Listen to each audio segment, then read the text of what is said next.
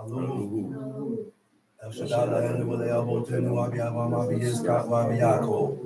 Takwados, Shemeka, Kwados, Banu Shemek, Alolam, Wae. Washanu B'nai Israel, El Shabbat, La Sot, El Shabbat, Le Doro, Tam, B'nai Olam. Beni B'nai Israel, Oti Olam. Kisha Shekarim, Masa, El Shaddai, Wa Shamayim. Where Ta'adet, Ubayom, Mashvi, Shabbat, Where Nafash. Baruch Shemeka, Baruch Yemeneka, Baruch Torateka, Baruch Kedushateka. El Shaddai Melech, El Shaddai Malach, El Shaddai L'Olam Wahe.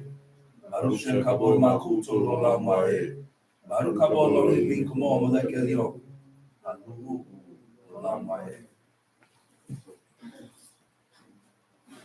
First of all, I'd like to give our honor and praise to the God of Abraham, the God of Isaac, the God of Jacob, the great, mighty, revered God, the Most High God, who bestows loving kindness, possesses all things, who remembers the pious deeds of the patriarchs, the Most High, slow of anger, great in kindness, forgiving iniquity and transgressions, but who will by no means clear the guilty, visiting iniquities of fathers upon the children, and to the third and fourth generation of them that hate. You may be seated. Giving due respect and honor to a head in Israel, my father, Chief Eleazar, to the chief men, princes, brothers and sisters, the tongue of my forefathers, I say unto you, Shabbat Shalom. Shabbat Shalom.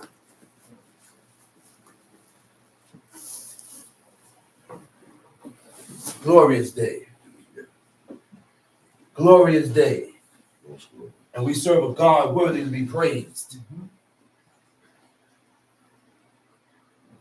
Right? We got to stop.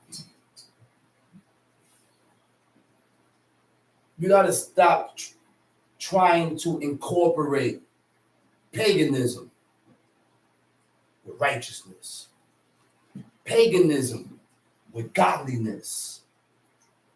The purpose and the meaning of Chanukah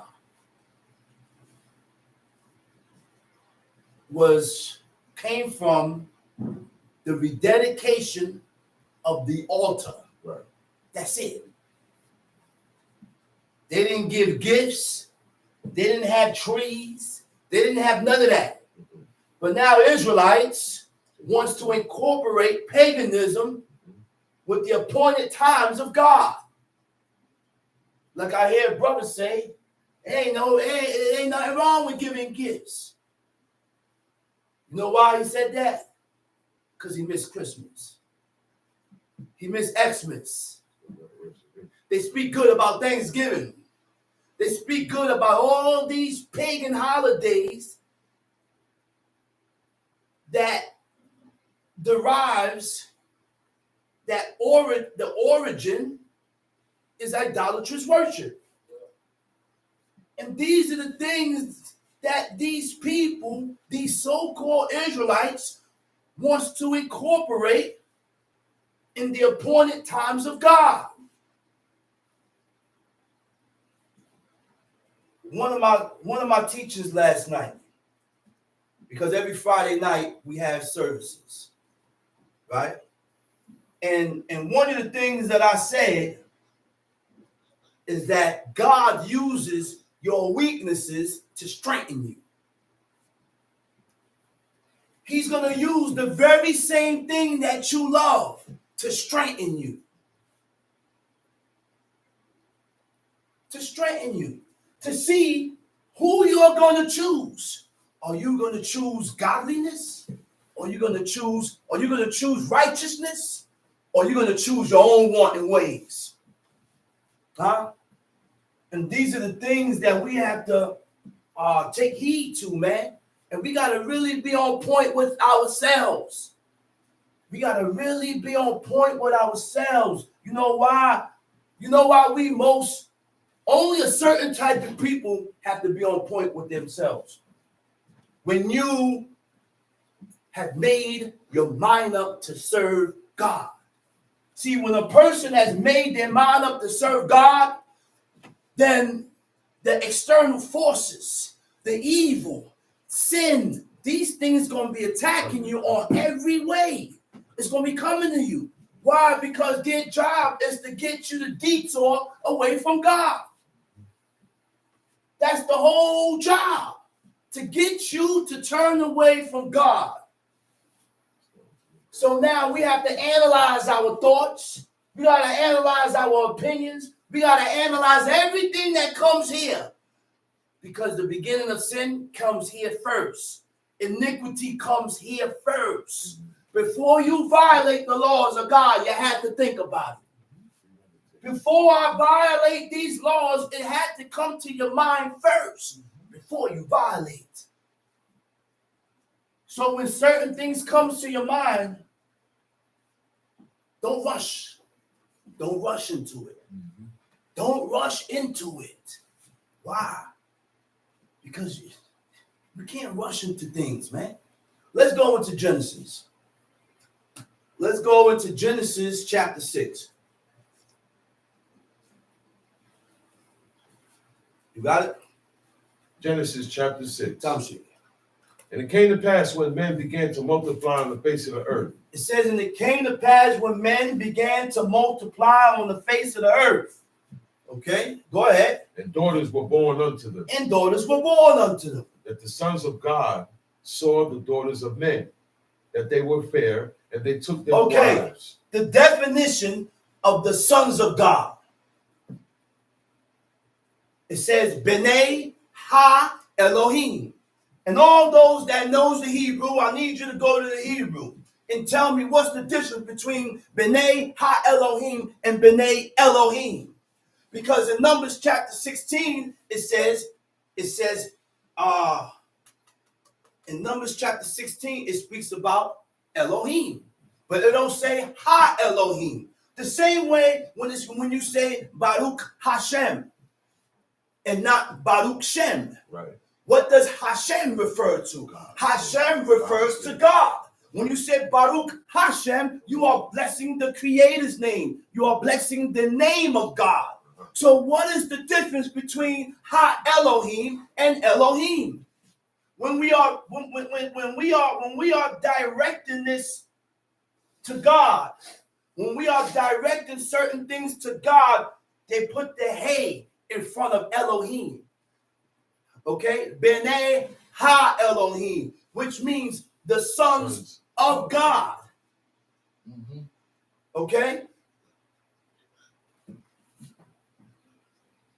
And a lot of brothers,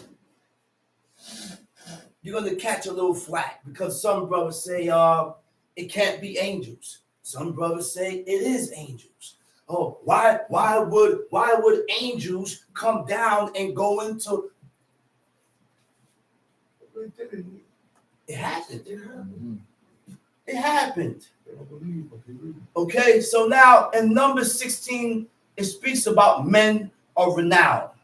Anshe Shem. In Job chapter 1, another example. In Job chapter 1, it says, go into the Hebrew again. When you go into Job chapter 1, it states, right? Job chapter 1, verse 6. It said, now there was a day when the sons of God came to present themselves before the Lord. Those are not regular men. It says the sons of God present themselves before the Lord. Right? In the Hebrew, it says, B'nai Ha Elohim. Those was the angels that appeared before God. Right. And who came? Satan came also, who was the adversary. The adversary, the accuser, the one who opposes. Okay?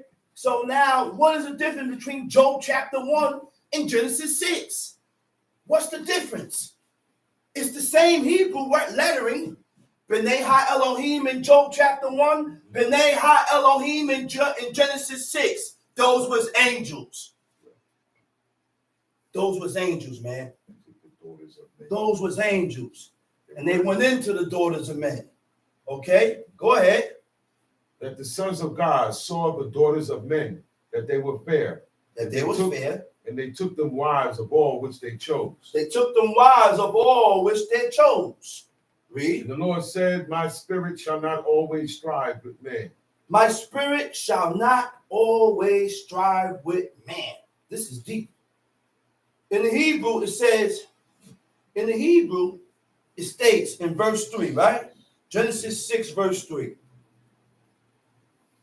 He says, Wayomer El Shaddai, Lo Yadon. Okay? The word for strive is Yadon. Yadon means to judge or punish, right? Lo Yadon. Luki, my spirit shall not always judge. Ba Adam, Leolam, judge man forever. Beshagam, in his error. Beshagam means in his error. Right? A wrong action or statement or mistake. In his error. Right? So God, what does this mean? Presumptuous is when you violate a law knowingly. But when you violate a commandment in error, by mistake, unknowingly, God, in this passage, it says God will not strive or punish man in his error because he doesn't know. We dealing with a wise and understanding God. Why do you think the Creator went to Jonah? He went to Jonah and told Jonah, he said, listen, I need you to go where? To Tarshish. No, not Tarshish. I need you to go to Assyria. Jonah looked. He said, man, he wanted God to wipe them out. He wanted God to destroy them. That shows you right there the difference in the level between Jonah and Moses. You see the levels of men? We the same like Jonah. Oh, I want God. You desire that God destroy people that don't know their right hand from their left. Moses cried out for these same people, and they knew what they was doing. They built a golden calf, and Moses still did not turn again. And after everything that these people saw, and they saw the work of God, Moses still didn't turn on them. And Moses was a man that drew God's attention towards him for righteousness. So don't you think if there is no other better person to follow should be Moses?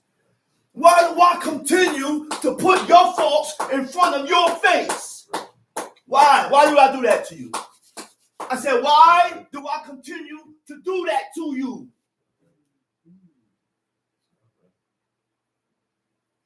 You don't think he knows what he's doing? You don't think the people at the grounds of Mount Sinai knew what they was doing? Yeah, they knew. You don't think so? But we want to be godly. We want to be righteous, right? So now we have to take our ways and muffle it. Those despicable, dirty ways that got you moving the way you moving, the first way that you'll be able to change, you have to acknowledge that your ways is filthy before God, and I got to stop doing this. I got to stop doing this. I got to move different. I got to move like God wants me to move. That's why we read the book. In hope that God keep me as a D-Tech. I want to be a D-Tech. Be able to detect the ways of God and open my eyes towards your laws so that I may fulfill these commandments and statutes to save myself from myself. Because you are your worst enemy. I am my worst enemy. I tell myself I'm right when you really ain't right. You tell yourself these things, and you allow yourself to agree to these things, all to justify your actions and the things you done voiced and said out of your cotton-picking mouth. God said there will never be another man like unto Moses. Never. Anytime God speaks highly about a prophet or a man like Moses, some of these men stood out. Abraham stood out before God. I said he stood out before God. He was exceptional. He was so exceptional that in the Torah, God said that you can give according to law. God said that you can give usury and interest to an alien, to a foreigner, to a nakri, it says. When you read it in English, it says a stranger. The stranger that dwells amongst us is the gear. You better not do that to the stranger that dwells amongst us. But when you look it up in the Hebrew, it says nakri. You do it to the alien or the foreigner. But Abraham didn't do it to nobody. Even though those are levels in righteousness, man. It's nothing wrong if I do it to an alien. Because God said you can do it. But Abraham chose not to do it to no one. Abraham chose not to do this interest to nobody. So I want to gain the attention of God. So I follow Abraham. What best man, what other man is best to not to follow God? Abraham. Moses. Most of these men stood out before God. King David. Huh? I said King David. Those are heavy hitters, man.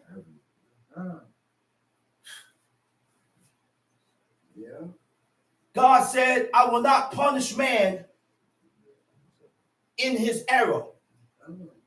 Because he is but flesh. Where God has realized that we're flesh and we're going to violate. He has realized that we're flesh and that we're going to violate. But don't violate the laws presumptuously. That's right. I said, don't violate presumptuously and use this as an anchor. Don't use it as an anchor. Okay? God is a wise and understanding God, and he realized that from the day that Adam ate from the tree of knowledge of good and evil, he said the hearts of man was fully set in them to do evil. I say your heart is fully set to do evil. 100%. My heart is set to do evil. And if I don't take heed to the laws, commandments, and statutes of God, that's the only thing that's going to change your heart. That's the only thing that's going to clean you. That's the only thing that's going to purify you. Take heed to his laws. Psalms 19. He said, the laws does what? Restore the soul. In the Hebrew, it says restore the soul. Anything that is restored, you have to give back. You have to lose it in order for God to give it back. But we don't believe that. We don't believe that there's an ARIGHT, a hereafter. I believe it. I believe it because my reward for fulfilling these laws is not here. I'm going through suffering and aggravation. I said, my reward. Where is Abraham's reward? Where is all these godly men's reward? It's not here, man. I said, it's not here. It's not here. I want to meet Abraham. I want to meet Isaac and Jacob. I want to meet King David, Adam and Eve. Those prophets. Adam was a hell of a man.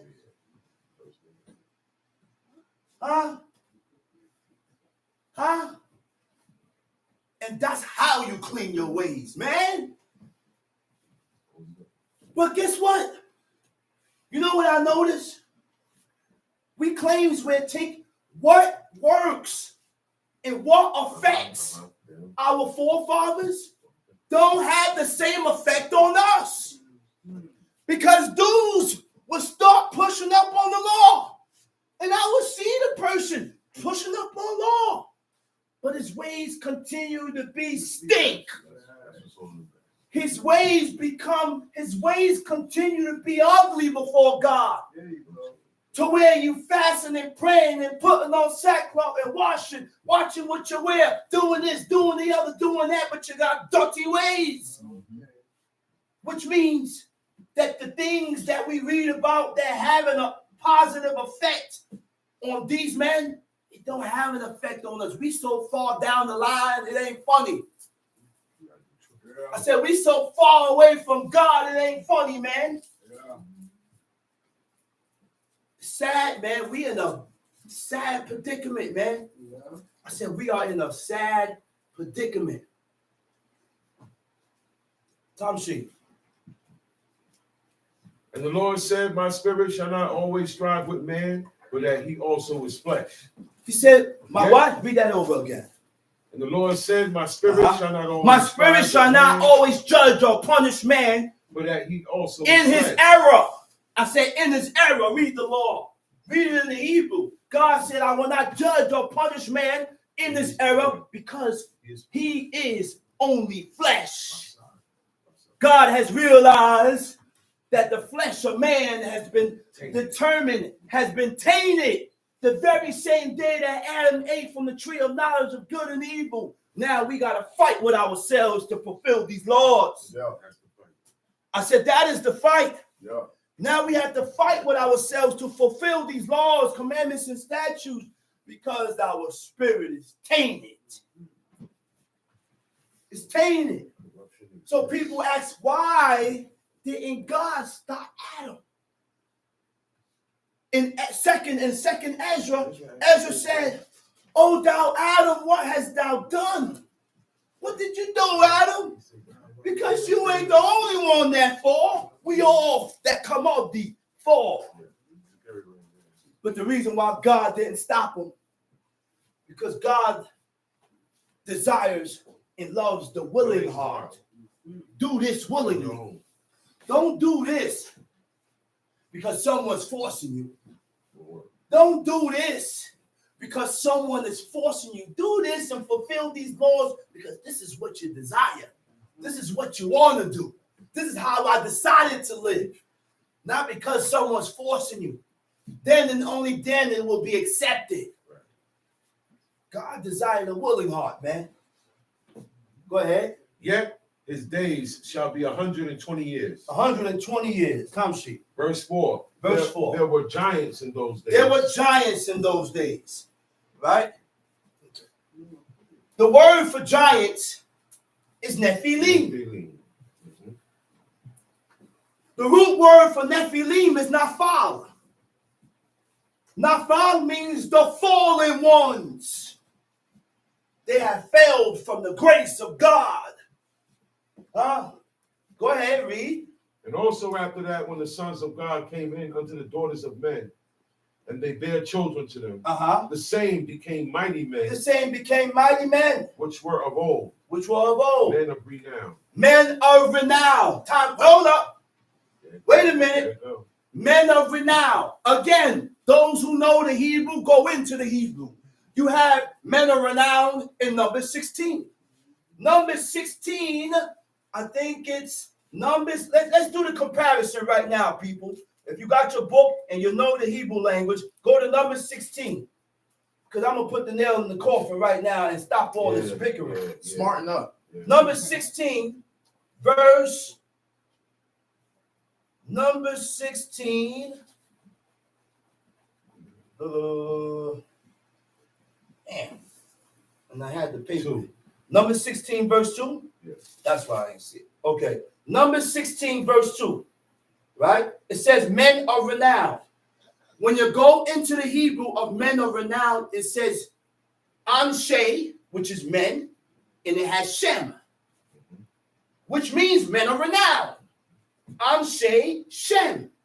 When you go into Genesis chapter 4, it says men of renown. You know what it has there? Anshe Hashem. Okay, so what is the difference between Anshe Shem and Anshe Hashem? They both say men of renown.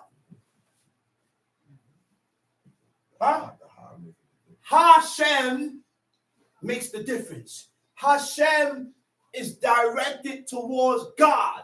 Anshe Hashem means men of or from God. Men from God or of the name of God. Those was angels, man. Those were angels. That is the difference. Anshe Shem is famous men. Men of renown. Anshe Hashem is not famous men. It's not men of renown. Anshe Hashem and Anshe Shem are two different things. Anshe Shem is men of renown, famous men. Anshe Hashem is men of the name of God. Men from God. Let's read it. Verse 5. And God saw that the wickedness of man was great in the earth. And God saw that the wickedness of men was great in the earth. Okay, so check this out. Go ahead. And that every imagination of the thoughts of his heart. And that every imagination and the thoughts of his heart was what? Only evil continually. Hey, wait a minute. Go ahead, read. And it repented the Lord. Okay, wait a minute now. Do we know that this is what was the reason why God flooded the earth? Wickedness increased. Right. Violence. But violence, because the earth was filled with violence and it was corrupt. And our imaginations, the way we think, was corrupt. So let's get into this right here. Imagination, Yod Zadeh Resh, Yitzad.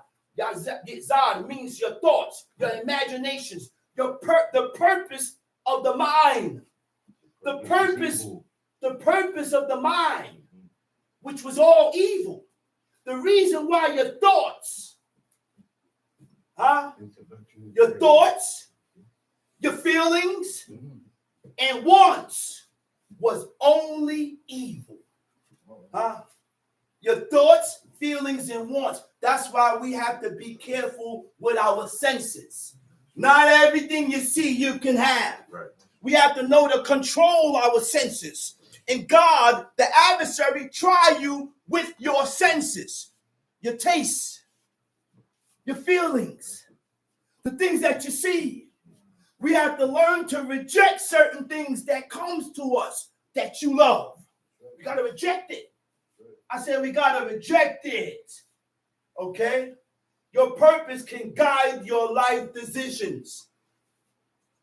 I say your purpose guides your life decision. What is your purpose on earth? So if my purpose is to serve God and keep his commandments, then that's what's going to guide my decisions in life. That's what's going to guide my decision in life. No, you can't get me to do this, that, and that, because by me doing this, that, and the other, I'm going to violate God. And that's not my purpose, to violate God. My purpose is to serve God and keep his laws. So now, anything that is put before me, I analyze it. I scan it. I analyze it. By me doing this, would I violate the Shabbat day? By me doing this, would I be able to continue to convocate on God's day? Because I'm not going to start something and then pull back. That's when you go back and forth with God. That's when you go back and forth with God like a backsliding heifer. So if you've been congregating on God's day, don't move to Yugoslavia, fool. Right. Talk about it, John. There you go. Damn fool moved to Yugoslavia. Talk about and then he call you and tell you that he can't congregate. Well, you put yourself in that predicament. That's right. You shouldn't have moved to Yugoslavia and That's Iraq. right. Talk about it. Shouldn't have moved there. Talk about it. Because now you can't find a Hebrew congregation there to congregate, and you are moving back and forth with God. I ain't gonna move nowhere where I can't congregate, man. That's right. I said, I'm not gonna move nowhere where I can't congregate. I've been raised up and taught this from a baby. Make sure you congregate on God's holy day. Yeah. That's right. So I'm not gonna move far away, and I'm not gonna move too far to where I can't keep a congregation. Right. Yeah. A congregation is an assembly of people. That's right. Not sitting home viewing. That's right. Leave the people that view. The people that view. It's all good. Even for the people. The people that can't congregate. Can't congregate. I said it's all good, people. I'm not denouncing what you're doing or talking against you. That by all means. If you can't congregate, you better sit down, get dressed like a Shabbat, wrap your turban, and stay tuned in and listen to the congregation, listen to the teachings. Yeah. So that will keep you tuned in with God. Yeah. We're dealing with a wise and understanding God. He knows you live in Utah and there is no Israelite group in Utah. So when I found myself on Shabbat, I stay to myself. I don't work. I don't do no work in my house. And I tune into the Sabbath services until sunset. And that will be accepted by God. That's right. That will be accepted. That's right. But by all means, I'm not going to put myself in a predicament. Don't put yourself there. That's I'm right. not going to put myself in that predicament. That's right. Hell no. That's right, Grandma. Not me. Talk about it. Whatever I start doing, and wise words to the wise, whatever you start doing, I shall not stop. don't stop. That's right. Because now God look at you like a backsliding heifer that shift back and forth, that fluctuate in your opinions and decisions. And notice something. We read about the sift, right? When you hani or t, it means to fluctuate. When you fluctuate, you shift back and forth in your opinions, in your thoughts, in your ideas. So when you shift back and forth with God, you fulfill the law and then back up from it. You're in and out. You the one in the sift. Backsliding up. I said you are the one that is in the sift. Yeah. Because you keep shifting back and forth and fluctuating with God.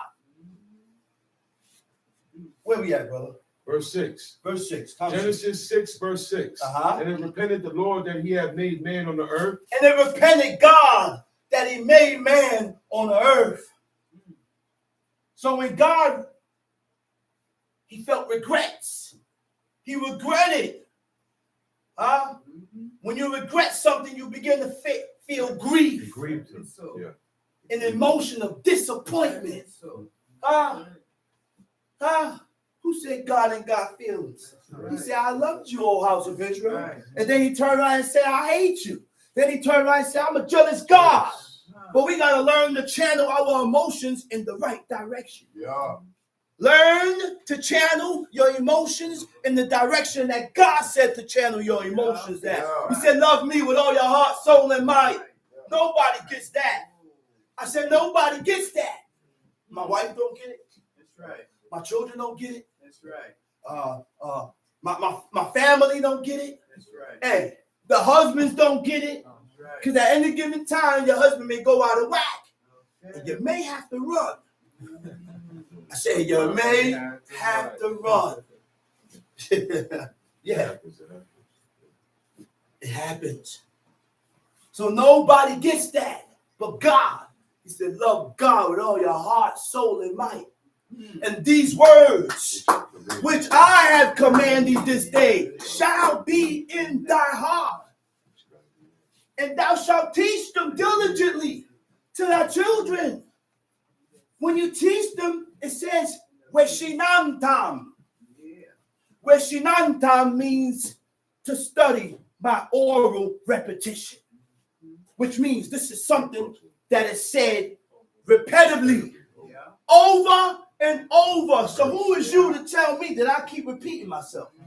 He's always talking about the same thing. When God said to repeat it. Yeah.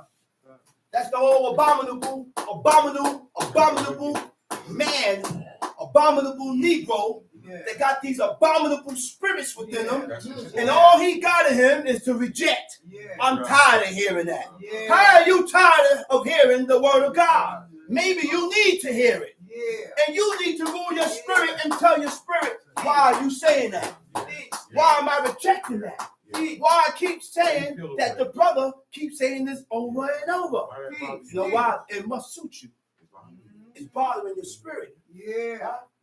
Certain things need to be repeated because it's not taken in. Right. It's not being absorbed. Yeah.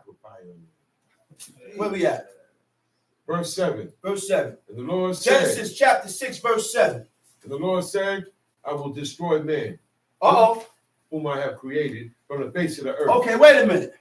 So, God regrets is based on, I said, when God regret is based on hoping that the nation would do things differently. Yes. You don't think God hoped that the nation of Israel would change and turn towards his laws so that he can take us as his own inheritance, as his possession, and not sin? So when God is grieved, he's displeased. Yes, I'm displeased at you. I don't like how you're living. I don't like how you're walking. Sound like a father that's talking to his son. He said, hey, son. He said, man, all your life I taught you the fear of God. I taught you these laws, commandments, and statutes. And all you did was turn away. And I'm displeased at your life right now. I said, God is displeased with us. So when God is displeased with us, we are going to acquire. When God is displeased with you, we are going to acquire. We are going to attain dissatisfaction, dislike, and disapproval from God for your consequences from your actions. You hear that?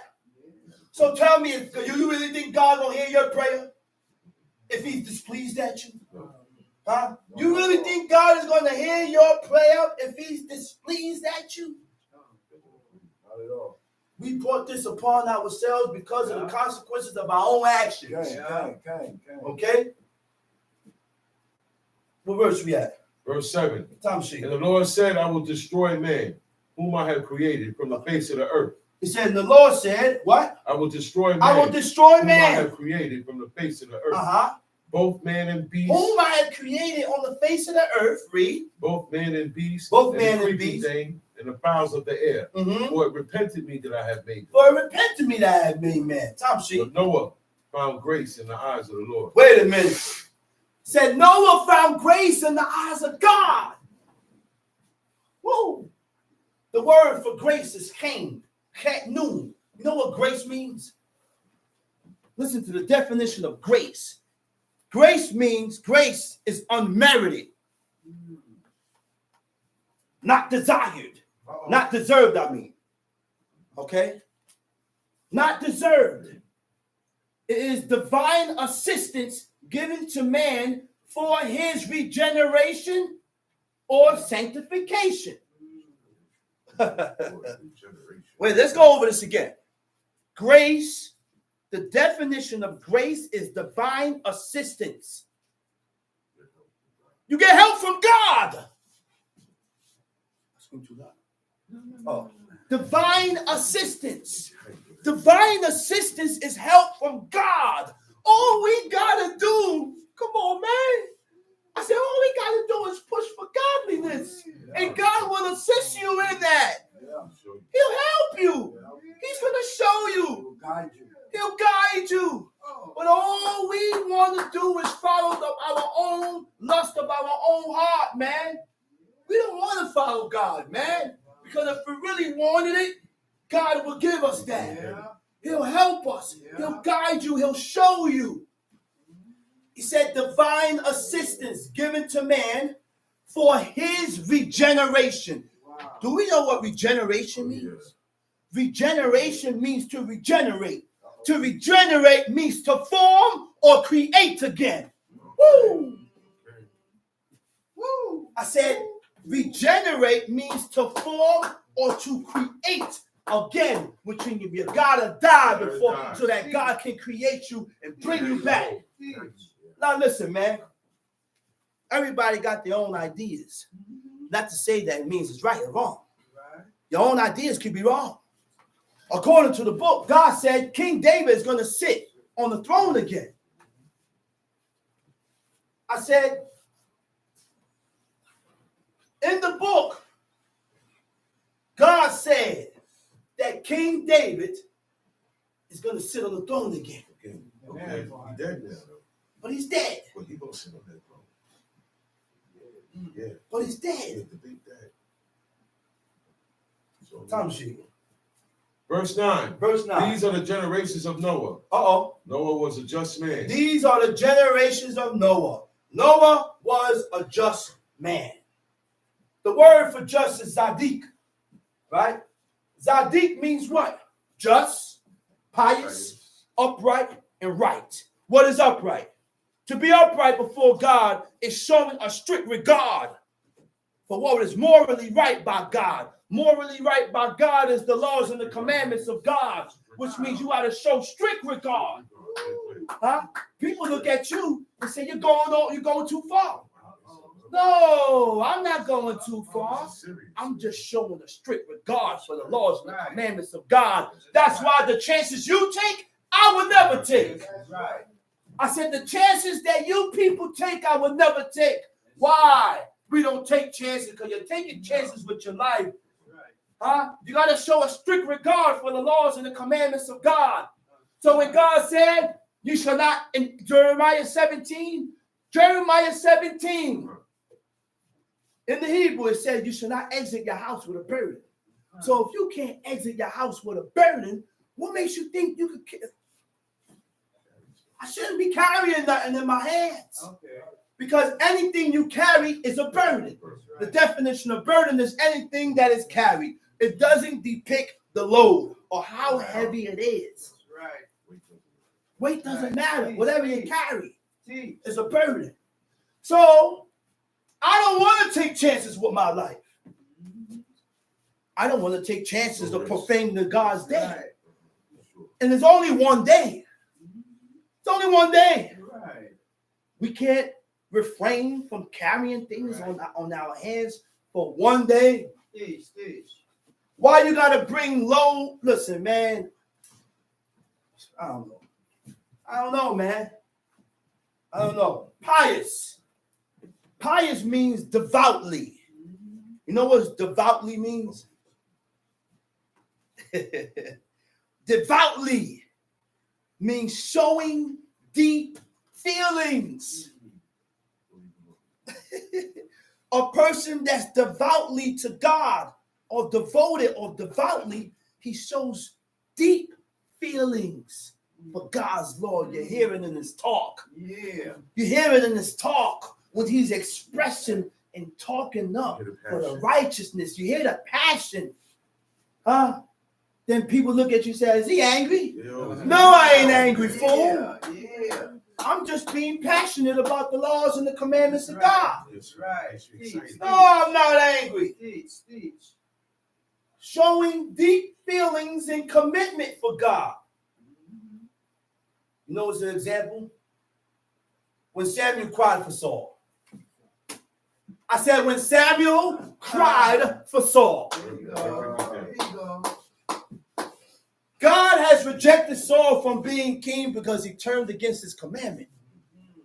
He went, brought back Agag, the best of the sheep, and then he said the people. He said the people, blame it on the people, but you're the king. And because of that, God has rejected Saul from being king. So when he went to go worship, and he told Samuel to come worship with him, Samuel said, nah, I can't worship with you. I said, God has rejected thee. And therefore I gotta reject thee. But the one thing that Saul said made sense. He said, honor me now in the sight of the people. Which means the people could not see two heads going at it. Right. And this is the problem today. Yeah. Two heads, two leaders. Yeah. When we are going at it in this conflict, we can't let the people see two heads crashing. No. We can't let them see disagreement. Certain things got to be brought behind the door. Right. Certain things is not for everybody to know. Right. So because he said that, that's what made Samuel turn back with him in worship. That was the last time he seen Samuel. the last time. But Samuel cried all night. He was hurt. He was hurt for God. He was hurt. He was so hurt that the man kept crying. God turned to Samuel and said, man, why are you? He said, what's up, man? He said, it ain't you that got rejected, it's me. He said, stop the crying. He said, I don't appoint you a place to go. I need you to go to the sons of Jesse. And I got a king there that I have appointed. And the best man was the last one. The eldest son did not have the heart of King David. King David's heart was so clean and pure with God. He said, man, this guy got a heart like me. I said, man, I dig this dude, man. Dug King David, man. The only man that wrote songs for God. Expressing his feelings for God. Nothing but praises. Let's read. Where we at? Oh, no, hold on. Just. Okay? To be just. Conscientious. Conscientious means to have a conscience. To have a conscience means a feeling. Know what a feeling is? Feelings are what stirs up in you. Like an urge. Feelings of obligation to make good that which was done wrong. So a just man is going to feel that. Now you will know if you're just or you're not just. When you do something wrong and you don't feel obligated to make right what you did or what you said, then you ain't just. When something don't tell you that you shouldn't have talked to this person this way, then you ain't just. When something don't come to you and tell you that you shouldn't move this way, then you ain't just. You got a lot of work to do on yourself. I said you got a lot of work to do on yourself. Because in order to do that, you got to be able to pinpoint the evil. You got to be able to detect the evil. You can't be stubborn and proud. Like you always right. There you go. Like you always right.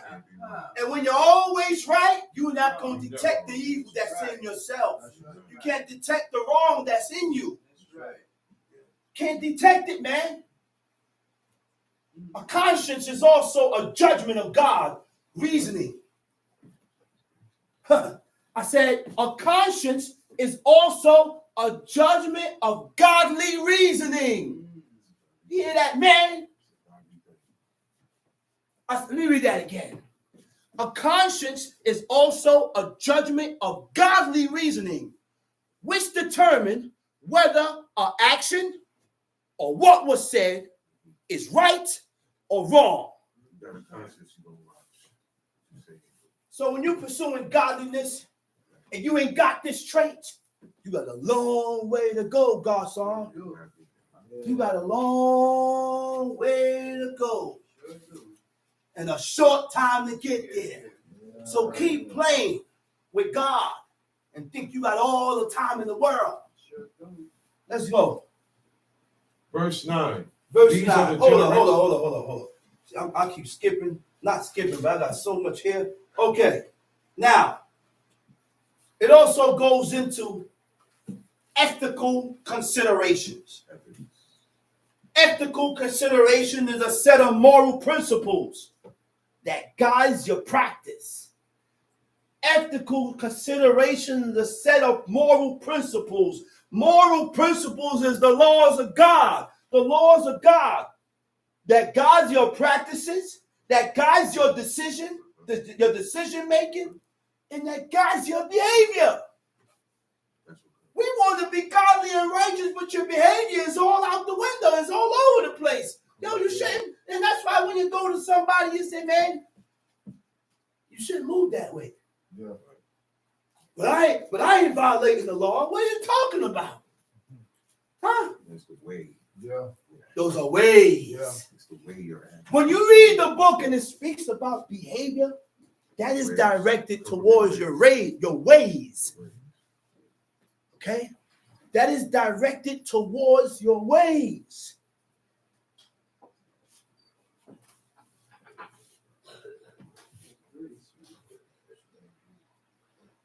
Let's read. What verse we at? Verse 9. Tamshi. These are the generations of Noah.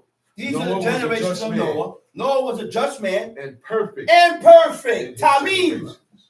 Perfect is Tamim. But you have Israelites that say, we can't be perfect. God said to be perfect. God said, thou shalt be holy, for I, the Lord your God, am holy. Huh? And when you are holy like unto God, then you have to set yourself apart. You got to separate yourself. Sometimes you may have to separate yourself from your own people. Yeah, you my people, man. We serve the same God. But what you do, I'm afraid to do. How you move, I'm afraid to move that way. I'm afraid to do these things, man, because I don't want to insult and blaspheme the name of my God by going contrary. By going contrary. Huh? So when you're whole, when you're whole, who did God say holy? He was speaking about Joshua and Caleb. He said Joshua and Caleb could come in. He said because they followed me holy. You know what's holy? To follow God all the way or holy. They didn't have no loose ends. Everything, every anchor, every side was covered. So when you're following God holy, right, it means a person in his full nature includes ways of thinking, how you feel, and your actions. So we have to correct 3 things with ourselves. Your thinking pattern. Because you can't serve God with a heathenistic mentality. Your feelings. And be careful of these emotions that stirs up within us that is contrary to God. Be careful, because your feelings will detour you away from fulfilling the commandments of God. So you got to be able to detect that and say, question yourself, why am I feeling this way? Why? Ask yourself why. And go in the mirror and talk to yourself. Because you is the problem. Not him, not her, not this person. You is the problem. In your actions. Tamshi. These are the generations of Noah. Noah was a just man and perfect in his generations, and Noah walked with God. These are the generations of Noah. Noah was a just man, and Noah walked with God. Go ahead. Noah begat 3 sons, Shem, Ham, and Japheth. Shem, Ham, and Japheth. The earth got what? And the earth also was corrupt before God. Okay, the earth got replenished, fulfilled by those 3 men. Shem, Ham, and Japheth. And they both took off to 3 different continents. Ham went off into Africa. Japheth went off, migrated into Europe. Shem stayed in the continent of Asia. Okay? Japheth, being that he went into that cold region way up into Europe, he began to lose his melanin. And the kinkiness in the hair, your body starts to adapt to the climate of where you're in. Nobody was born white. Esau was not a white man. Esau was the son of a godly man named Isaac. He was a black man. He just was red. He was reddish brown. He had that red-haired complexion. And he was very hairy. He was so hairy that Rebecca had to take goat skin and put it on Yaakov. Put it on Jacob. So when Jacob did what he did, Jacob didn't lie. Jacob didn't deceive. Okay. That wasn't of Jacob's mind to go in there and deceive his father. Teach. He was honoring the command of his mother. And you know why his moms did that? God told her, and he specified and laid everything out. When she went to inquire of God and said, why am I thus? The God of Israel laid everything out on her and told her everything and how this is going to go. Let's read. The earth also was corrupt before I said God. the earth also was corrupt. The word for corrupt is shakat. The same word for the pit. Shakat means to corrupt. Shakat means to ruin. So let's get into these words. God said the earth was corrupt, which means the people that lived, that inhabited the earth at that time was corrupt and they was ruined. So let's read how they was. To corrupt means to change from what God has set up. To change from what God has set up.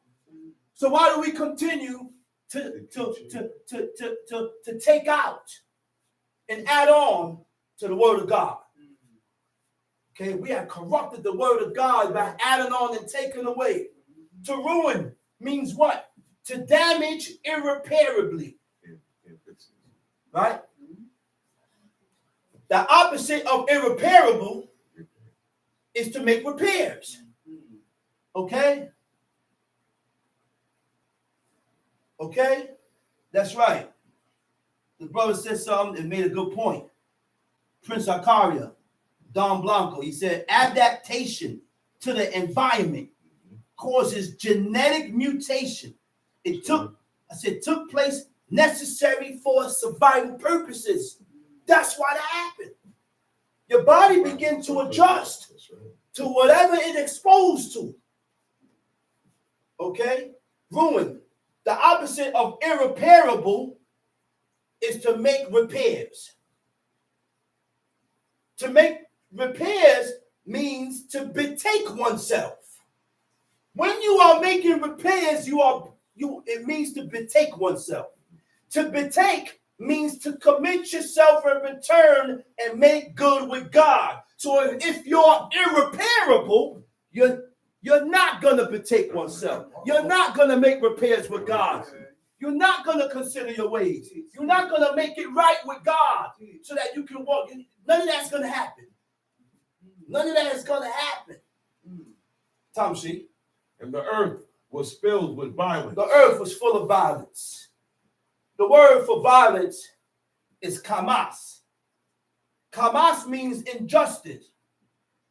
Right?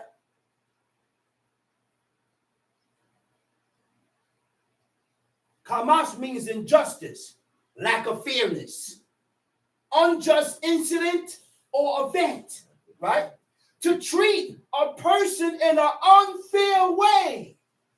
Oh, wait a minute, man. Wait, this is why God wiped out these people. And we, talking about we godly, we do the same thing. But the only reason why you ain't dead yet is because he don't care about you. That's right. He don't care about you. That's right. Far from it. We need to hear. See, these teachings is for each and every one of us to correct our ways. To correct our ways and be the way God wants us to be. Okay? So again, the word violence is kamas. Kamas means injustice. Injustice means lack of fairness. So we're going to go all word for word. Lack of fairness means you ain't fair. You are impartial. You are partial. Lack of fairness, right? Unjust incident or an event. To treat a person in an unfair way, right? Another word is unkind. Okay? When you are unkind, you are inconsiderate. When you are unkind, you are inconsiderate. Wow. To be inconsiderate means to be harsh to other people. from violence. Oh, my goodness. Okay? Take heed. Because I see people this way. And they wear fringes and they talk about they observing the Shabbat and they pushing for God. But you have these same ways that will cause God to do this to you. Yeah. Okay? Unreasonable. Okay? So what is kind? Sympathetic nature. Sympathetic nature means you feel for others. Wait a minute. Sympathetic nature means you feel for others. I don't take your faults and magnify it. Okay. I said, I don't take your faults and magnify it. I'm supposed to feel sorry that you're in the state of mind that you are into and not throw it in your face. Right. Huh? I said, and not throw it in your face. Wow. Forbearing nature. I said, forbearing nature. You know what forbearing nature is? It reminds me of the prophet Moses. Moses had a forbearing nature. And I thank God for, like people say, I thank God for his life. I thank God that he did at one point in time walk the face of the earth. Yeah. Because if it wasn't for Moses, the whole nation would have been dead. That's right. Forbearing nature means what? Being patient. Showing sympathy. We got to be more patient with each other. Yeah. I said we got to be more patient with each other. Right. We got to show more sympathetic. We got to be more sympathetic with each other. And when you're sympathetic for a person, I feel sorry for you. For the position that you are in. And by me feeling sorry for the position that you are in, I'm going to stretch forth my hand and help you. I'm going to come and help you. And I'm going to give you a helping aid. I'm not going to talk against you, man. Oh, he wanted, God ain't said to do that, man. Right. Teach. God ain't said to go to your brother and tell him, go get a job. I said, God did not tell you to go tell the other brother, why don't you go get a job, brother? Go sell some incense or pantyhose or something. When I see you tell him that, make me want to kick you in your back because you don't consider the laws of God. You don't have the you don't have sympathetic. You don't have sympathy. Forget about him not working.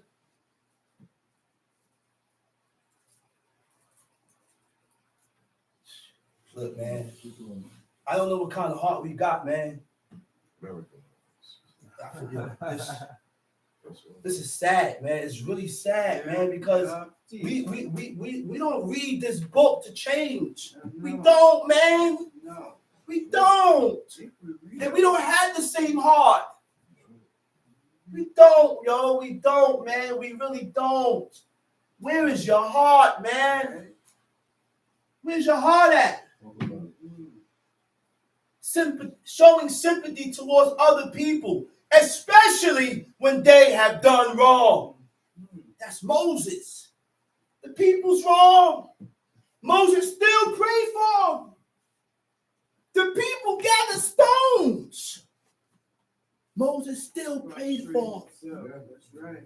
And prostrated himself That's right. before God. Yeah. It's true. There was a man. Take your time, boy. There was a man. You know who this man was? And we all know this man. His name is Chief Eleazar. My father. Speak on him. And this is live and direct. Speak on him. This is real. Prince Zachariah, who was Don Blanco, Chief Mikhail, sitting right there in the blue robe, they're walking with my father. And there was a man just staring. So the man staring, They walked up to him. They said, "What's up?" The brother said, that was staring, he said, "So and so," I'm not going to say the person's name. He said, "So and so sent me to kill you." Yep. I said, "A hit was put out on my father." Yep. He said, "The only reason why I didn't do it," he said, "because I was told that it was going to be bloody." He said, "I heard about your sons." He said, and they said it's going to be bloody. Yeah. Because he got 8 sick sons. Sickos. So he backed up. My Abba knew who it was. The same person that did it came to my Abba for help, for herbs. Yeah. And you know what my Abba did? Yo. Stand down. He said, "Come on up, man." Yeah. Gave him herbs and he helped them. Yeah. That's a forbearing nature. Yeah. Those are godly ways. Stage. I said, those are godly ways. Yeah. Even though I know that you want to take my life. But the only thing that saved you was that we serve the same God. Yeah. You don't gotta move on everything. You ain't gotta move on everything. Sometimes you gotta know when to pull back. Right. Sometimes you may have to move. Because remember the brother, he said, "Listen, this guy here is coming after you." Gedaliah. He said, "This guy here is coming after you." He said, "Ishmael's coming." He said, "Let me move on him. Let me get him. Before, okay?" He said, "Nah, don't say that about him." And then Gedaliah ended up losing his life.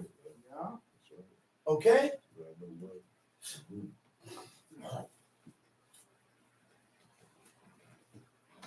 Unjust. What does unjust mean?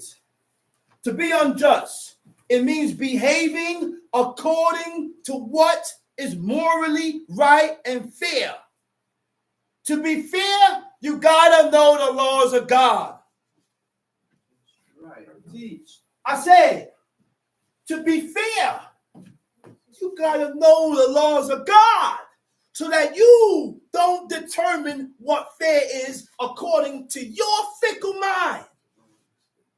To my understanding, now we know what is being fair by according to what God said is being fair. Now, what is fair? Fair means without favoritism. I can't favor you above the laws of God. I said fair means without discrimination. And when you are without discrimination, you have a heart for all people like Ezra. I said, when you are fair, you have a heart for all people like Ezra. I said, like Ezra. I am learning the ways of God by reading, and we got to apply these ways to ourselves so that God got the magnifying and said, "Wait a minute, man." He said, "Man, this guy here is excelling." You get his attention, God mess around, put the magnifying glass on you. Oh, let me scope this guy out, man. I gotta observe this guy, man. I'm hearing things that I ain't hearing in a while. This guy's doing things that hasn't been done in centuries. Yeah. You activating something in the heavens that's causing God to gaze and turn his attention towards you. Yeah. That's what we got to do. I said, that's what we got to do, man. Yeah. Where we at? Let's read. Genesis 6, verse 12. And God looked upon the earth, and behold, it was corrupt, for all flesh had corrupted his way upon the earth. Oh, hold up. Inconsiderate. Thoughtlessly causing hurt. I said thoughtlessly causing hurt or inconvenience to others. Careless of the rights or feelings of others. We got to care for each other, man. I said we got to learn to start caring for others. Caring for our own. Let's go. Let's read where we at. And God said unto Noah, the end of all flesh is come before me. For the earth is filled with violence through them. And behold, I will destroy them with the earth. Make thee an ark of gopher wood. Make thee an ark of gopher wood. Whom shalt thou make in the ark, and shalt pitch it within and without with pitch. And this is the fashion which thou shalt make of it. The length of the ark shall be 300 cubits. The length of the ark, 300 cubits. The breadth of it, 50 cubits. The breadth of it, 50 cubits. And the height of it, 30 cubits. 30. That was a big ark. That was a hell of an ark. Cubits was larger back then. Cubits was way larger back then. And he had to bring the unclean with the clean inside of that ark. Inside of that ark. You had, I forgot the amount. You had a certain amount of clean and a certain amount of unclean that they brought in. I don't want to say the wrong thing. Go ahead, Tom C. And verse 17. And behold, I, even I, do bring a flood of waters, upon the earth to destroy all flesh, wherein is the breath of life from under heaven. And everything that is in the earth shall die. Wherein is the breath of life. The nishmat. Only one man God has breathed into the breath of life, which was Adam. And that breath of life was transferred through DNA. God didn't have to continue breathing the breath of life into every soul, but that breath of life is transferred through different DNA. That's why you and your wife will have a child, and that child is breathing because it's transferred through DNA. Go ahead. And behold, I, even I, do bring a flood of waters upon the earth to destroy all flesh, wherein is the breath of life under heaven, and everything that is in the earth shall die. But with thee will I establish my covenant. And thou shalt come into the ark, thou and thy sons and thy wife, and thy sons' wives with thee. And of every living thing of all flesh, 2 of every sort shalt thou bring into the ark. There you go. 2 of every sort shall thou bring into the ark. To keep them alive. They shall be male and female. Of fowls after their kind, and of cattle after their kind, of every creeping thing of the earth after his kind. 2 of every sort shall come unto thee to keep them alive. That's it. And take thou unto thee of all food that is eaten, and thou shalt gather it to thee, and it shall be for food for thee and for them. Thus did Noah according to all that God commanded him, so did he. Let's go to Psalms 50. We got to be better, man. Yeah. We got to be better. We got to get better with God, man. God done left the blueprint here. I said, God left the blueprint. God left the instructions right here. And when we do things contrary from the standards of God, that things that God has set, then we put ourselves in a different bracket with God, man. God don't want us that way. He already described and showed us how he wants us to return. Go ahead, let's read Psalms chapter 50. And it came to pass when men began to... Psalms chapter 50.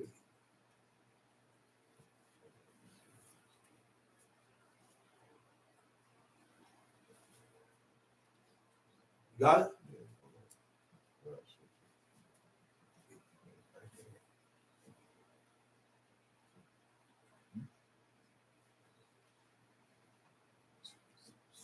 Psalms 50. Read, The mighty El, even El Israel. I said the mighty El, the mighty God, even the Lord has spoken and called the earth from the rising of the sun to the going down thereof. Tom Sheet. Out of Zion, the perfection of beauty. Out of Zion. The word Zion, it means parched places. Parched places. Dry. Go ahead. Out of Zion. The perfection of beauty. The perfection of beauty. El Israel. God has shined. Tom Sheet. Our El shall come and shall not keep silence. He said, God shall come and he shall not keep silence. Go ahead. A fire shall devour before him. And it shall be very tempestuous round about him. Wait a minute. He said, a fire shall devour before him. Before the presence of God, you got a turbulent of fire. And it shall be very tempestuous round about him. You know what tempestuous means? Tempestuous is sa'ar, seen, seen, eyeing, rage. It means a dread of horror. It also means tempestuous. Tempestuous is a turbulence of a storm of fire. You see how you have the whirlwind, like a tornado, a turbulence of fire. It's a whirlwind of fire going around the presence of God. God is inside that turbulence of fire. Go ahead. He shall call to the heavens from above and to the earth, that he may judge his people. He shall call from the heavens and to the earth, that he shall judge his people. Even God, right? Even God has two witnesses. I said, even God turned and had two witnesses. Go ahead. Gather my saints together unto me, those that have made a covenant with me by sacrifice. Okay, who are the saints? I said, who are the saints? The word for saint is kasid, kasidai. Kasidai means godly. Godly means godlike, like unto God. The same like unto God. God said to be holy. He said, for I, the Lord your God, is holy, am holy. We got to be godlike. We got to be like God. Those are the kasidai. Those are the saints. When you're godlike. The faithful ones. The pious ones. What does pious means? Towards God is having a dutiful spirit of reverence for God with a desire to fulfill obligation. With a desire to fulfill these laws. You got to develop that desire to fulfill the laws of God. You got to develop that. You're not going to always have that desire. Those are things that must be developed within the person. You got to develop those things. Okay? Now, dutiful. Dutiful means what? You fulfill what is expected of you from God. You don't think God expect of us to fulfill these laws, to live accordingly? The saints set themselves apart automatically. I say, if you're a saint, if you are a saint, the saints is going to set themselves, separate themselves automatically. You're going to start getting a certain type of feeling to just differentiate and separate yourselves from this guy, from you. Because you don't look at yourself the same. That's right. In order to set yourself apart, you can't look at yourself as the same. You got to look at yourself as different. You got to look at yourself as being godly. You got to look at yourself as being gun-ho for God. Yeah. Then and only then you will begin to set yourself apart. Tom C. And the heavens shall declare his righteousness, for God is judge himself. Verse 7. Hear, O my people, and I will speak. O Israel, and I will testify. Wait a minute. He said what? Read that over. Hear, O my people, and I will speak. Hear, O my people, and I will speak. You know what that tell me? God's people hear his voice. That's right. A stranger now got follow. He said, my people shall hear my voice. Right? Hear, O my people, and I will speak. So there's only a specific people that's going to hearken to the word of God. That's right. That's going to hear his voice. And I will speak, Tamshi. O Israel. O Israel, and I will testify against I am God, even thy God. I will not reprove thee for thy sacrifices or thy burnt offerings to have been continually before me. I will not reprove thee. For what? For thy sacrifices, or thy burnt offerings to have been continually before me. Because there was continual burnt offerings that went down in the temple. That went down. Fire never went out. I said fire never went out. Not even on Shabbat. But that right there was accepted by God. But you better not kindle no fire in your house. That was for the priests. That fire continuously burnt. You make that fire go out, somebody gonna die. That fire, look, you know the purpose of a continual burnt offering? That's what makes it continue. Go ahead, Tom Sheep. I will take no bullock out of thy house, nor he goats out of thy folds. I will take no bullock out of thy house, nor he goes out of thy folds. For every beast of the forest is mine, and the cattle upon 1,000 hills. Wait a minute. Learn the mindset of God. Why am I taking your sheep and I got all this? Yeah. Wow, they're running wild. I said, why am I taking your sheep and I got all this? Right. Reminds me of King David. It reminds me of King David, 2 Samuel chapter 12. When God sent Nathan the prophet to correct King David, right? Because King David did something that God didn't like, right? God sent Nathan the prophet unto David, and he came unto him and said unto him, there were two men in the city, the one rich and the other poor. The rich man had exceeding many flocks and herds, but the poor man had nothing save one little ewe lamb, which he had bought and nourished up, and it grew up together with him and with his children. It did eat of his own meat, and drank of his own cup, and lay in his own bosom, and was unto him as a daughter. And there came a traveler unto the rich man, and he spared to take of his own flock and of his own herd, to dress for the wayfaring man that was come unto him, but took the poor man's lamb and dressed it for the man that was come to him. When it says spared, it said he didn't have no pity. He didn't have no compassion. How many times we do and say things and we don't have pity and compassion with each other when we do it? And David's anger was greatly kindled against the man, and he said, Nathan, as the Lord liveth, the man that had done this thing shall surely die. Now realize something. Sometimes the Creator puts certain instances to where you can see your own faults. That's right. To where you can see yourself. That's right. He had to put it that way. Put it that way so you can see where you went wrong at. Because if I said it any other way, you wouldn't be able to pinpoint it. You would have justified your action. You would have, no, man, but he did this. Oh, yeah, and you would have never pinpointed. So now you have to put it in a different way, in a certain type of way, to where now you will be able to see your own faults and where you messed up at. Right? He said, he shall restore the land fourfold because it did this thing, because he had no pity.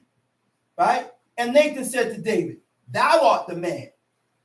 Thus saith the Lord God of Israel, I anointed thee to be king over Israel, and I delivered thee out of the hand of Saul, and I gave thee thy master's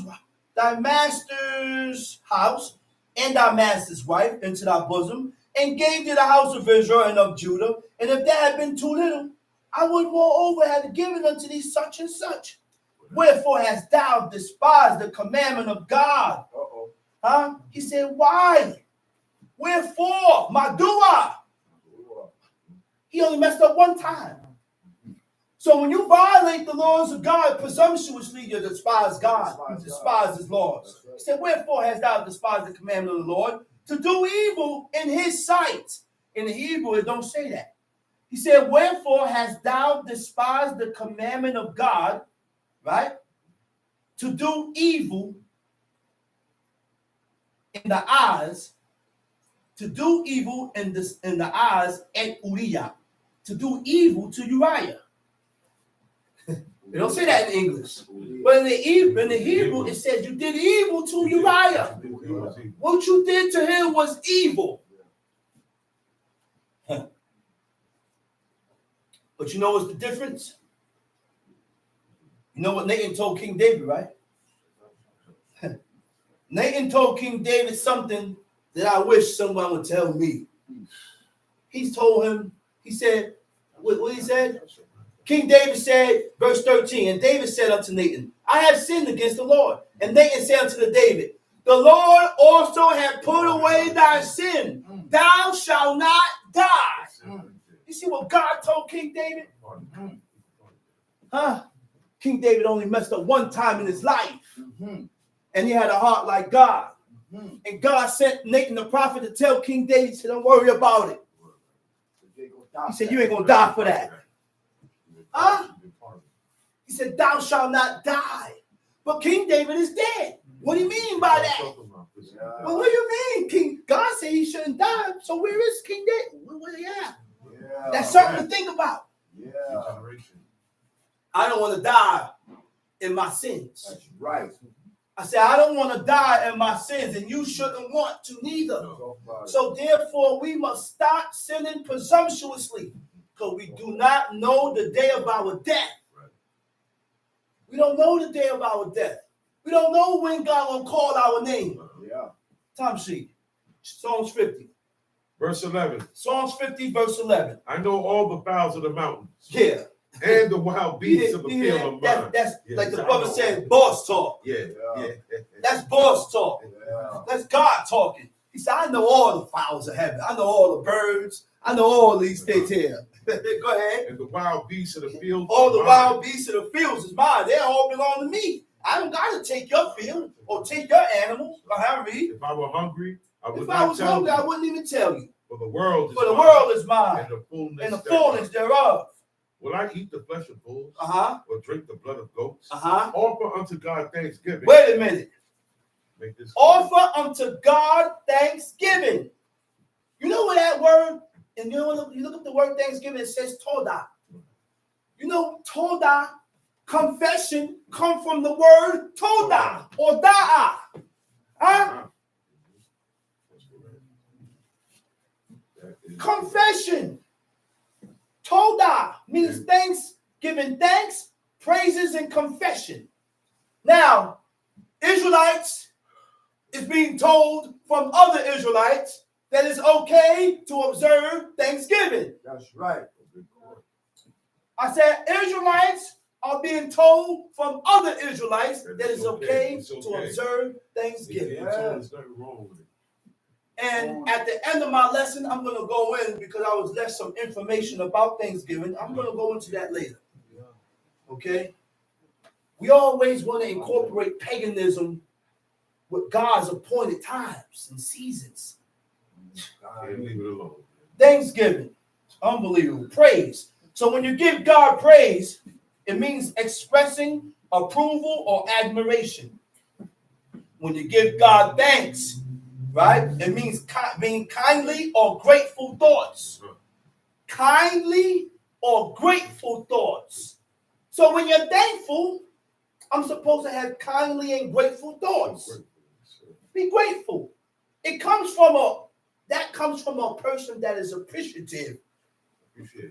That comes from a person that is appreciative, man. Because if you don't appreciate the good that a person has done for you, then you're not going to have grateful thoughts about that person. The guy will come and do good to you, and in your mind, right? I don't think what he meant right by that. He started talking. Come on, man. We got to change, man. We can't remain the same way and think God is going to accept us this way. Offer unto God thanksgiving and pay thy vows unto the Most High. Offer unto God thanksgiving and pay thy vows. Read. And call upon me in the day of trouble. I will deliver thee, and thou shalt glorify me. That's right. Read. But unto the wicked, God saith, what hast thou to do to declare but my unto statutes? The wicked.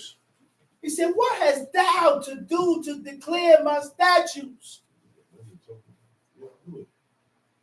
You don't live this life, but you got so much to talk about God. You want to be talking about this and the other, but you don't live it. Yeah. So what is thou to do to declare my statutes? Or that thou shouldest take my covenant, in thy mouth. Read. Seeing thou hatest instruction. Seeing thou hatest instruction. We cannot hate reproof, chastisement, instruction, because the way of life is what? It's shown through reproof. Correction. shown through correction. Because when you get corrected, it's for me to see my fault and get better with God. Don't feel no way when someone is correcting you. God has sent him to correct you and show you the correct way so that you can correct yourself and get better with God. Because if God didn't care about you, see, we got to realize it. God ain't going to come to you in no dream and say, Chief Kaza, the path that you're taking is wrong. No, you're too far away from God for that. I say you're too far away from God for that. So God used other people. God used people to correct you and tell you where you're going wrong at. But we won't accept it. Because we're full of vanity and we're proud. Wow. Tom She. Seeing thou hatest instruction. Seeing thou hatest instruction. My words instruction. behind thee. Okay? Without instruction. Let's dig into that. The word for instruction is musad, right? You know what musad means? Musad means being disciplined. It also means correction. It also means chastening.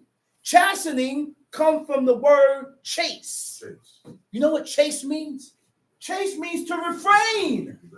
Chase means to hold back. Don't always go into a way that's not accepted by God. Learn to hold yourself back. Having a restraining. And by you holding yourself back and being disciplined and corrected and accepting these things, then you will begin to develop a restraining and humbling effect. I said a restraining and humbling effect. That's what correction does. When we are corrected, when we're being chastised, when we are being proved, the effects of being corrected and chastised, it's supposed to bring about a restraining and humbling effect. You know why? It brings about a restraining and humbling effect because that's what I told. The things that you was doing was wrong. So when you got showed and told that the things that you was doing was wrong, I'm supposed to humble myself. Be sorrowful. Be sorrowful for the things that I've done because I violated. Huh? But that's only going to happen if you have any amount of righteousness in you, any amount of godliness in you. That's the only time you're going to have these feelings. A restraining and humbling effect. That's the effect of chastisement, discipline, correction. Time sheet. Verse 18. When thou sawest a thief, then thou consentest with him. When thou sawest a thief, then you consented with him. And do you know the word for consentest is lazah, resh, zadeh, hey.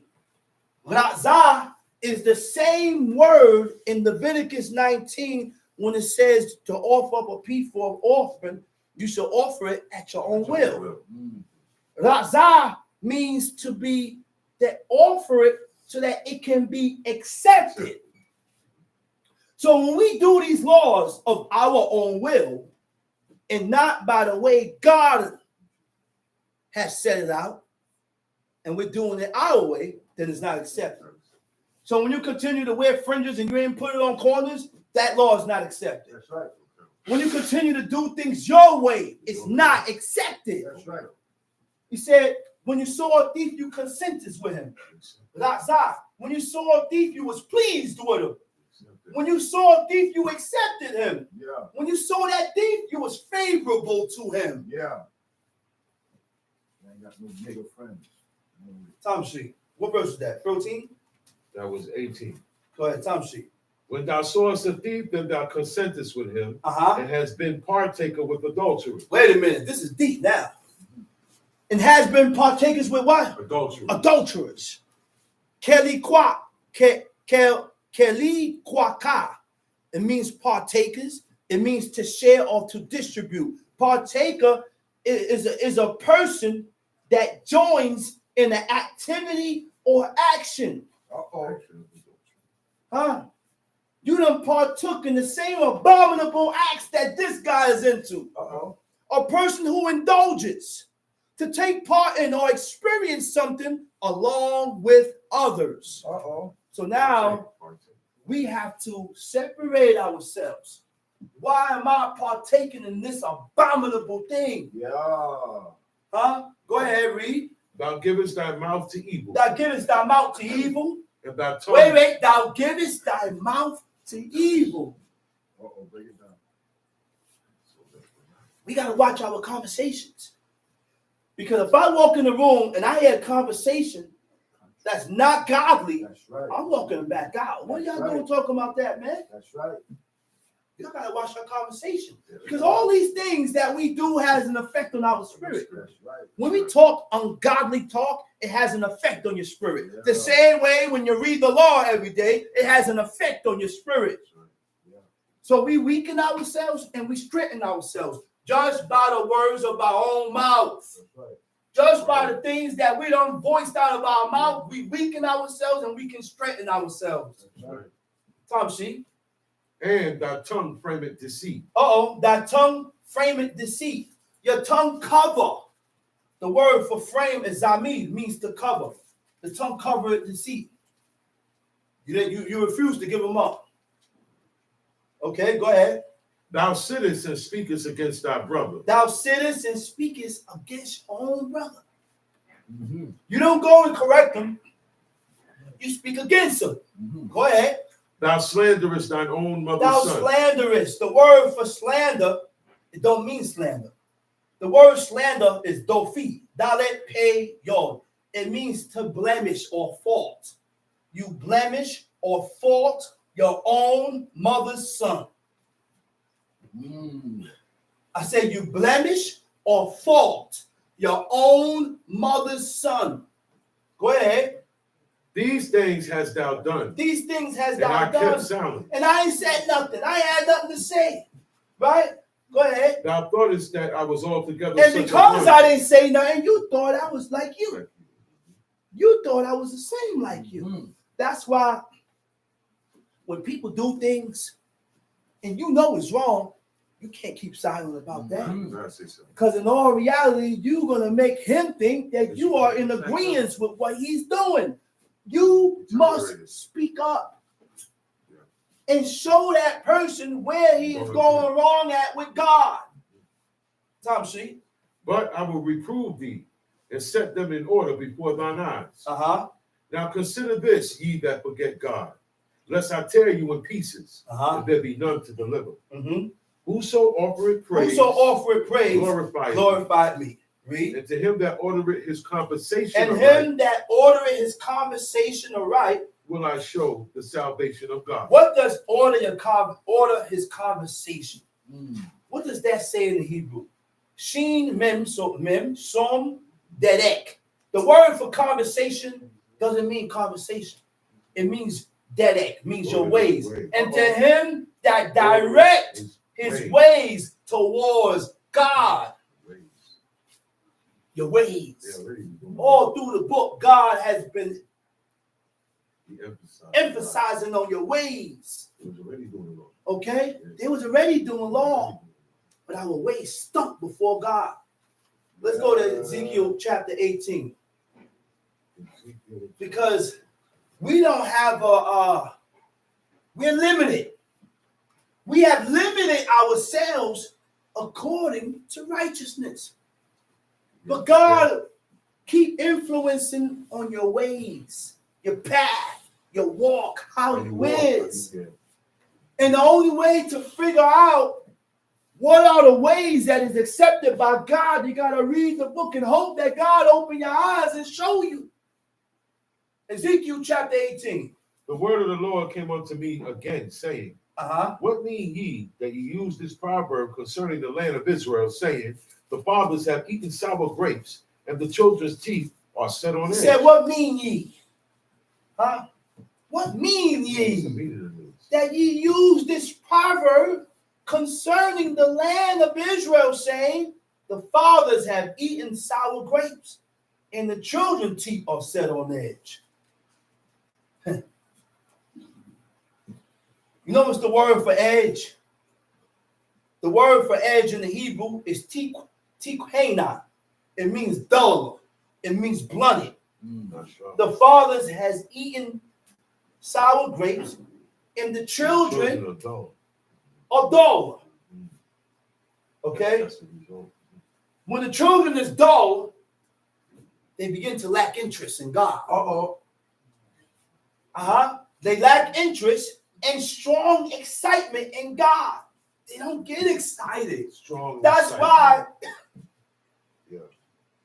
when you have teachers and you give and you say certain things that's supposed to animate, you only get certain type of animation from certain people.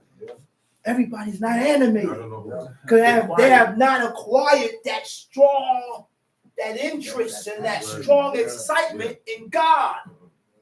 Right? Interest is stirred up feelings of wanting to give your attention.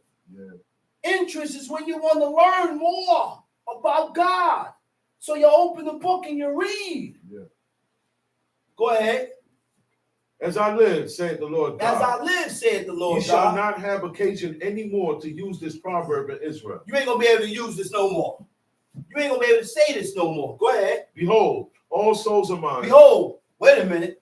All souls are mine. Yo, that's deep. You know what it says there in the Hebrew?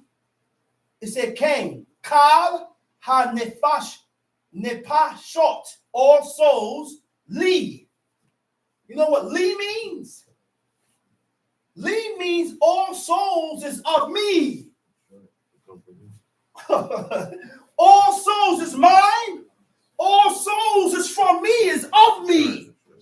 We all got God's spirit in us. Life comes from God. So all these souls belong to me. This is my spirit. You got my spirit in you. All souls is mine.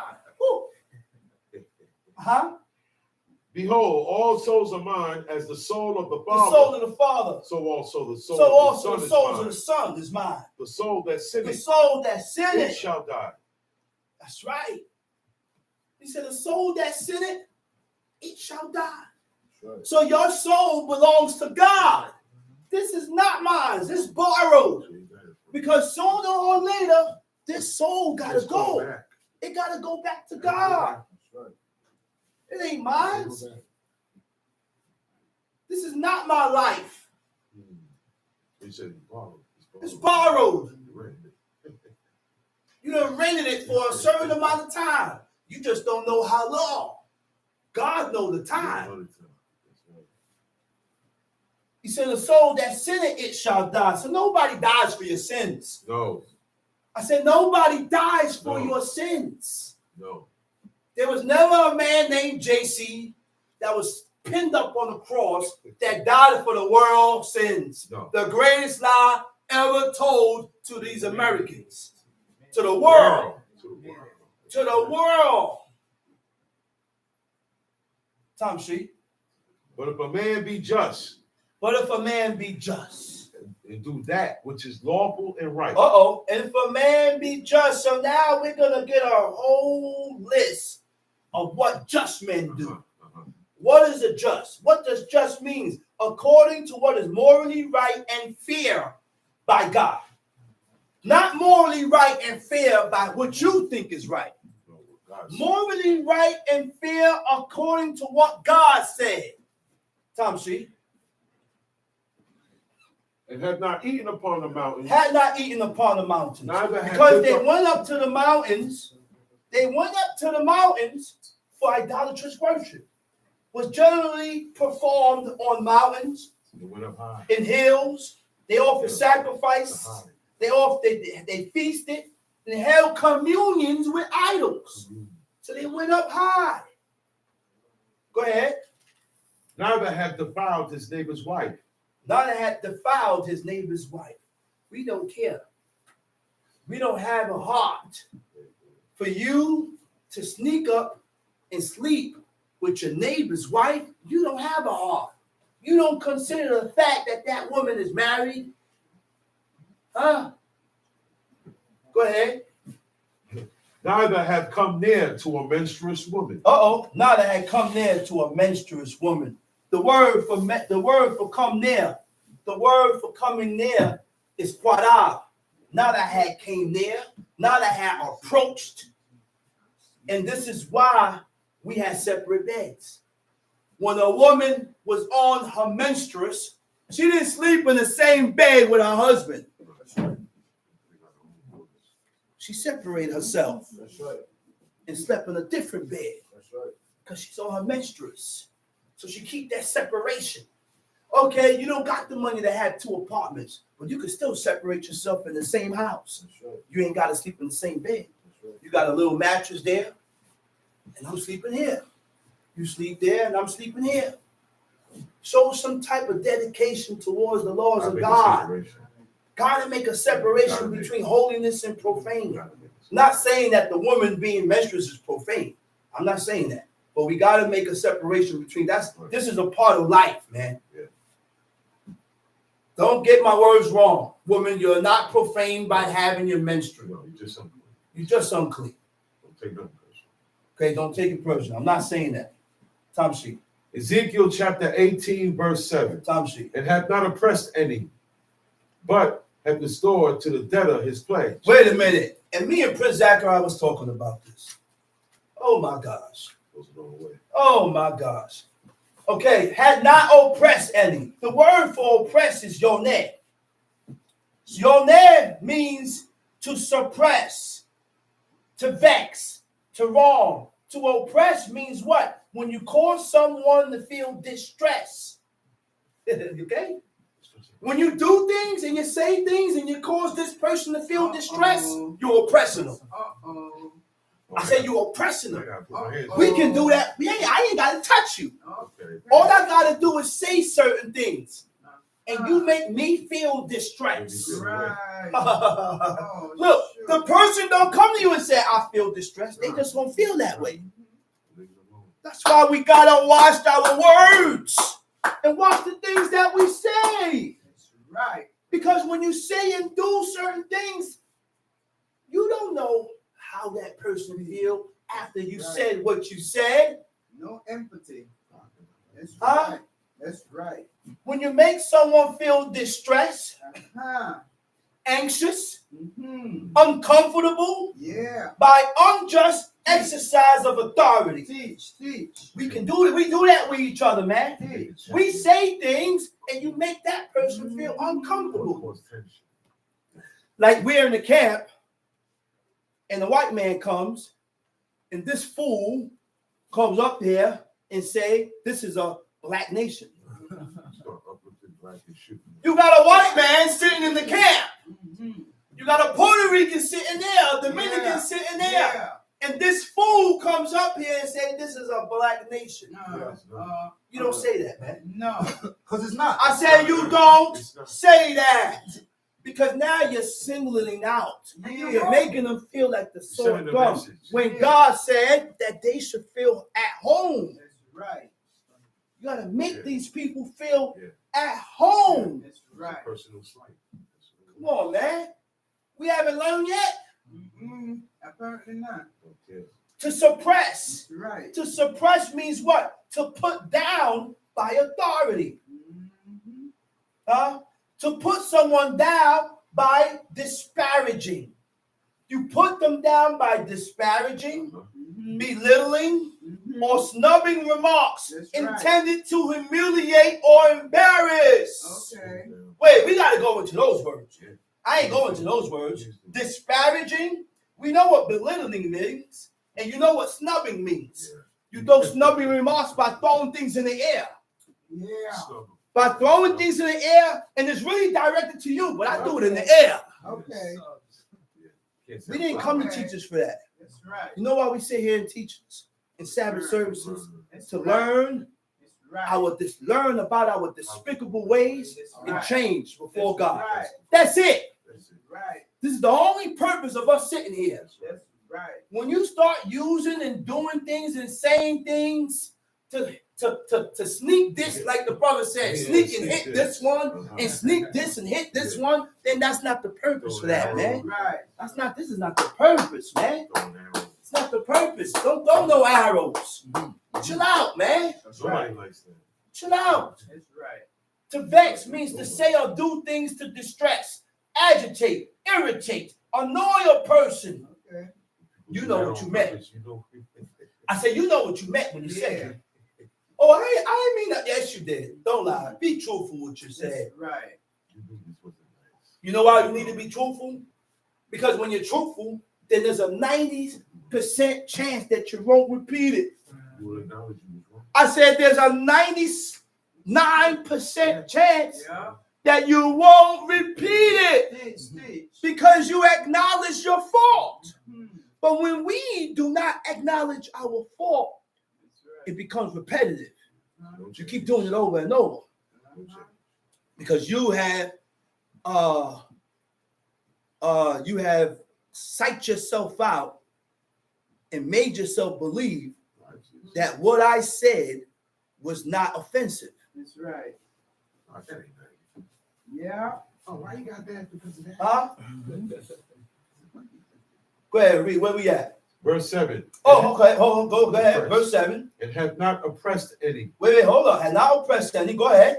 but hath restored to the debtor his pledge. Again, me and Prince Zakaria, we was on the phone for like 3 hours last night. Just talking about book.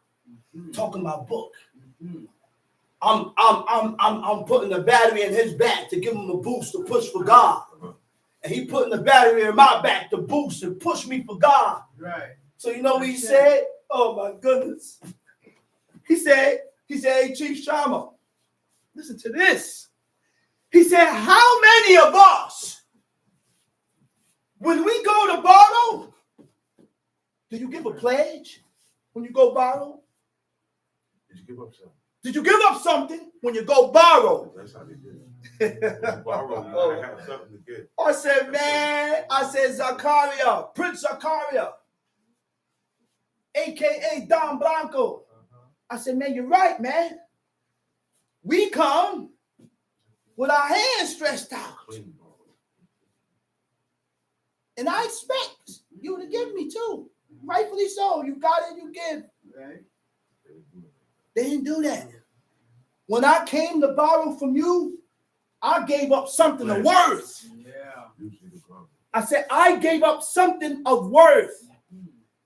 Here, hold this. Let me get this. That right there is a collateral for me to make sure that I pay you back. We don't do that. We don't give up nothing to collateral. And guess what? You won't give up something that you need. Yeah. I need this coat. And this is going to substantiate that I'm going to pay you back. So you take this coat. That's why God had to switch it. He said, hey, when you don't give this man this garment for collateral, remember God. I said, remember God. He said, because by sundown, you got to give it back to him so that he can sleep in it. God said, because I'm gracious. Yeah. God said that. So what that mean? So when God is gracious, being that God is gracious, you got to be gracious. Yeah. Come on, man. Yeah. Come on, man. We ain't getting it? I said, we not getting it? Fine. I said, we got to be gracious because God is gracious. That's right. Which means have a heart. That's right. Have a heart. Uh-huh. Where we at? In the middle of Time sheet 7. 7. Go ahead. Hath spoiled none by violence. Has spoiled none by violence. You know what's violence? Robbery. Spoil. Goods taken forcibly from a person. Time sheet. Hath given his bread to the hungry. Has given his bread to the hungry. The man's hungry. Feed him. Feed him. Go ahead. And hath covered the naked with a garment. And had covered the naked with a garment. Something else we was talking about. When you do good to a person, sometimes we expect it to be returned because he did good. Don't expect it and look for it back. Because he don't have to have the same heart like you. That's right. Right. I got to make sure I keep myself right with God. That's right. And continue to live and do the things that is godly. Yeah, To keep myself right.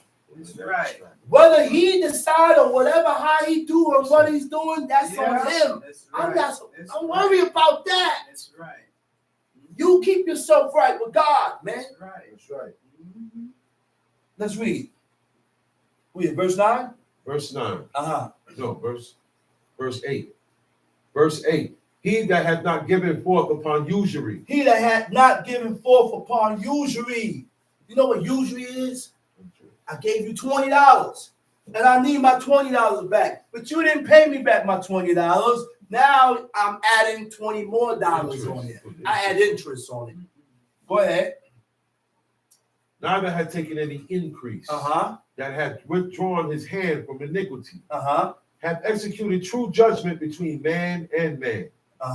Hath walked in my statutes. Have walked in my statutes. And hath kept my judgments. And have kept my judgments. To deal truly. To deal truly. Truly. Emet. To be in accord. To be in agreement with facts and truth. So why do people get angry at the truth?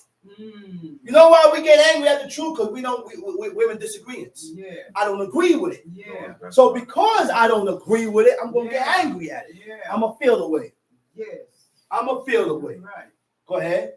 Right. He is just. He shall surely live, saith the Lord God. Verse 10. Verse 10. If he beget a son that is a robber. Oh, wait a minute. If he beget a son that is a robber. And when we read it in English, you don't think, oh, he's a person that robs. No. It's more than that. Because the word for robber in the Hebrew is paritz. Paritz don't mean robber. I said the word in the Hebrew don't mean robber. Paritz means violent, rapacious, tyrant. If he beget a son that is violent, if he beget a son that is rapacious, if he beget a son that is a tyrant, there's nothing wrong with being violent when you can ask yourself, what are you violent for? That's right. Okay. Be violent for the laws of God. Yeah. Yeah. Okay? But we ain't violent for the laws of God. We're just naturally violent. Right. We're naturally hostile. We're naturally rapacious. We're naturally a tyrant. Okay? Violent, usually harmful or destructive force, abusively and aggressively. Rapacious, inordinately greedy when you desire to possess more than you need. Reminds me of the children of Israel in the wilderness with the manna. God told them to take a omer. Don't take nothing more. Don't take nothing less. And God tested them and proved them in the same situation. And you still had people that took more and took less. The ones that took more and there was some left over and bred worms. A tyrant. A person who uses authority harshly and cruelly. If he beget a son that is a robber, a shedder of blood, and that doth delight to any one of these things, and that doeth not any of those duties, but even hath eaten upon the mountains, and defiled his neighbor's wife, hath oppressed the poor and needy, hath spoiled by violence, hath not restored the pledge, and hath lifted up his eyes to the idols, hath committed abomination, hath given forth upon usury, and hath taken increase. Shall he then live? Are you going to live? Can he live? He shall not live. He shall not live. He had done all these He had abominations. done all these abominations. He shall surely die. He shall surely His die. blood shall be His upon blood him. shall be upon him. Now lo, Now, if he beget a son that seeth all his father's if sins, he beget a son that observe and see all his father's sins, which he had done, and consider it, and he considers. and do it not. The such Hebrew thing. word for consider, it don't mean consider. He said he see all his father's sins and he be afraid and he fears and don't do not the such like. See, that's what keep you from violating the laws of God. You have to be afraid. You must be afraid. If I'm not afraid, then I'm going to violate the laws. Yeah. If I'm not afraid, then I'm going to violate these commandments. Yeah. Okay, go ahead. Verse 15. That have not eaten upon the mountains, neither lift up his eyes to the idols of the house of Israel, have not defiled his neighbor's wife, neither have oppressed any, and have not withheld in the pledge, neither have spoiled by violence, but have given his bread to the hungry, and have covered the naked with a garment. Look, man. The only thing that triggers change, you have to be afraid. That's the only thing that triggers changes. You must be afraid. But this fear has to be developed. So now we're all sitting here like sitting ducks, wondering how can we develop this fear for God? Yeah. So that by me developing this fear of God, I can stop sinning presumptuously and violating his laws, commandments, and statutes.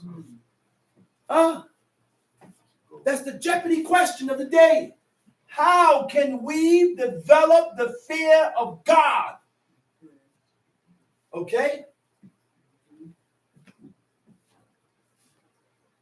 Chastisement. The chastisement of God is supposed to develop that fear. Yeah. And sometimes when God chastises you, you still don't develop the fear. So you have to keep constant chastising you. Oh, you ain't afraid of me yet? Bam! Turn it up on you. Oh, you still don't fear. Bam! Because we tend to get into things. God take us to the brink. He deliver us, shows mercy. We get out of it. We stay in this for a while. We fear God for a while and then go back into our normal ways, our normal activities. Okay? In time. We always do that. That's the reason why my father, what my father went through in 85 and 90, he continued to talk about that for the rest of his life. Yeah. Why? Because so that he don't forget where he came from. That's right. He don't forget where or how God or what the Creator has delivered him from. Go ahead.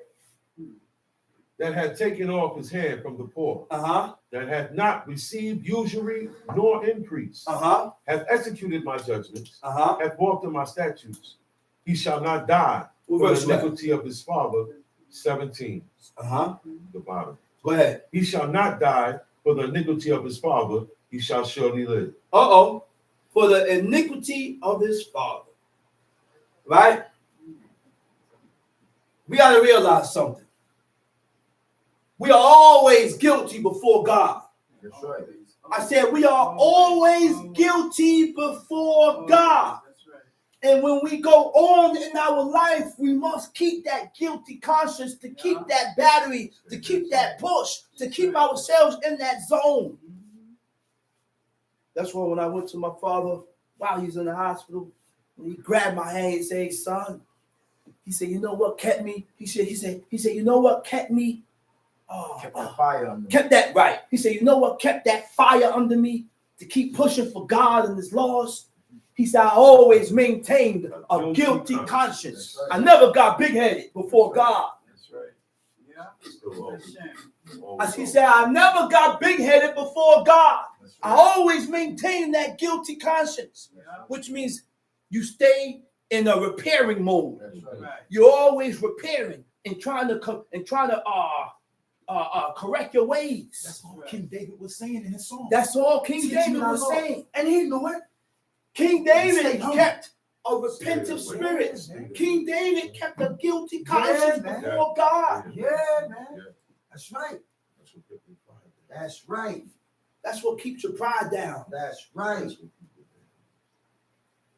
So we are always guilty before God. Yeah. Right? Yeah. When you feel that way, When our forefathers felt that way, they wore sackcloth. That's right. They fasted. That's right. And they walked humbly before the Creator. There you go.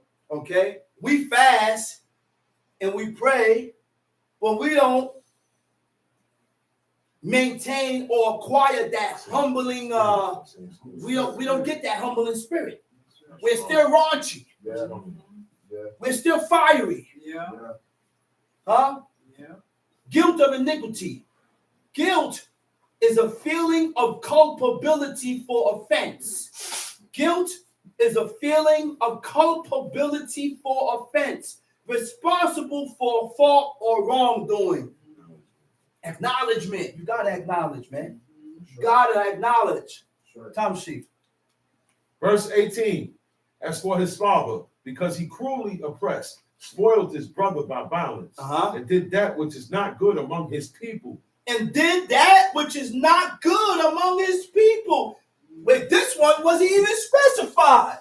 Just things that You just know. You know when it's good or wrong. When you do and say things. Well, I didn't violate the law. Well, you know what you did was wrong, though. Yeah. Because you wouldn't like it. You know what you said was wrong. Yeah. Because you wouldn't like it be said to you. That's it. So if I don't want this to be said to me, then why do you continue to say it this way? Why do you act in the way? And when the person give you the same energy back, you don't like it. Yeah. There you go. Let's go. Spoiled his brother by violence, and did that which is not good among his people. Uh-huh. Lo, even he shall die in his iniquity. Verse 19. Yet say ye, why?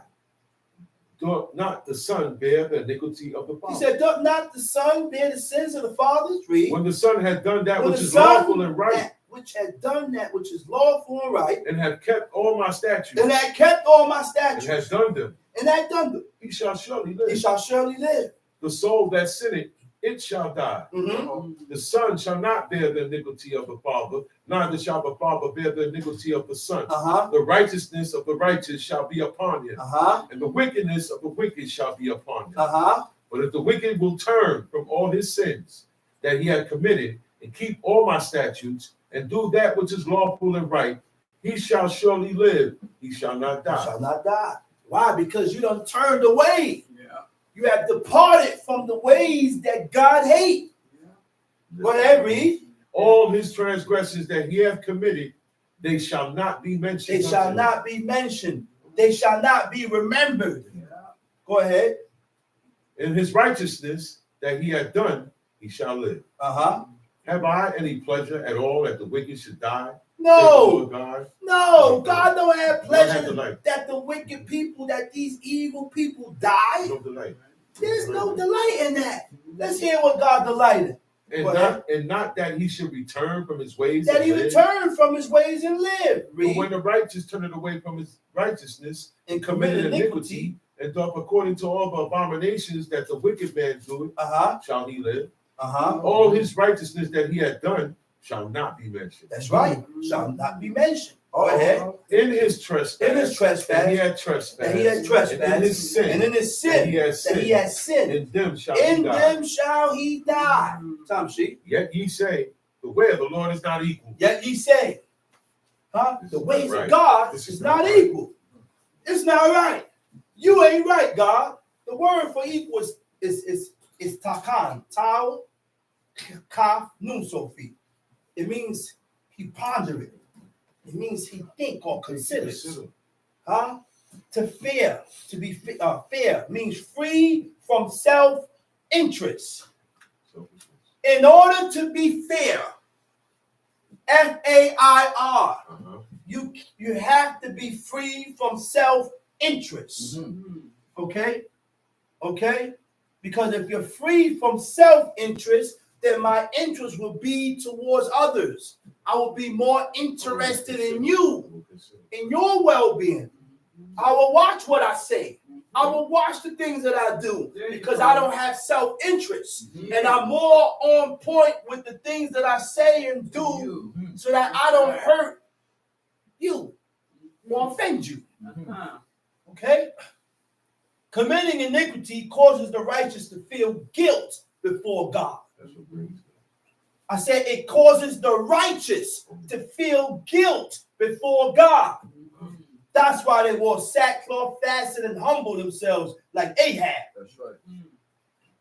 Guilt is a feeling of culpability for offense when you take responsibility for a fault or something you did wrong. Let's cut that.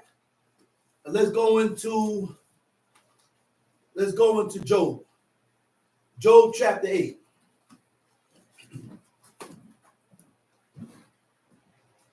Right? Imagination of your heart. The imagination of the heart. Let's go into Job chapter 8. Right? Job chapter 8. Shirirut lebab. Stubbornness of the mind. Stubbornness of the heart. The inner man. Okay? So the stubbornness of the heart is when you are left to your own self. That's when God leaves you to your own self. You're stubborn about it. Because you're too stubborn to follow God. So he leaves you to your own self. Right? At your own, he said he leave you to your own self, your own absorbed choices. Huh? So God at times gives us over to our own stubborn hearts. To follow our own desires. The only way to reverse a stubborn heart is submission to the Most High by obeying his laws. That's how you break it. That's how you break that. Submit to God and you'll break that stubborn, unyielding spirit. That's right. Because we all are stubborn before God. But take heed to the law and you'll break it. Stubbornness is an overpowering need to be right all the time. Anytime you see yourself always with the need to be right, when you don't leave no space to be corrected, when you don't leave no space to say, I may be wrong, I could have been wrong. When you don't leave no space for that, you got a long way to go. Okay? Okay? You don't leave room for correction, improvement with God. Okay? Let's read. Job chapter 8. Then answered Bildad the Shuhite and said, how long wilt thou speak these things? Now, Bildad was Job's friend. Now, notice that God got angry with Job's friend not because of what they did or didn't do. I said God was angry with Job's friend not because of what they did or didn't do. You want to know why God was angry with Job's friends? He got angry with them because of what they were saying. Because of the words that they voiced it out of their mouth. And that's the reason why I keep repeating to y'all. Watch your words and choose your words wisely before God. That's right. Because God will get angry at your voice. Yeah. Right. You can say things out of your mouth that can block you. That's right. Yeah. Go ahead. And how long shall the words of thy mouth be like a strong wind? Verse 3. Doth God pervert judgment? He said, do God pervert judgment? No. Or What does doth pervert mean? To alter, to change. Right? Right? No, so now the things that they were saying to Job was offensive to God. The things that they were saying to Job was offensive to God. Okay, so pervert means to alter from its original course. Right? Meaning from its original course, from its original meaning, or state to a distortion or corruption of what was first intended. What does distortion mean? Distortion is the act of altering something out of its true, natural, or original state. Okay, go ahead, Tom C. Does God pervert judgment? Do God pervert Or judgment? does the No. Almighty pervert justice? No. If thy children have sinned against him, If thy children, if your sons have sinned against him, and he have cast them away and for he have their let them transgressions, go for their transgressions. if thou wouldest seek unto God betimes, and make thy supplication to the Almighty, if thou wert pure and upright, surely now he would await for thee, and make the habitation of thy righteousness. Hold up. He said, if thou wouldest seek unto God betimes. You know what it means, betimes? It says shakir. Shakir. It means to seek God in your early life. Huh? To seek God in your early life. Huh? So whenever, you know what's early life? Early life for you don't have to be early life for this person. Right. You know what's early for you? When you find out. When you find out about this God, seek him and push. Yeah. That's the early life for you. That's right. Okay? Tom Sheep. And make thy supplication to the Almighty. Make thy supplications to the Almighty. The word for supplication, it means to implore favor. Right? To implore favor, to entreat. So how do you implore favor? Huh? To implore means to ask someone to do or not to do something in a very sincere, emotional way. Like what Moses did for the nation. Cried out for the nation and begged God not to wipe them out. Favor is an act of kindness beyond what is due. To entreat means to plead with, especially in order to persuade. Tom Sheep. If thou wert pure and upright, surely now he would await for thee.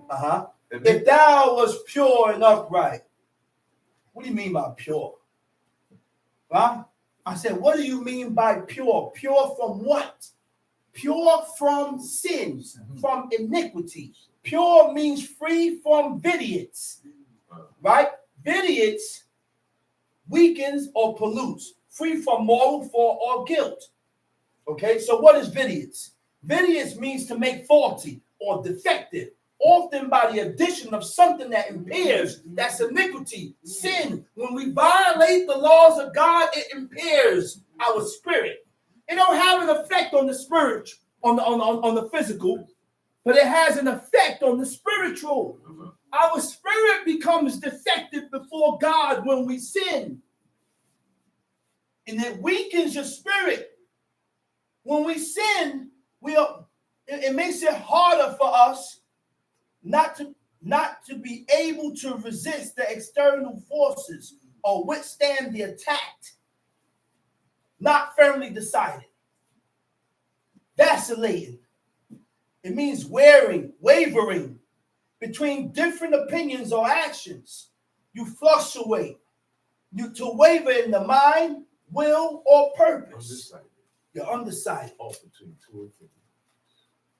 Pollute means to defile or corrupt, to make physically or spiritually unclean. Okay? Where we at? Job 8, verse 6. Oh, if thou was pure and upright. We went into upright. Upright, straight, honest, straightforwardness. All right? Go ahead, Tom C. If thou were pure and upright, surely now he would await for thee.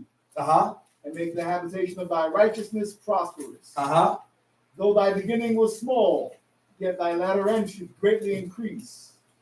For inquire, I pray thee. Though thy beginning was small, yet thy latter end shall greatly increase. Tom C. For inquire, I pray thee, of the former age, and prepare thyself to the search of Inquire of the former age. Go on back in time and ask the ones that was there before you. Go ahead and prepare thyself to the search of their fathers, which means the ones that was there before you were able to explain to you and tell you how this thing here was done. The way this Israelite thing is now wasn't done like this 30, 40 years before. It wasn't like this. I said it wasn't like this. we are getting worse than our Yeah. fathers. Yeah. Don't think that this generation is better than before. No. No. Every generation is getting weak. It's Right. So it's sad to say that if the generation as it goes on gets weaker, don't you think you need to revert back to the old ways, to the ancient, to where my father, to where your father, our fathers lived, to where those times was better than now? But we want to come up with new ways to serve God. Yeah. We had a brother come up with a beamer and say, well, you know, that's the way they was doing it back then. We have to do this according to how. No, man. I said seek the ancient path. Find it, walk it. Time sheet. For we are but of yesterday, and know nothing, because our days upon earth are shadow. Shall not they teach thee and tell thee and utter words out of their heart? He says, shall not they teach thee and tell thee in other words that comes out of their own mind? You gonna say and do things that comes out of your own mind? Read. Can the rush grow up without mire? No. Can the flag grow without water? No. Whilst it is yet in its greenness and not cut down, it withereth before any other herb. For the paths of all that forget El Israel. He says, so are the paths, so are the ways of all that forget God.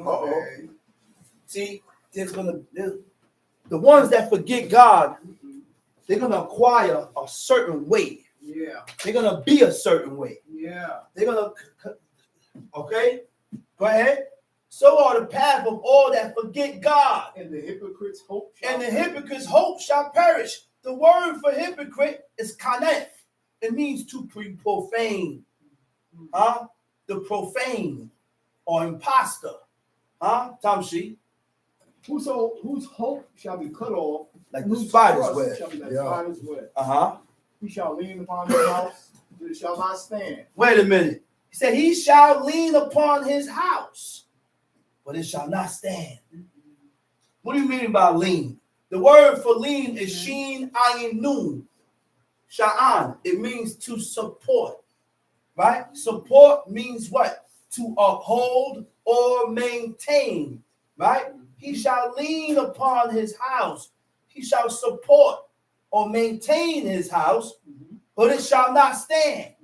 Tamshi. He shall hold it fast, but it shall not endure. To lean means to rely on support, on inspiration. So don't think that the head of the house don't rely on his own household for support. That's right. Yeah, I'm here to support, and I gotta be a strength. But there comes a point in time when the head of the household get weak. That's right. Yeah. That's why my father used to always come to me and say, yo, I don't get weak. I said, what? He said, yeah, son. He said, I don't get weak. Yeah. When I feel myself getting weak, he said, I turn to God. Yeah. Because I got to maintain my strength for y'all. I got to be the strength for my wife. Yeah. He used to say. I got to be the strength for my children. He used to say. So that's the same determination and the will that each and every father that have a household, you can't deserve to get weak. You can't get weak because you got to be the strength for your wife and your children. That's right. Time sheet. He is green before the sun, and his branch shooteth forth in his garden. His roots are wrapped about the heath, and seeth the place of stone. If he destroy him from his place, it shall deny him, saying, I have not seen thee. Behold, this is the joy of his way, and out of the earth shall others grow. Okay, let's cut that. And let's go to the Apocrypha. Wisdom of Solomon. Go to Apocrypha, first chapter, Wisdom of Solomon.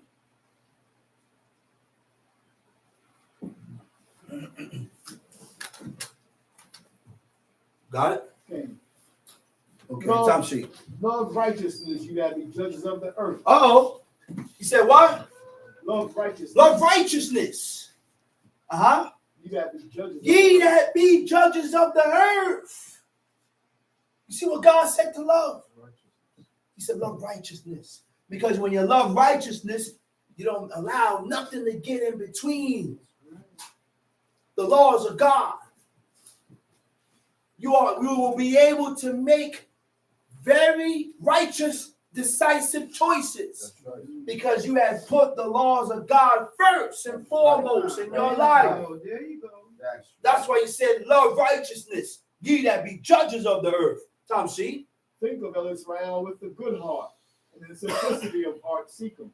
Think of God with a good heart, and in simplicity of heart seek him. Yeah. You know what simplicity of heart is? Don't come to God with all these hang-ups. Simplicity of heart is when you come to God with a simplicity heart.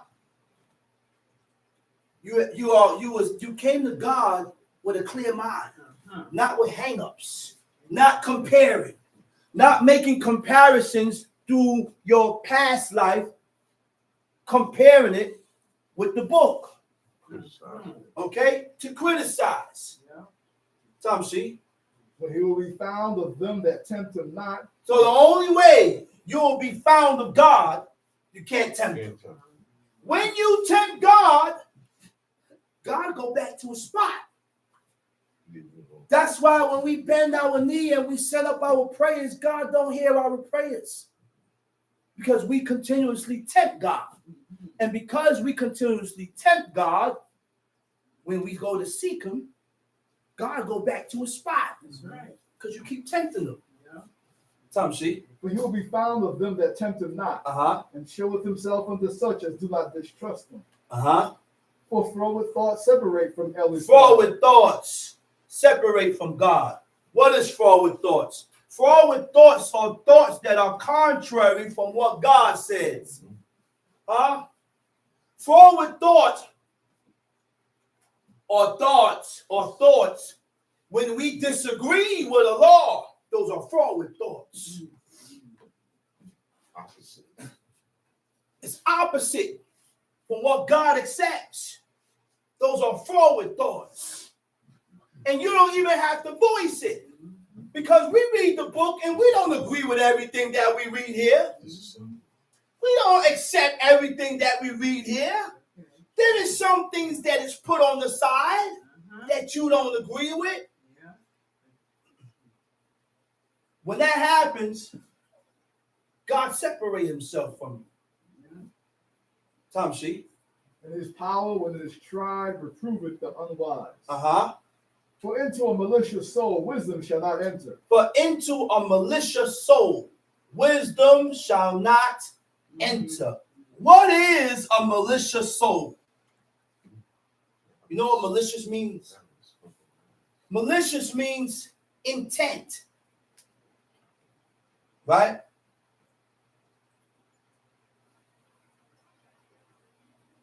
Malicious people, okay, check this out. Malicious people has what you call a mischievous impulse. I said malicious people have what you call a mischievous impulse. Right? They usually have the emotional maturity of a child, doing and saying things, right?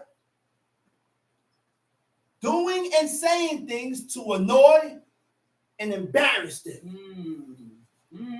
That's what malicious people do. That's what malicious people do. Malicious people do and say things to annoy and embarrass the person. Which means there are certain things ought not to be spoken. Right? Right. There are certain things ought not to be spoken or said.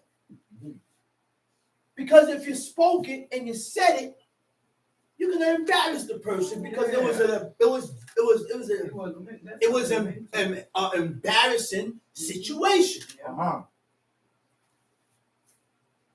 Nobody got to know if you had prostate cancer. Okay.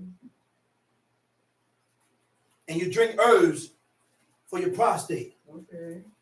So now, because I'm angry with you, I said, won't you go? I said, man, won't you get out of here, man? Go ahead. Go drink your herbs for your prostate. Go get out of here. Why are you saying that to the person? The man is sick, then you didn't have to say that, but you say that to belittle him and embarrass him. And then everybody else with no knowledge of God, they laugh. Like it's a damn joke. Because this fool done made fun about what the person is going through or what he does. But we laugh like it's a joke. With that, I already got what was bought, and I'm going to say Shabbat Shalom. Shabbat Shalom. We close the next speaker, TCMD, Chief Mikal, Ben Levin. Yeah.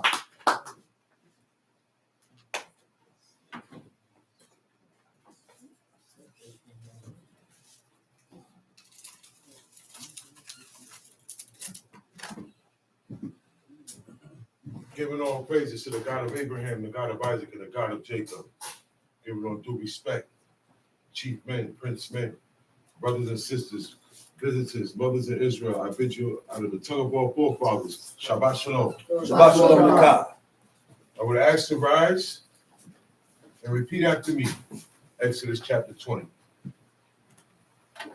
And God spake all these words, saying, And God spake all these words, saying, I am the Lord thy God, I am the Lord thy God, which I have brought thee out of the land of Egypt, which I brought thee out of the land of Egypt, out of the house of bondage. out of the house of bondage. Thou shalt have no other gods before me. Thou shalt have no other God before me. Thou shalt not make unto thee any graven image, Thou shalt not make unto thee any graven image, or any likeness of anything Or like or to likeness say of anything that is in heaven above, that is in heaven above, or that is in the earth beneath, or that is in the earth beneath, or that is in the water under the earth. or that is in the water under the earth. Thou shalt not bow down thyself to them, Thou shalt not bow down thyself to them, nor serve them. nor serve them. For I, the Lord thy God, am a jealous God, For I, the Lord thy God, am a jealous God, visiting the iniquity of the fathers visiting the iniquity of the fathers upon the children, upon the children, unto the third and fourth generation of them that hate me, unto the third and fourth generation of them that hate me, and showing mercy unto thousands of them that love me, and showing mercy unto thousands of them that love me, and keep my commandments. and keep my commandments. Thou shalt not take the name of the Lord thy God in vain, Thou shalt not take the name of the Lord thy God in vain. for the Lord will not hold him guiltless that taketh his name in vain. For the Lord will not hold him guiltless that taketh his name in vain. Remember the Sabbath day, Remember the Sabbath day, to keep it holy. to keep it holy. 6 days shalt thou labor, 6 days shalt thou labor, and do all thy work. and do all thy work. But the seventh day is the Sabbath of the Lord thy God. But the seventh day is the Sabbath of the Lord thy God. In it In it thou shalt not do any work. thou shalt not do any work. Thou, Thou, nor thy son, nor thy son, nor thy daughter, nor thy nor daughter, thy manservant, thy nor manservant, thy maidservant, nor thy nor maidservant, thy cattle, nor thy nor cattle, thy stranger that is within thy gates. nor thy stranger that is within thy gates. For in 6 days the Lord made heaven and earth, For in 6 days the Lord made heaven and earth, the sea, the sea, and all that in the midst, and all that in the midst, and rested the seventh day. and rested the seventh day. Wherefore the Lord blessed the Sabbath day, Wherefore the Lord blessed the Shabbat day, and hallowed it. and hallowed it. Honor thy father and thy mother, Honor thy father and thy mother, that thy days may be long upon the land which the Lord thy God giveth thee. that thy days may be long upon the land which the Lord thy God giveth thee. Thou shalt not murder. Thou shalt not murder. Thou shalt not commit adultery. Thou shalt not commit adultery. Thou shalt not steal. Thou shalt not steal. Thou shalt not bear false witness against thy neighbor. Thou shalt not bear false witness against thy neighbors. Thou shalt not covet thy neighbor's house. Thou shalt not covet thy neighbor's house. Thou shalt not covet thy neighbor's wife, Thou shalt not covet thy neighbor's wife, nor his manservant, nor his manservant, nor his maidservant, nor his maidservant, nor his ox, nor his ox, nor his ass, nor his ass, nor anything that is thy neighbor's. nor anything that is thy neighbor's. Shall may be seated. And all the people saw the thunderings and the lightnings and the noise of the trumpet and the mountain smoking. And when the people saw it, they removed and stood afar off. And they said unto Moses, Speak thou with us, and we will hear. But let not God speak with us, lest we die. And Moses said unto the people, Fear not, for God is come to prove you, and that his fear may be before your faces, that ye sin not. And the people stood afar off. And Moses drew near unto the thick darkness where God was. And the Lord said unto Moses, Thus thou shalt say unto the children of Israel, Ye have seen that I have talked with you from heaven. You shall not make with me gods of silver, neither shall ye make unto you gods of gold. An altar of earth thou shalt make unto me, and shalt sacrifice thereon thy burnt offerings and thy peace offerings, thy sheep and thine oxen. In all places where I record my name, I will come unto thee, and I will bless thee.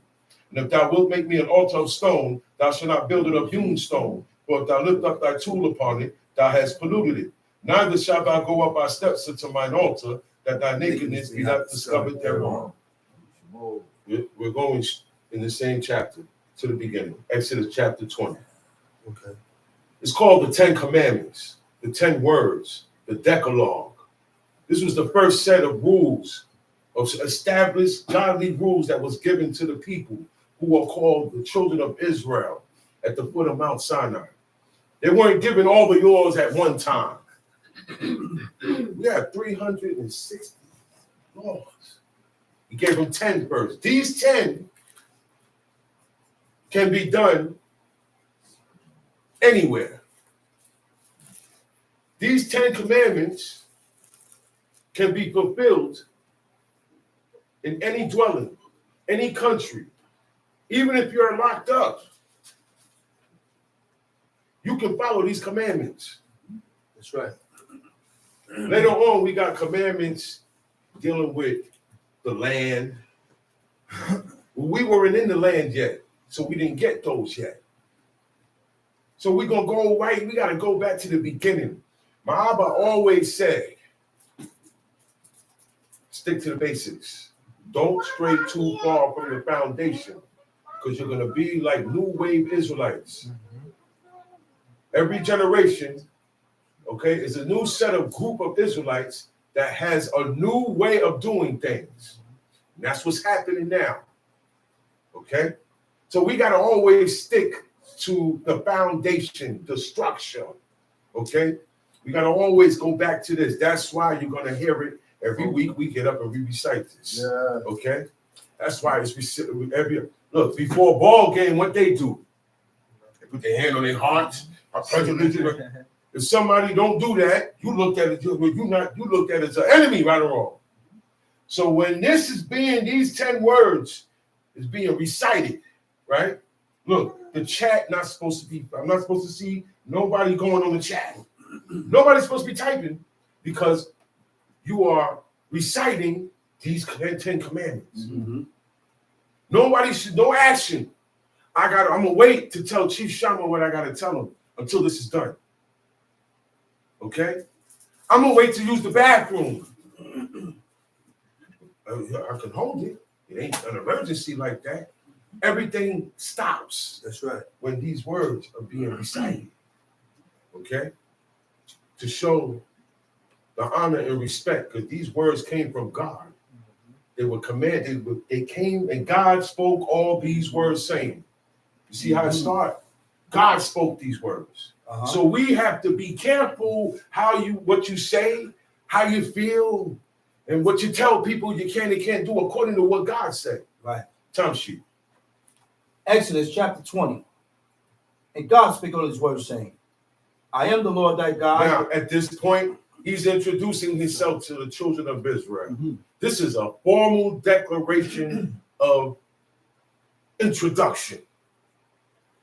They're at the foot of Mount Sinai. The mountain is smoking, it's quaking. Okay? It sounds like a trumpet, but they're not blowing a trumpet. Okay? And it seems to get louder and louder. Angels don't have a chest and they don't need air like we do. See, I could take the shofar and blow it, but then after a while, I got to stop and take a breath. They don't need breath. Right. So that sound was louder and louder and louder. It was all right. You see, when you watch a movie and they're showing an old film, when the king is coming, you got two guys blowing the trumpet. That means the king is here. The king is here. The Holy One is about to pull up. Okay, it's a big thing when the king comes. It's a big thing. Or the president coming in with gridlock, right? So it's the biggest thing when the Most High pull up. He really pulling up personally right here on that mountain. And by God descending on that mountain, he lit it on fire.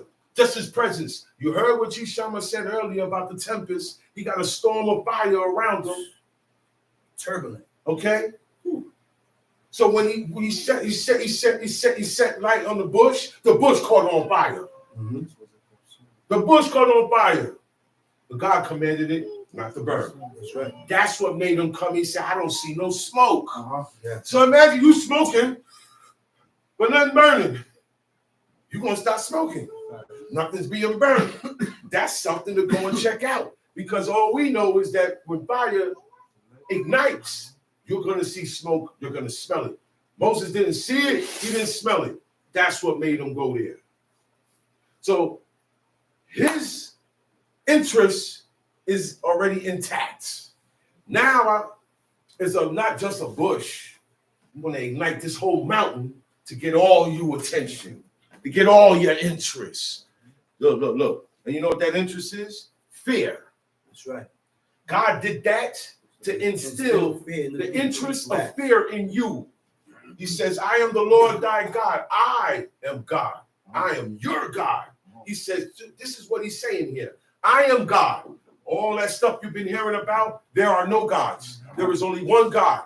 Okay, there's only one God. Echad, uno, one.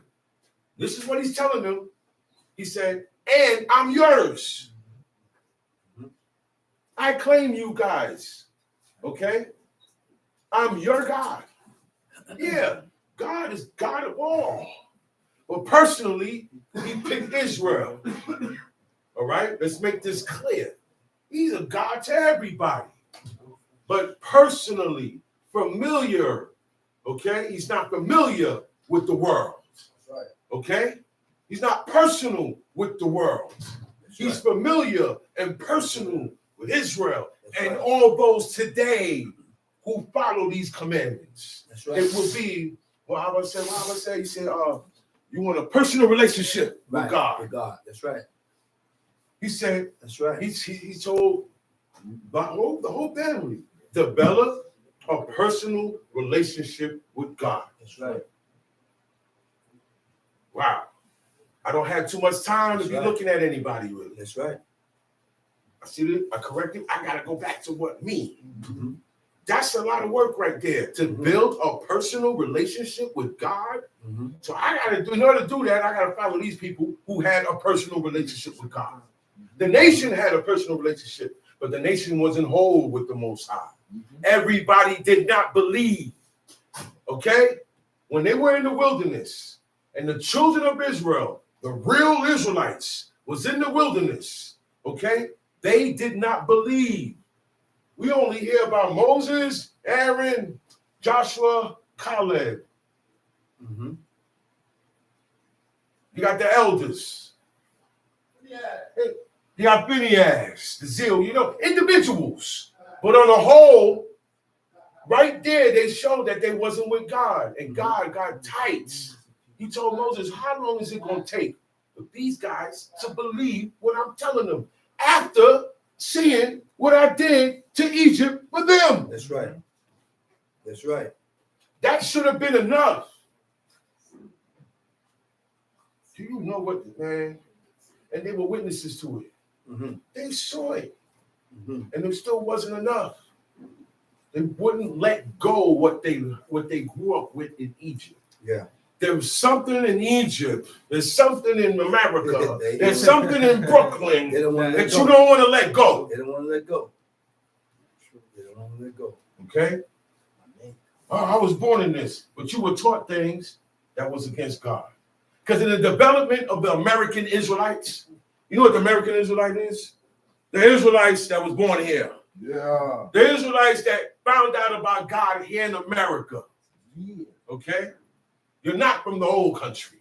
Yeah. You were born here, but you recognize now who God is. But you got a hard time following him. Mm-hmm. Yeah. Ain't that something? Yeah. Yeah, I know who the true and living God. He know my heart. But you go against every command. Yeah. Everything God frowned on, you uplift. Talk about it, man. Anything that God say he don't like, let's put the commandments to the side. These are rules. So let's put the rules to the side. God tell you what he don't like. He said, love your brother like you love yourself. But we don't do that. I'm looking for nothing but negative with you. And that's where we mess up at. We magnify our faults. That's what we do. I'm supposed to magnify my fault before God. Right. I don't have time doing it to you guys. Right. My job as a teacher, teach this book correctly, And if you don't get it, that's on you. If you don't believe it, that's on you. That's what God told Moses. So the same apply to all teachers. Yeah. He said, tell them, and our job is to tell you, whether you agree or not, whether you think we're crazy or not, whether my job is to tell you. He said, whether they hear or forbear. Because not everybody is going to accept this.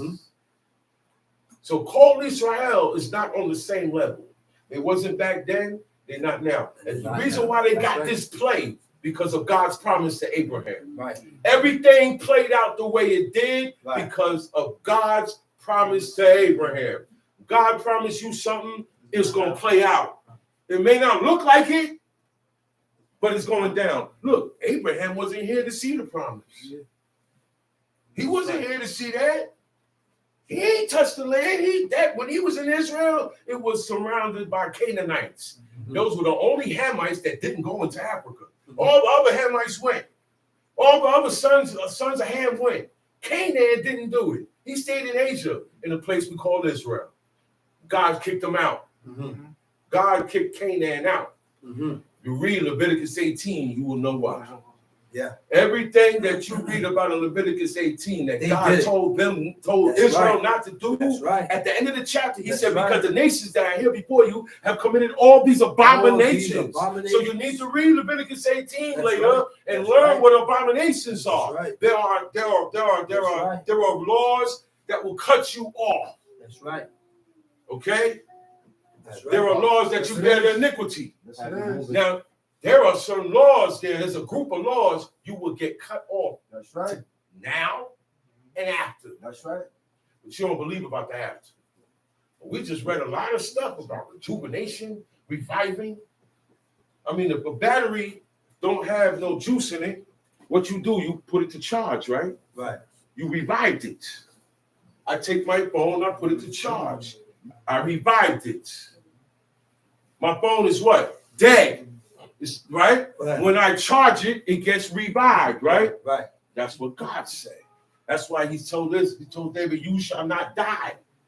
Meaning you're not going to die the physical death. I mean, you're going to die the physical death, but after that, your spirit will not die. That's what that means. You don't have to believe that. But look, there's a thing people call common sense. Spirit don't die. It's a thing that people call common sense. And I see even kids have it if they're not so corrupted and tainted. Okay? A kid gave me a gift the other day. I showed y'all. A gift with my keychain. You know what she gave me? It's a, the PlayStation controller. It's a little small miniature PlayStation controller. She said, know what she said? She said, here, I got this for you because I know you don't mess with idols and images. Little girl is 11 years old. Her mother, her father, and she don't know nothing about God. Okay? But one time she gave me a gift, and I said, well, I can't take this gift because it's an image and an idol. And she said, so what's that? And I explained it to her. She understood it. She understood it because I didn't know she went to go get a gift for me. She knew the difference between an image and an idol. She went and got the controller. She said, this I know. She said, I know this is not an image or an idol. So take my gift. You're not going to deny my gift now. And I took the gift. I said, wow. And the first thing I thought of is Israelites. Been in this way of life, born in this way of life. You've been here. You've been here long enough. Okay? Anything that is sketched, drawn, etched, okay, is an image or a likeness of something that is alive.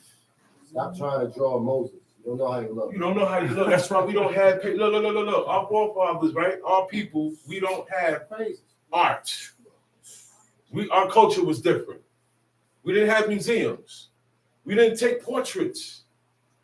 These things, those people knew was idols, images, and it goes back to household gods.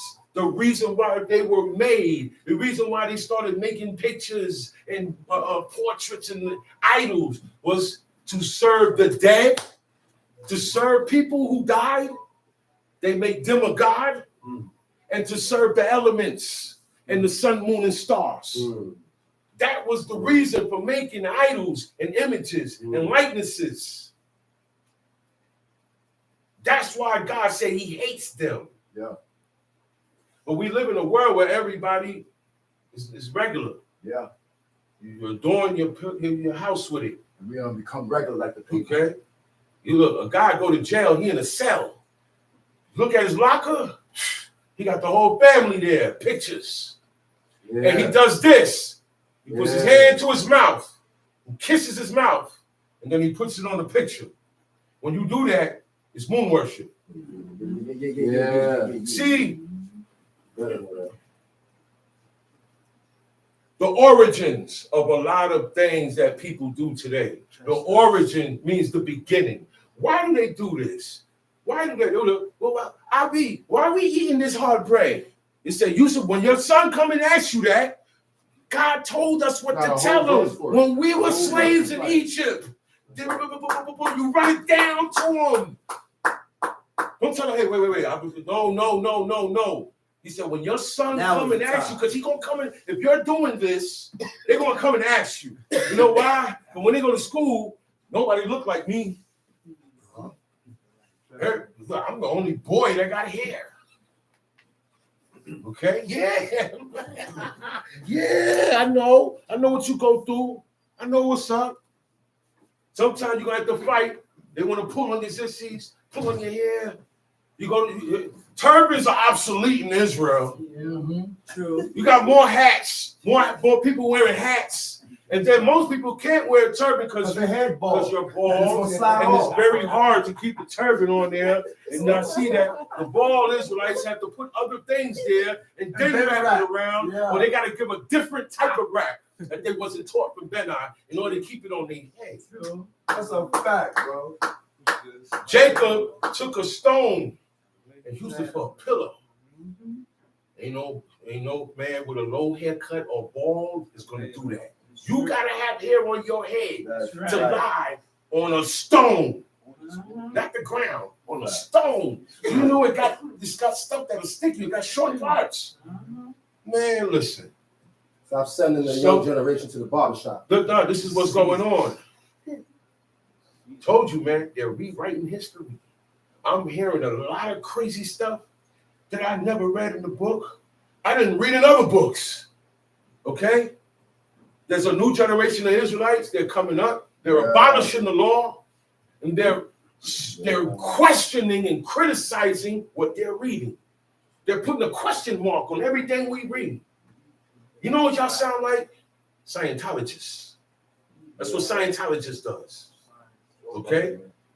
We're not supposed to have, what's the meaning of life? We know already what life don't have no meaning. Life was given to us so we could serve God. That's all life. That's as far as we give life. We don't celebrate life. We don't worship life. We don't worship death. Our forefathers didn't do it. They didn't do it. Why we do it? There's no such thing as to life. We didn't do that. We lived the life of a commandments in front of God. Okay? What we did, we lived it. All right? One man said, "How you in the grave till your rat pass over?" What you think? God gonna dig a grave, put Job in there while he alive, cover the grave. When all the wrath in the world get hit up, then he gonna open up the grave and let Job out? No, that's not what he asked for. You know what he said? Kill me and bring me back when all this is over. That's what that means. Hide me in the grave till thy wrath pass over. Take my life so my body could go in the grave, but it ain't over. Because when his wrath pass over, if you're hidden, you're to come back out. I mean, the common sense of this thing is all over the book. I sit down with heathen people and show them, and they get it. They say, well, wow, it makes sense. They just can't let Jakey Jake go. They be straight up. yo, what you're saying, we're not supposed to be eating blood and fat. Exactly. But I don't know about that stuff with the cross, man. I don't know. They're scared of that thing. Exactly. Scared. Yeah. But Israelites, oh man, the cross is dead. Oh, this is dead. This is dead. But when it comes to the law, nothing. Look like black Jews. Look like how we were. Before they was calling themselves Israelites, they was calling themselves Moors and black Jews. That's right. And they haircut, well preserved, little kippah on, shirt, collar tie, sometimes a suit.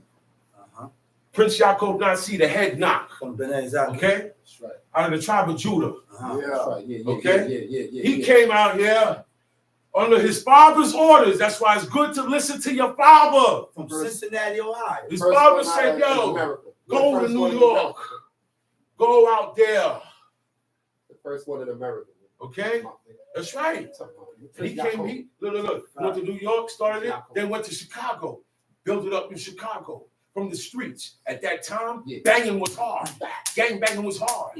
And all the gang bangers was like, oh, this is not what we've been hearing out there. I like that. That sound like me. Well, I gotta grow my beard? It's grown. Yeah. Oh, no more haircuts? Good. Oh, I can't eat out of there no more? Good. Oh, so we can't do this on Saturday no more for the rest of my life. Salad. Like the Chelatites and Pelatites. Yeah, man. That's the beginning. And if it wasn't for that regime, y'all wouldn't be here. Yeah. So why we throwing away everything we was taught? Yeah. Why?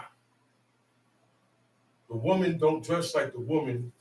The men don't dress like the men. Facts. In this book. It's getting worse and worse and worse and worse and worse. I'm seeing more cleavage.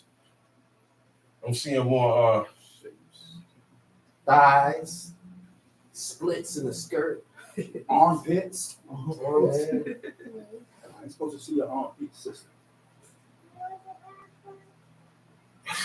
touch.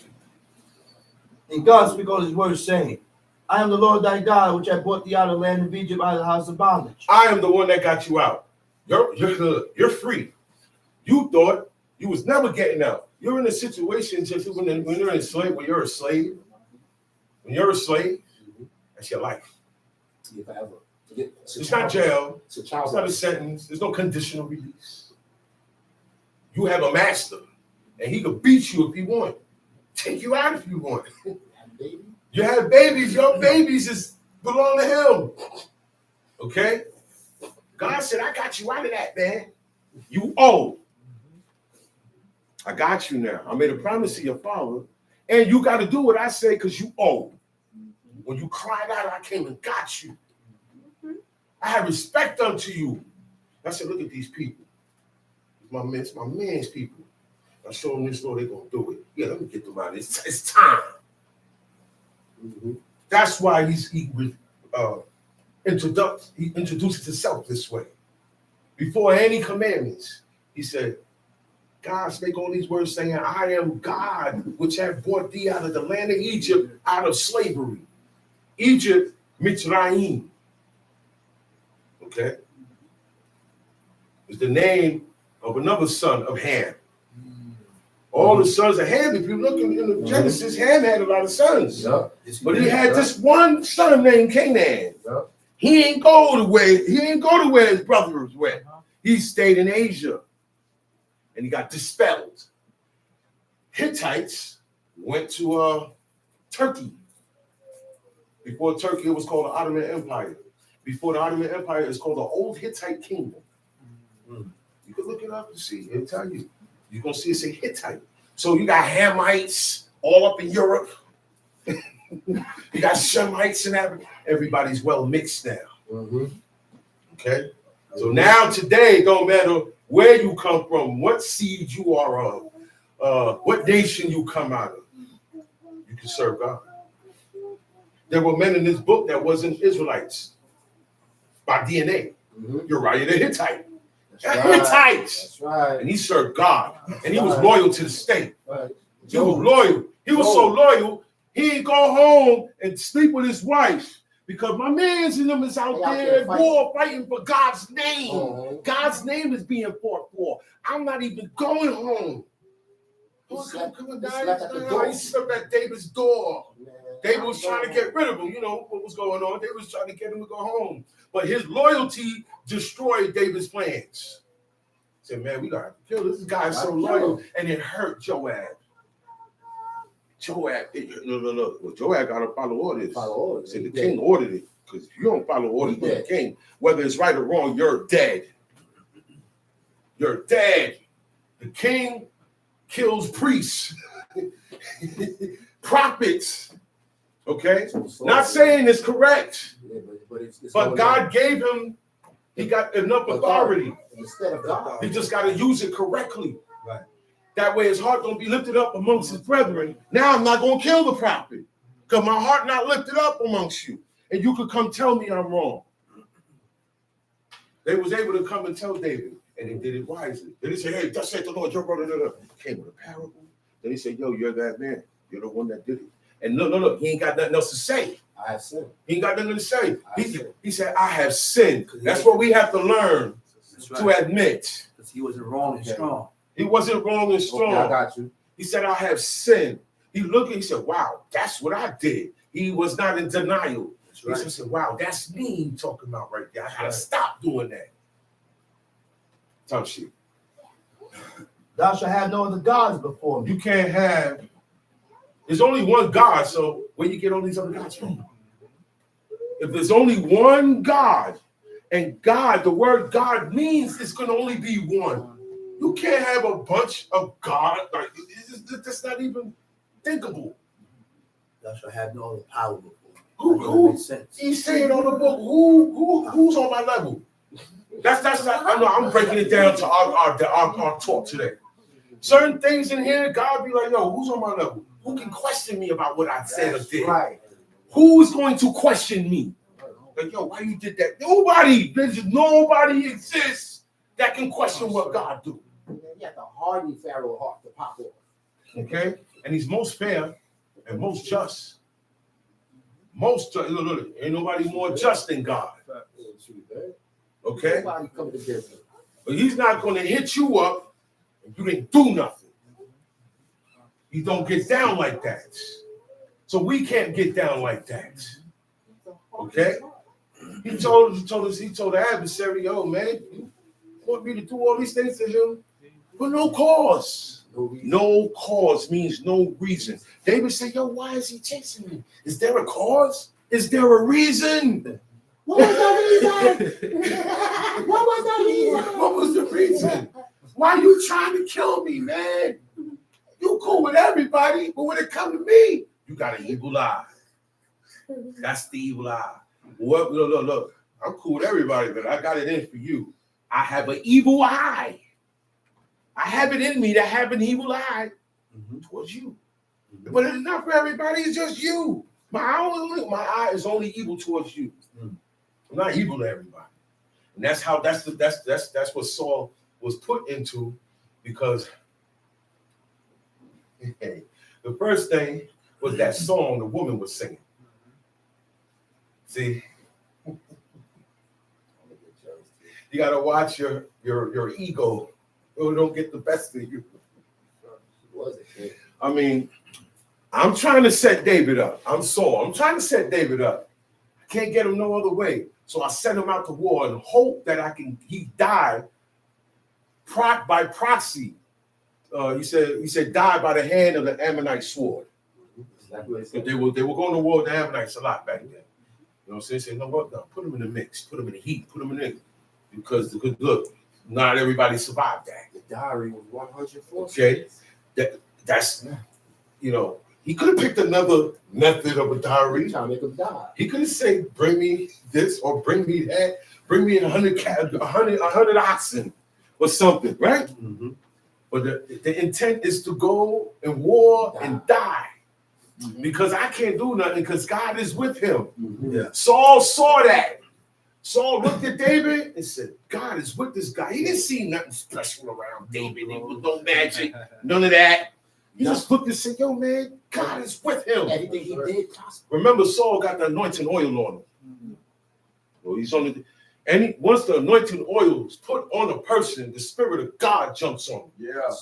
Immediately at that time, the high priest, the king, it said when he poured the oil on David's head, it said the Spirit of God came to David.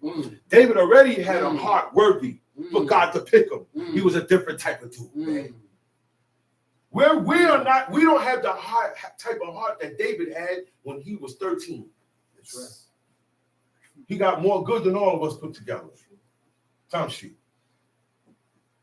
Thou shalt not make unto thee any graven image, or any likeness of anything that is in the heaven above, or that is in the earth beneath, or that is in the water under the earth. You don't have to make none of this. You don't have to have it, but you got it in your heart. You still have a reserve with an idol that I grew up with. Yeah. I don't have none. I got rid of all of that stuff. I don't wear those trinkets. I don't celebrate those things. But it's still in your heart. This is the first part of worshiping another God. It's in your heart. It said, "Thou shalt have no other gods before me." It has nothing to do with the graven images yet. The next verse, we go into the physical. See, this is how it's broken down. Because you can get rid of it. The last thing for the stuff to leave It's inside. is inside. Yeah. It helps when you do it physically and when you speak against it. Speak against it. Yeah. That's why I say declare. Declaration. Okay? Now Gotcha. we get to making it. Yeah. You made your own idols. You made your own idols. Every man in his house, his aunts, his seniors, his father's father, his mother's father, his father's oldest brother. You're right. All these people are older than you. These are the ones you honor and respect in the family, right? In the heathen world, when they died, they took the body and brought it in the biggest room that was in the house. And they said that person lives on in that room. That's why it's called the living room. But now people don't bring the bodies in there. So they make likenesses, they take pictures, okay, and they put it up. Or tattoo. Yeah. All of this comes from that. All of that comes from that. Worship of the day. Anish. Okay? Anish. Household gods. AKA ancestral gods. Yeah, man. You ever watch the movie? They say they doing voodoo stuff. They say, yeah, I'm talking to the ancestors. That's household gods. That's being a familiar spirit. When you're worshiping of the day, you're dealing with mediums and familiar spirits, contacting dead spirits. All of that comes from worshiping of the day. Okay? To inquire. This is why Saul messed up. What Saul did, this is what the world be doing. God said, I have not suffered you to do these things. I gave you these commandments so you don't have to abominate yourself to get an answer. You got the priests right there. You got prophets right here. You got the elders right here.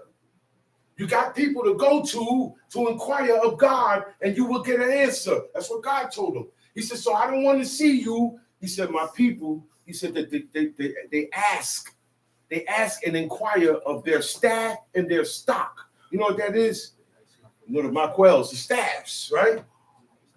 They got the stars on there. They got idols on there. Got lion head. The lion head represents Judah. No. God compared Judah to a lion. That was it. What does not mean you take the image of a lion and put it on you because you are the Judah. That does not mean you are the Judah. Every tribe was compared to something. Okay? All right? That does not mean that lions. But they had a lion in the temple, God's temple. God is the one that designed that temple. That's right. Leave that alone. Yeah. Okay? You got to leave that alone. You want to know? Ask him. See if he tell you. But he told you he don't want you doing it. Look, it ain't affecting him, it's affecting you. Okay? That's why pictures, Yeah. temuna, Yeah. are prohibited. Yeah. Nobody had more pictures.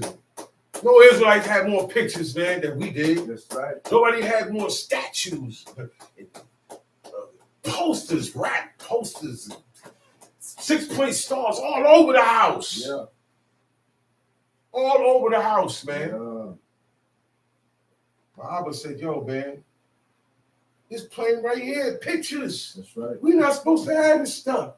That's why we got rid of all the pictures. Look, family albums That's right. with baby pictures all got burnt up. That's right. He took it on the roof and he burnt it. And you know what he said? Remember what he said? He said it took a while for him to get rid of it. He said he got him, right? Kept one drawer. Kept it in the drawer. Kept one in the drawer. He said, damn. Yeah, go keep checking. He said, I got rid of all of them, but that one, I might as well kept them. He said, nah, I gotta get rid of that. That's right. So that tells me, and it should tell y'all, there's an emotional attachment to these things. That's right. He said, that's not him. You're looking at the picture, it's just a likeness. It's not the person.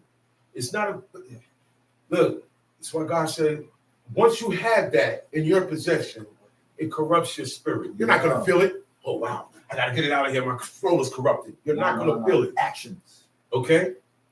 You're going to get a bright idea, or you're going to follow a bright idea that you never did before. You're going to start doing things you never did before. You're going to regress in what you were doing. And look, and you're going to add on more iniquity to yourself. That's right. Because it opens the doors. Yeah. Leave. But look. I'm just telling you what God said. Thou shalt not have any graven images or any likeness. A graven image is something chiseled out. Or what Aaron did with the calf. What was it again? Cast. It was molded, a cast mold. Okay?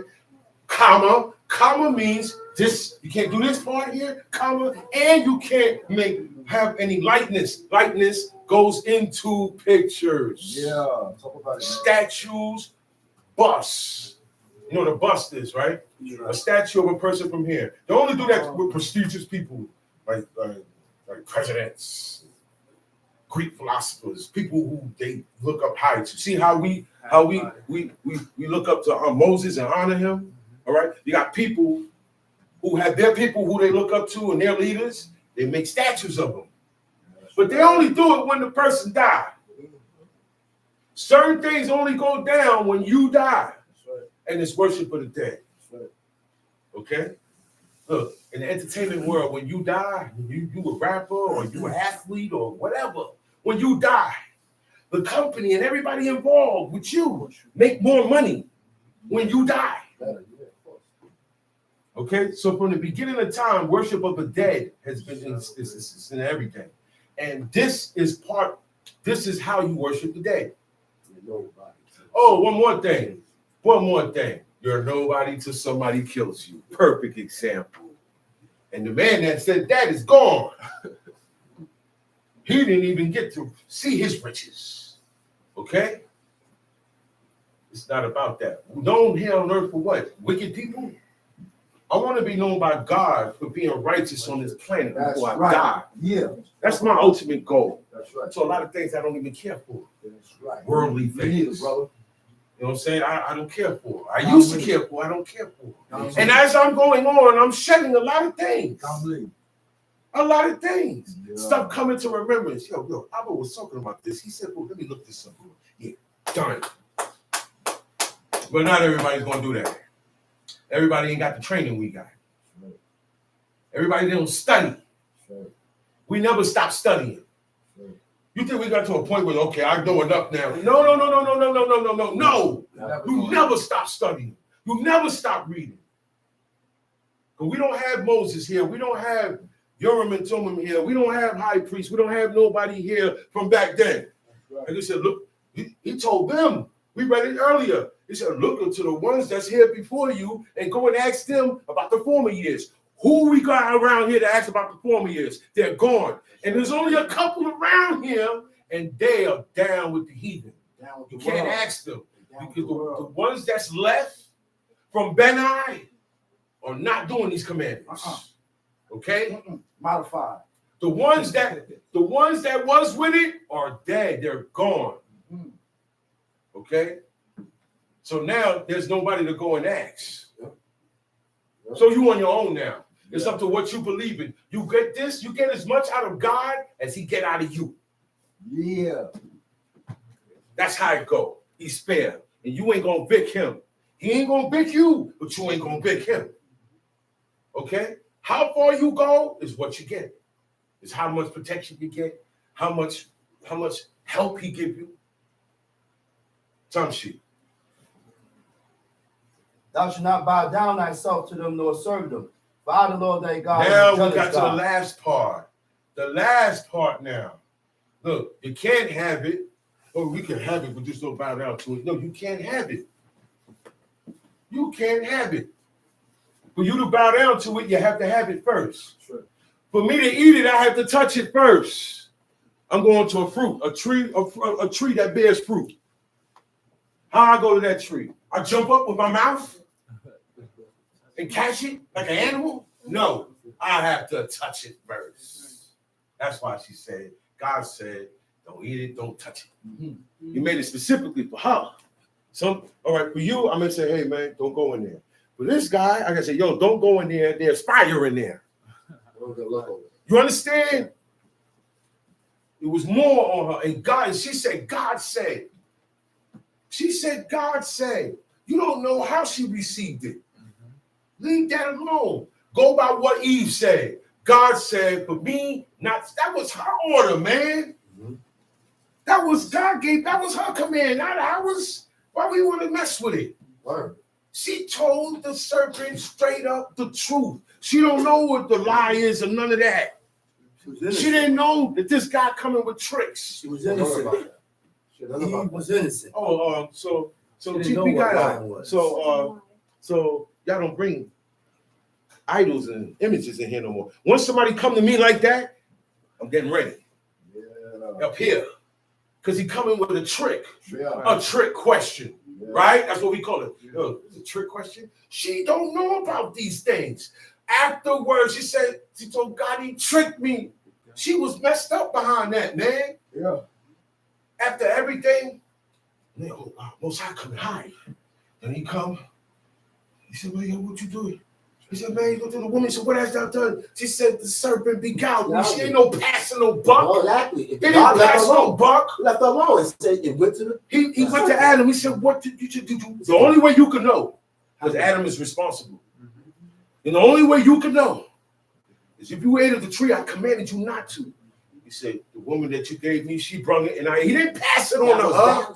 He's telling the truth. He's telling the whole truth. It sounds like that because we so wicked and lie so much, we don't know what the truth is no more. He said, the woman that you gave me, she gave me, and I ate from it. He admitted what happened. He didn't say, well, she, the woman you gave me. And see, because that's how we think. How you think is what you gonna get out of the book. That's right. That's why Chief Shama always tell you guys, you can't read this book with an American mentality. You can't read this book with a Jamaican mentality. You can't read this book with an island mentality. No. What you gotta do, you know the mentality you gotta have? Believe and accept everything that you read. That's right. So my Abba said. An open mentality. That's an open mentality for God. Yeah. For God. For God. We got to clear that up, right? Open for God. Because you don't want to be general. You don't want to just be open. Because then now you're down with general view. So yeah, we got to watch our word. Open mentality for these commandments for the God of the Most High God. That's right. So now you got room to do righteous things. Yeah. Righteous thoughts could come to you. Yeah. You're performing the commandments. Yeah. Okay? Now, everybody's performing the commandments the way they want. That's why wisdom still ain't coming to people who think is performing the commandments. It said wisdom only going to come to the performance of the commandments. That's the only way it's coming. That's right. Okay? Tamshi. Visiting the iniquity of the fathers upon the children unto the third and fourth generation of them that hate. It's heavy. Visiting the iniquities of the fathers upon the children, unto the third and fourth generation of them that hate. I will recall their iniquities. I will remember their iniquities, and I will order those iniquities to go upon them because you ain't stopped. Well, that's visit. That's what visit means. Uh-oh. Man. When God told Abraham about Egypt, he said, and that nation that I shall judge, I shall visit. Same thing. Mm-hmm. I'm going to call, when God judge you, or he judge a city, or judge a nation, it's all the abominations that was done get called to remembrance. The time is there. Okay? Okay, school, there's a time for a test, right? Yeah. Okay, midterms. You got midterms come at a certain time. So from now to midterms, you can play all you want, right or wrong. Because there's a time where God evaluates, tests you. Some people only got tested one time. They failed. Some people got tested more than one time because they're progressing. The test don't stop once you progress. Yeah. Okay? You You don't stop. It don't stop. As long as your heart is beating, it don't stop. It'll never stop. Okay? So keep this aware, right? That your purpose on this planet is to do what you're reading now. Do what you're reading. That's your purpose. Okay? The job is something you have to do to live because we got to pay bills. Don't make that your life. Okay? You got to pay bills, so you got to find a means to make, But this is way more important. And the job doesn't supersede these commandments. That's right. Your job, okay, put it like this. 2 examples. Feast day coming up, but they call me in for work. They should already know they can't call me in for work. You got me?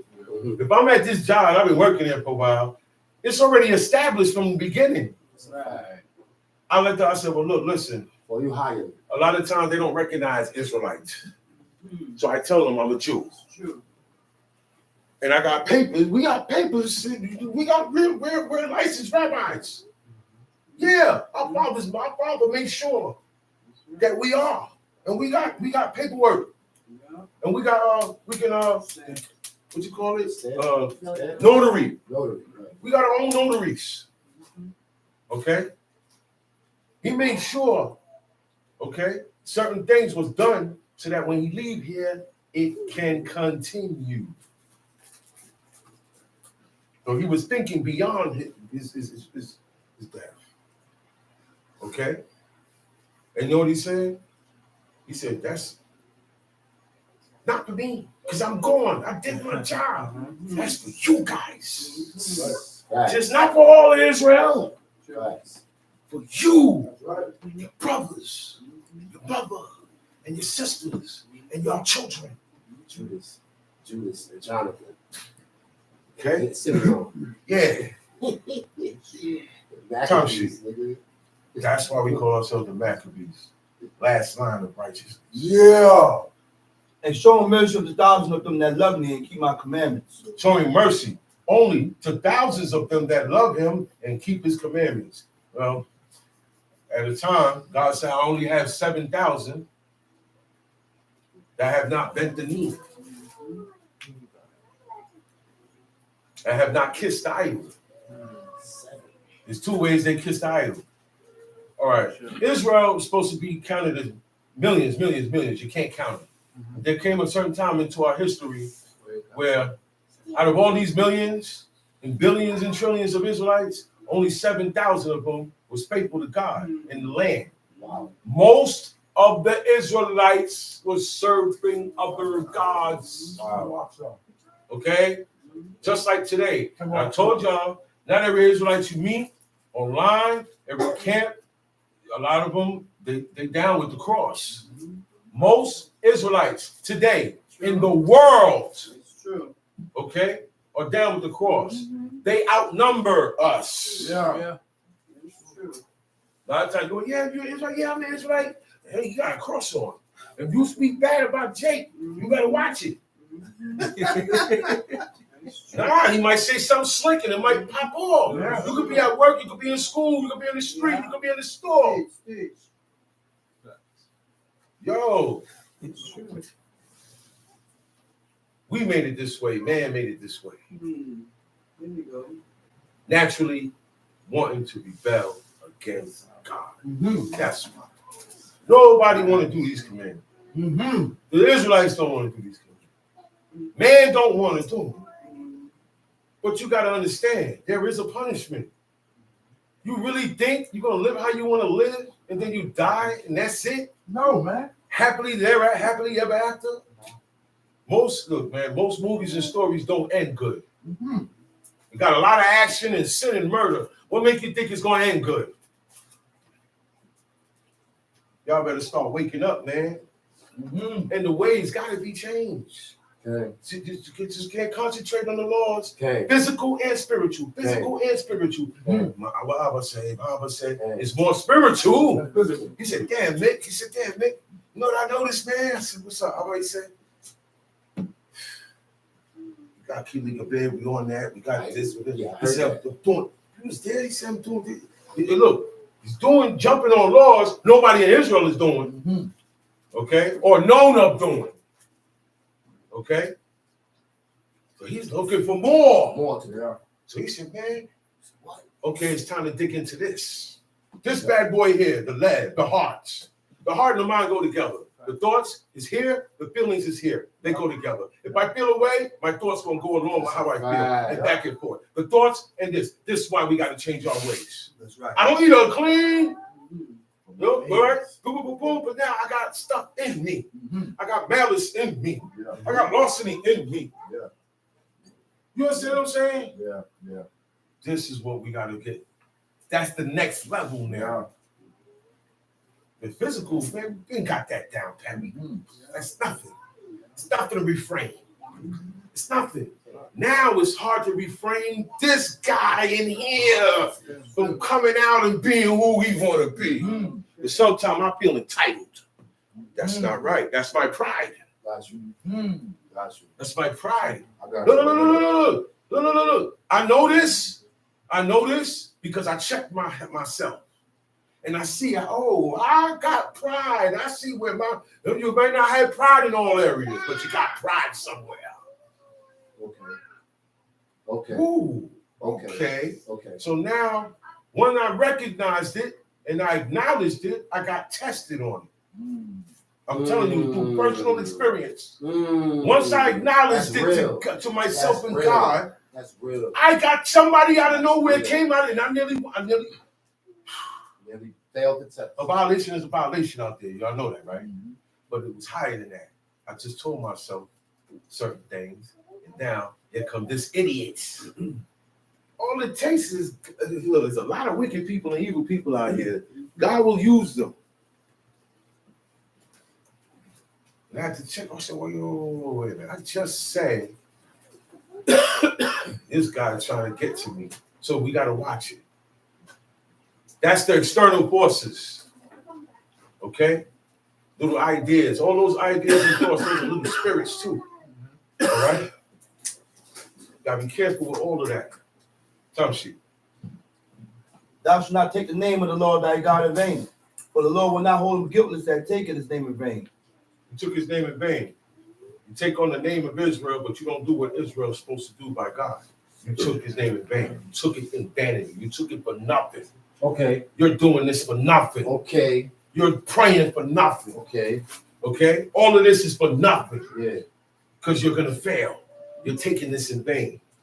Okay? He said, for the Lord will not hold him guiltless. You will not be innocent. That's right. When you do these things. That's right. Because in order to take God's name in vain, that means you had to go against these commandments. Talk about it. Okay? Tom sheep. Remember the Sabbath day to keep it holy. You don't wait until Friday at 3 o'clock to remember Shabbat. Yeah. I said, one thing I know about this house, we start planning for Shabbat tonight at break. There's always a room for improvement. Well, during the week is a preparation. That's why God said you work those 6 days. Yeah, that's right. Everything is in preparation for today. This is the big day. 52 times out of the year. Yeah. Okay? This is our day. Right. That will elevate us in God's eyes. Because it's the sign that you're, it's not something you're wearing on your back. You're living this. Living inside.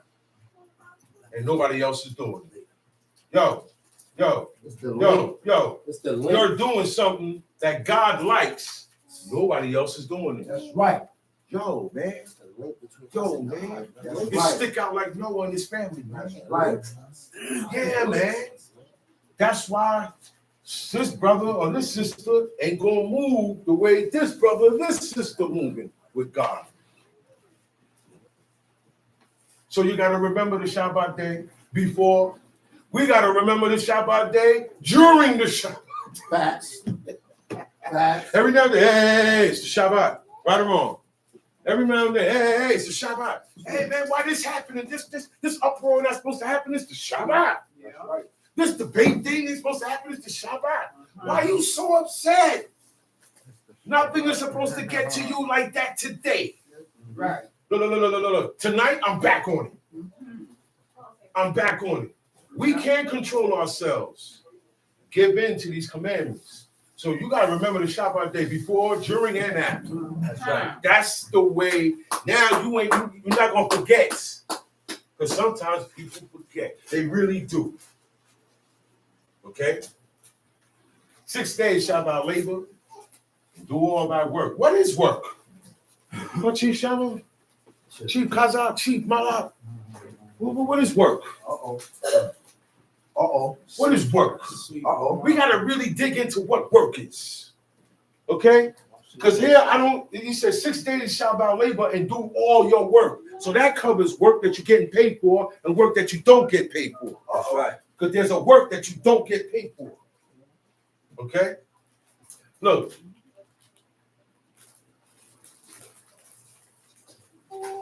Your job is security.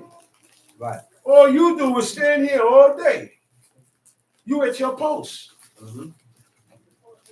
Most people got jobs like that. They don't do nothing. They don't clean nothing. The cleaning is work.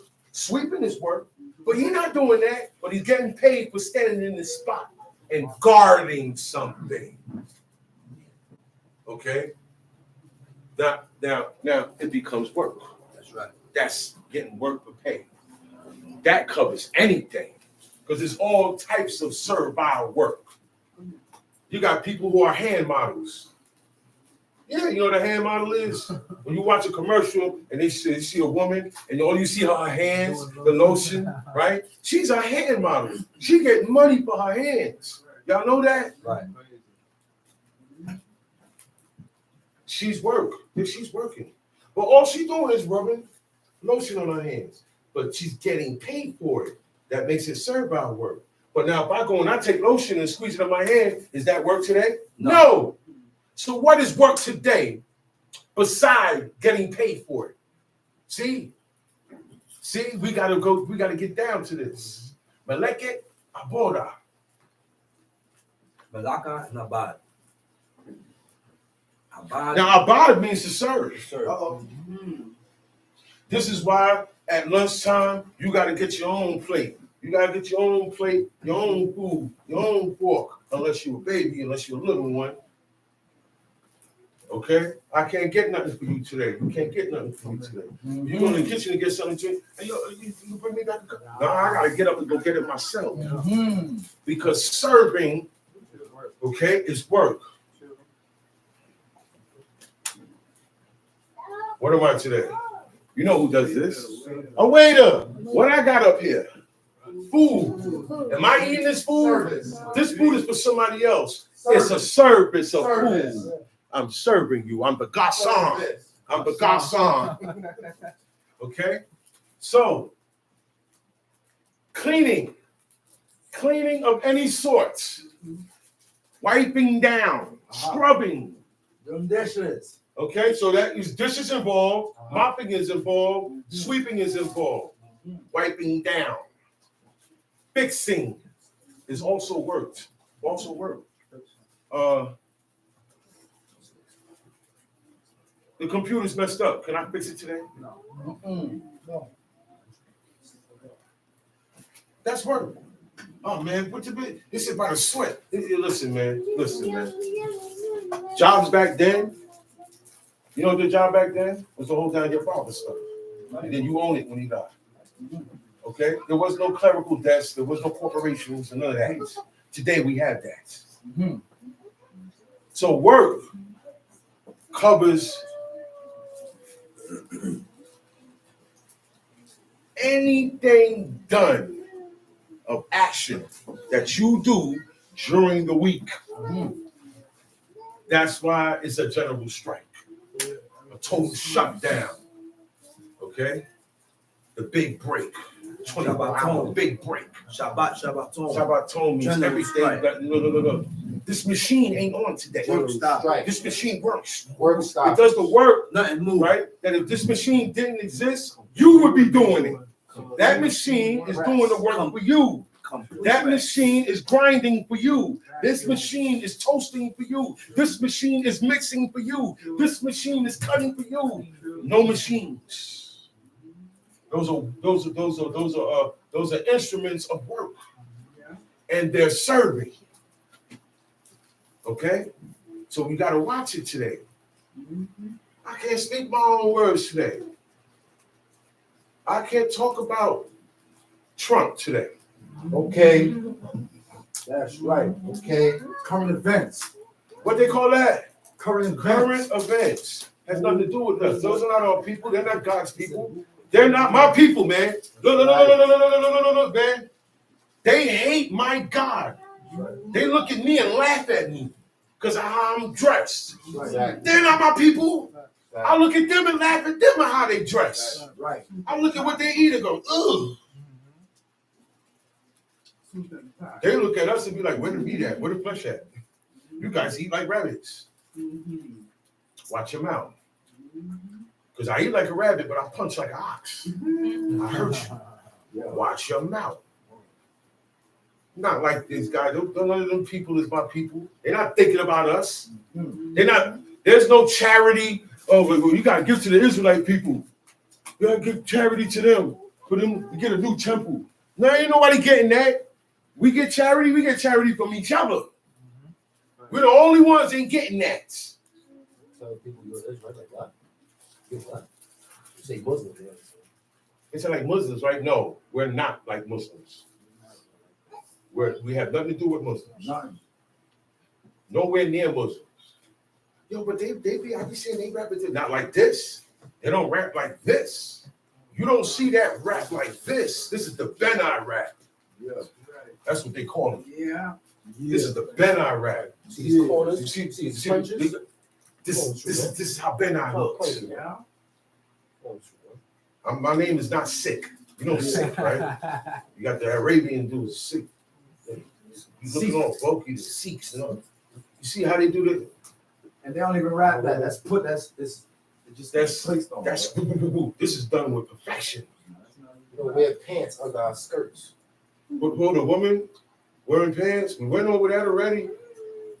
It's not mitnasayim. It ends with a final mem. When any word ends with a final mem, it makes it male possessive. Masculine. It makes it masculine. Meaning whatever you're talking about that has a final mem at the end belongs to men or a man. Final moon makes it feminine. So you're wearing something that belongs to a man. That's right. They didn't even start wearing pants till the late 19-something, man. This country wasn't even wearing pants when they first came here. So what y'all talking about, Israelites? What are you talking about? The skirts that they wore came up from here and came all out here and went down. You couldn't see nothing. You couldn't see nothing. But in time, America got loose and lewd. And now Israelites want to incorporate the lewdness and the looseness of today into this. He said, but the seventh day is the Sabbath of the Lord thy God. In it, during the seventh day, during the Sabbath, while the Sabbath is on, thou, you, man of the house, thou shall not do any work. So work is shut down. All right? Mm-hmm. Okay. I have partners, right? What I do is Thursday night or Friday, I take my steak out. Everything that I put in with my partners, I take that out and it goes in the safe. Tonight, I go to the safe, bring it out, back in business. Because if I don't do that, right, my partner's going to make the money. And when I come, they're going to say, here's your part. That means I made money today. So I didn't shut down the work. Okay? Because you can't being teachers that have somebody working for you, or have the store open, or have this guy making a move for you. Okay? Or right after the break, right? I'm preparing for work. Okay. Or making money. Okay. Oh, no. Watch your streaming, because we get money. We get money with the streaming, with the internet stuff now. You can't make no streaming on this day. Watch how you making your money. Since you want to be like everybody, you gotta watch what you're doing and make sure you don't violate this. That's right. Because the first one that they're gonna drop on is thou, which is the man, which is the house, the head of the house. He said, thou shall not do any work, any form of work. So if my dish, I got dishes in there, I forgot to wash the dishes before the sun came down. Well, I just forgot. That's right. Maybe I'm being tested. Maybe God want to see what I'm gonna do. That's right. Maybe God want to see if I'm gonna worry about roaches and filth and but it's the Shabbat. It's supposed to be clean. Listen to me, man. You know what I said? Bible told me that's Christian. And ain't nobody, I don't know, no Israelite that grew up in Christian as my father. He grew up as a Christian Catholic. And there's a lot of things that he say Israelite do. It's not in this book. That they do in the Catholic world. He said, the world I left, he said, I left that world, come to Israel, and run into the same thing. Same thing. Leave it alone. He wasn't at the deepest. Okay? That's right. Talk about it. Come on, man. Talk about it. He said, I left the magic books. I left this. I left astrology. I come here. You got big dogs, chiefs, generals, and these guys with magic books, eating blood, working on Shabbat. With goatees. Yeah. And Caesars. No sideburns. Fools. An Israelite's supposed to have sideburns. Where your sideburns? Where your sideburns? Where your burn at? Because all of this is your corners. Leader in Israel, shave face. With goatee, talking about. Come on now. Come on. Season out. Jump sheet. Verse 10. But in it, thou shalt not do any work. Uh-huh. Thou, nor thy son, your son, nor thy daughter. No. I don't care how old you are, son. I don't care how old you are, daughter. My house, everybody follows God's commandment. Right. Okay? I'm not forcing you because you don't have to be here. When I command my household after me, they're not being forced. Okay? Let's get that straight. Okay? Because they all have the choice to go. That's right. You don't have to be here. You gotta command. But I am responsible for what goes on here. You better command. Okay? He said, look, Abraham commanded his household after him. So I'm gonna let him know. So that was a good thing. God said, I know. I know. You know what that mean?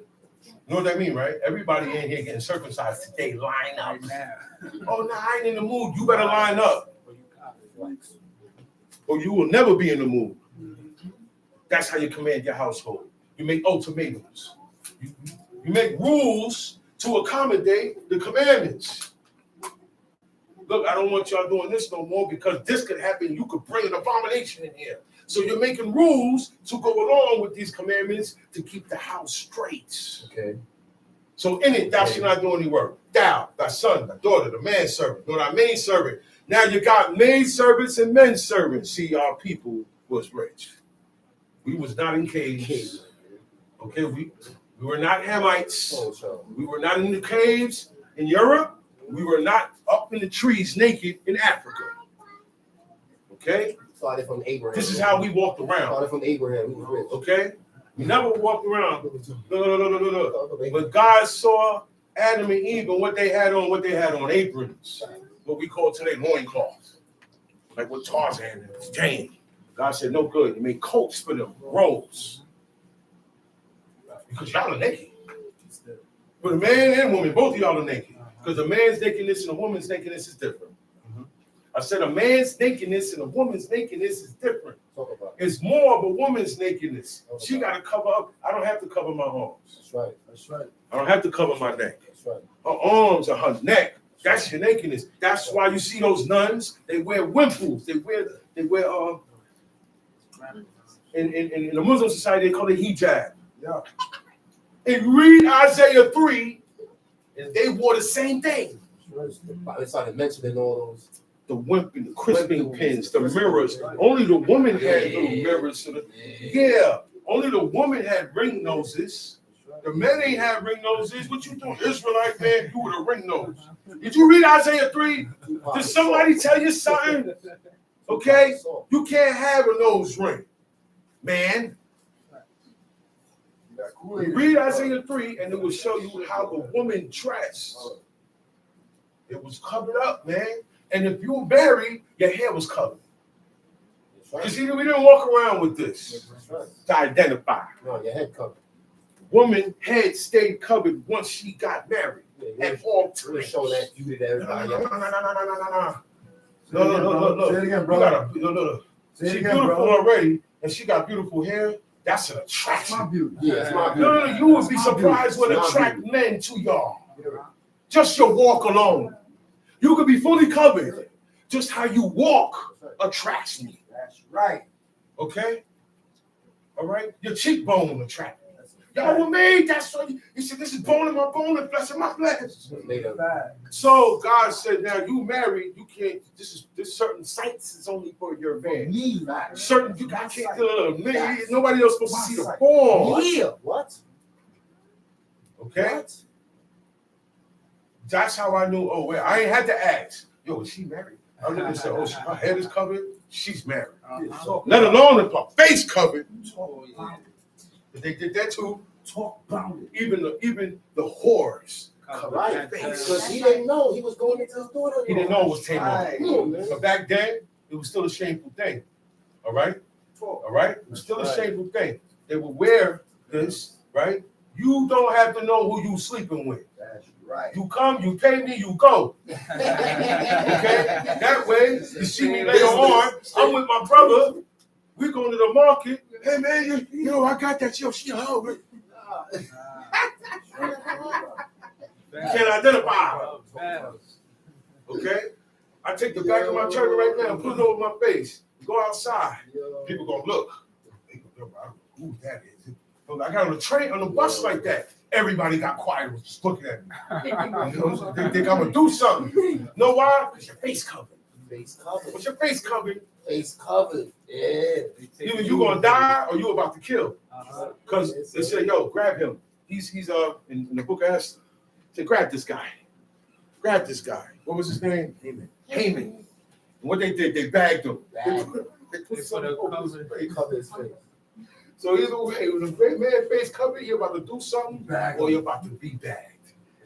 Read this book and it'll tell you how everything goes, or how everything was, or how everything's supposed to be. Yeah, you get it all from here. Right. So your son, your daughter, your manservant, your maidservant, they serve you. So they get the day off.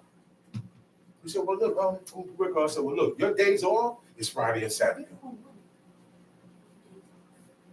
I need you Saturday night, okay, to Friday morning. Friday morning, you can leave. I ain't gonna need you. I'll serve myself. That's you. You got 2 days off with me, with an Israelite. With these people, you got 1 day off. Some days you ain't got none, but Sundays they don't care about that day. It's all traditional joke. They don't even take their thing serious because they're not supposed to be working on Sundays. They're not supposed to be doing it. That's why it be so quiet. But everybody still do what they do. Businesses still be open.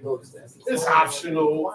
Or the Muslims, people, Papa said, oh man, there's nothing clean in the house, and you can eat some pork now. That's what they say in the Quran. And here, there is no option. It's do or die. There's people in here, they said, man, no, I read in another book outside of here. It said that they can either bear mixed fabrics, right? Said they wouldn't touch. They would die before they touched any fabrics that was mixed, let alone eating. Because we're not eating this. But if it's not in agreement with the law, if it's 30% cotton and 70% linen, they ain't touching it. That's like they treating it like unclean. We read that in history books. And they would read this as the ancient Israelites wouldn't even, I don't know, I forgot, it was one of these ancient books here. They said they wouldn't even touch mixed fabrics. Mixed fabrics. Nothing mixed. Nothing mixed. Kids. Nothing. That was why God, that's why it was so strict. In order to really in order to get righteous, it has to be strict. Because every other way is evil. That's why our way is so strict. That's why Israelites get mad just as much as the heathen do when we mention certain things. Right? Because it's strict. And your spirit is not trying to hear that. What? Nah, I don't need that. Nah, we could wear that. Nah, y'all could celebrate that, man. It's godly. And look, the people love to have it so. Why nobody said, well, look, let me check this out. Well, I don't see it in here. I'm celebrating the day I was born, man.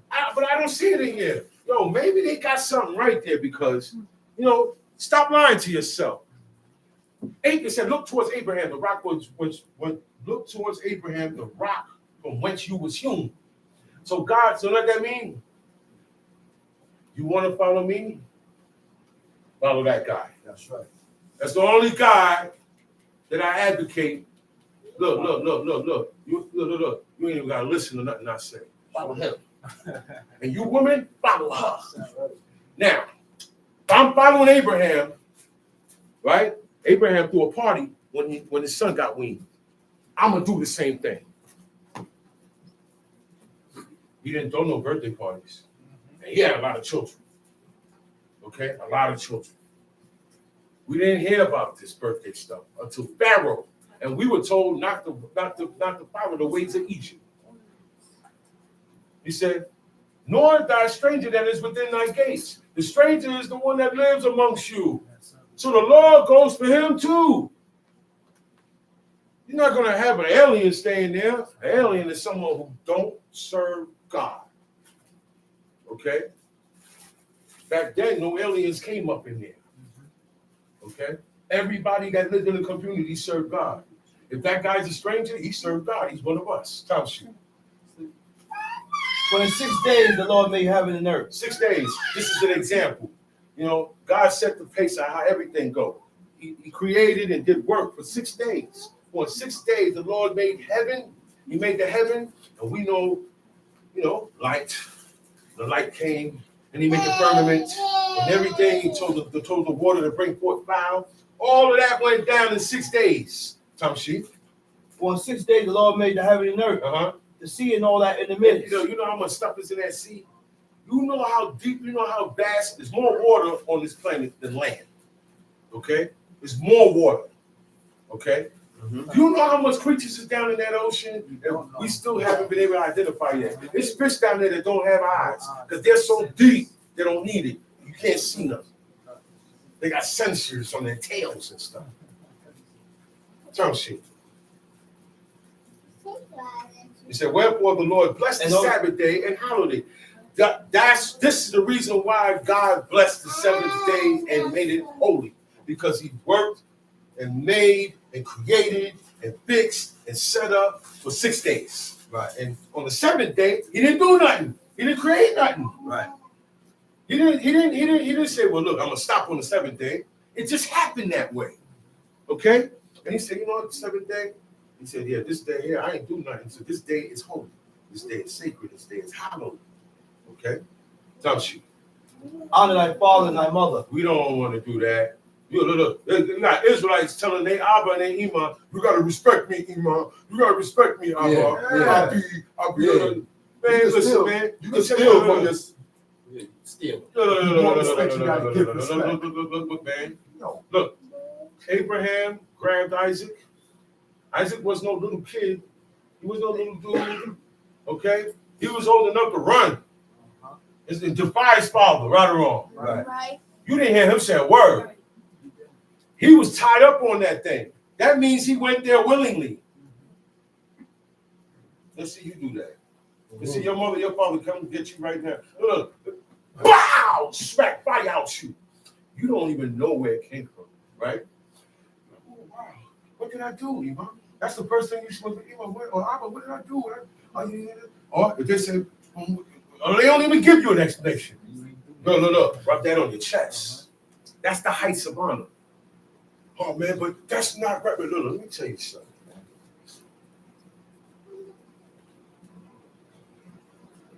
If the parents have authorization to take their own son out when he's not following rules, okay? God gave the mother and the father authorization to take you out. That's right. They have authority, man. No age bracket in this. No. There's no gender in it. God he commanded them. That's right. You got a son. He's a drunkard, a glutton. You chastise him many times. Means you rebuke him. You don't put your head. You did everything. Nothing works. Nothing works. Listen, take him to the judge. Now, we don't have judges. We don't have that because we can't kill him now. You kill him, you go to jail. The rules is different here. We're not in our own land for that. Okay? But look. He can go ahead about himself. Live your life. We're going to have to separate because I serve God and you don't. Okay? Look. If you got Israelite parents, the first step in honoring them is honoring God. Right. That's right. Because your parents going to want you to serve God. Okay? So the first step in honoring your parents is serving God. That's right. Because by doing that, you going to honor them. That's right. Nobody got to explain nothing to you, That's man. right. Yeah. That's right. I got to explain every good thing to you. But I don't have to explain no evil to you. That's right. We all know evil. We know how it goes. We know where it started, That's right. where everything. But when it comes to having to do godly things, it's a problem. It has to be explained. We got to break it down. We got to do all these things to be good. That's the fight that we're talking about. That's right. You have to fight to be godly. You have to fight yourself to be godly. That's right. And these laws will help you. Okay. They help you. They assist you in your endeavor to be correct before God, before you die. Okay. That should be Okay. that's my lifetime goal. Okay. That's the Verse bucket 13. list. That's the bucket list. That's the bucket list, yeah. Look, I got 10 words on my bucket list, and this is it right here. My bucket list is the 10 Commandments. How about that? On my bucket list, I want to go to the top of the Eiffel Tower. The bucket list is something that people want to do before they die. None of it is serving God. So why should it matter to me? See, these are the worldly things. These are the things of the heathen. That's right. Sitting up on the beach, butt naked, drinking, sunbathing. Yeah. All of that is not for us, man. Yeah. Talk about it, man. Sitting in restaurants, eating actions. Right. It's not for us, man. Talk about it, man. Movie theaters, Talk about it. museums. Yeah. Not just the parties, Talk about it. because all the parties, all that is hooked up. Talk about Don't it, let your brother. kids go on no class trips. Talk about it, bro. Look, don't let your kids go on class trips unless the parent, because certain class trips, the parents going on. Right. Do not let your kids go by themselves. They're going to learn things. That's right. You hear me? You're right. You're right. Little kids sneak behind things. That's right. That's right. That it goes down on the class trip, y'all. That's right. That's right. On the bus. On the bus, behind the Bus. staircase. Bus.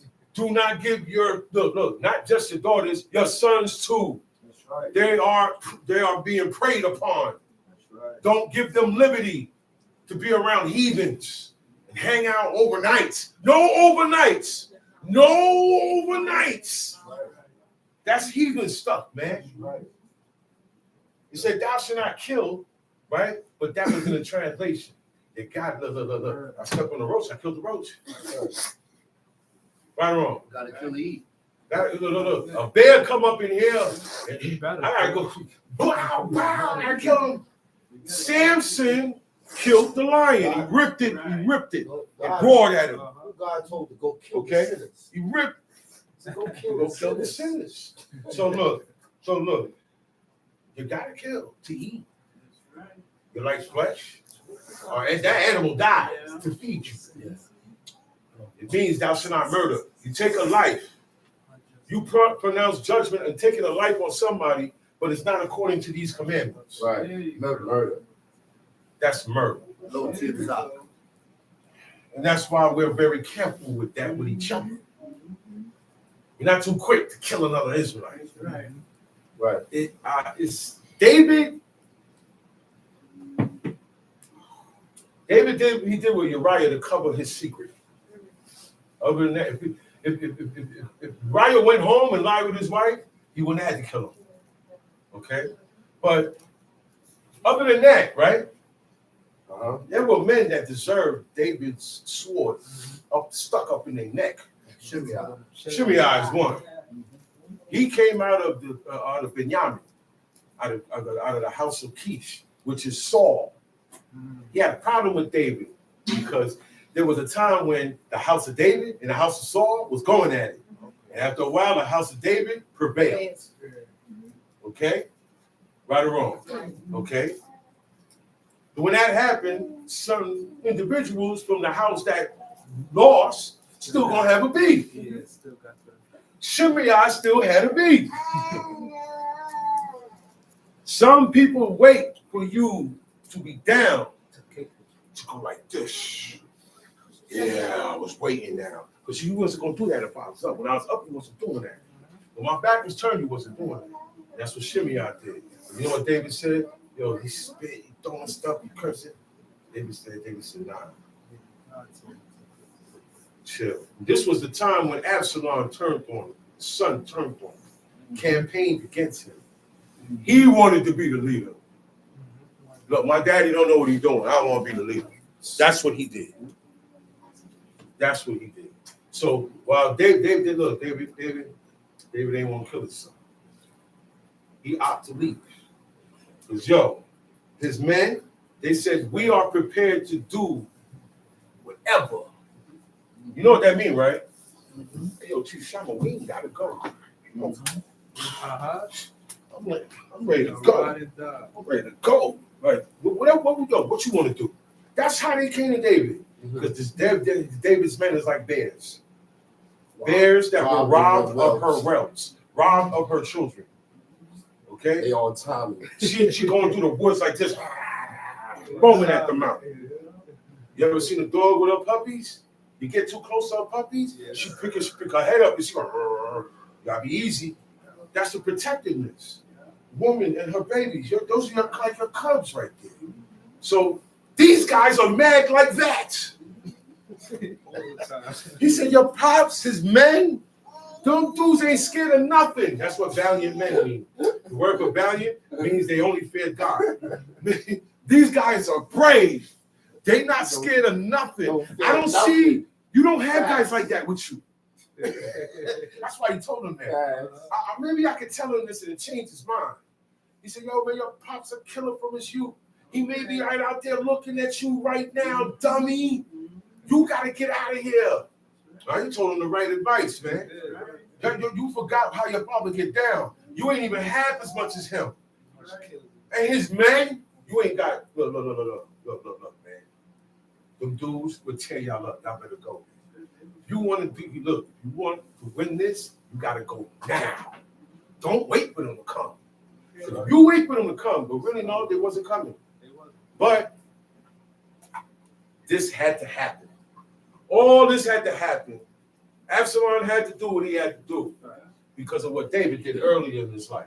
Yeah. And it ran down visiting the iniquity of the fathers of the sons. All of a sudden, I want to rape my sister now. I'm in love with my sister, and I want to rape her. I don't even want to claim her and keep her. I just wanted it. All of a sudden now. Find out, he gonna kill him. Yeah, now, look. Abba, let him come with me. What you want him with you for, man? Look, David know what this guy did. Oh, yeah. That's why he kept him there. No. He ain't no slouch either. Not at all. Every one of David's sons had men. They were captain of their own little private army. He said, "Tell man, come on, let him go." They said he pressed him. He kept urging. And David said, "All right, man. Because look, all your sons gonna be there. Everybody gonna be there. I need all my brothers there." That's what did it. A parent likes to see all their children in front of them. A parent likes to see, oh wow, all my sons, all my daughters, all my grand. That's an energy like no other. Yeah. I've just started to learn experience there. When I see my kids, I see them. I be like, man, look at you, man. You still my little dude, man. Come here. He's big, but I still see him like this. And that's why he pressed me. He said, all right, go ahead, man. Go ahead. So now all of them are there. He told this man, yo, listen. As soon as Amnon and this man are married with wine. Okay?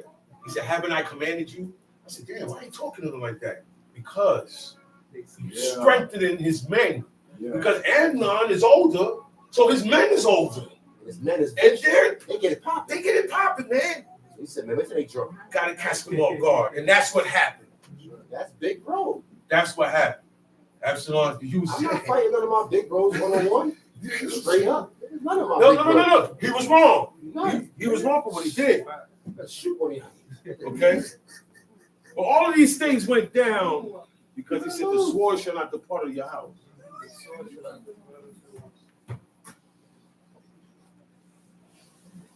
That's a heavy sentence, man. And he knew it. No. I know why you did it. Sins. Come and stay here. Why you want him? Nah. No. Y'all are bugging. But I know why. It's my fault. I can't be mad at you. The next one, he said, don't touch one. Don't kill everybody except Absalom. Try to avoid it, but you know. And then the last one, Adoniah. After everything that happened, you think he might want to just, you know, leave everybody alone. You already got two brothers going, messing around. Now you want to mess with Solomon, who your father picked. Your father picked him.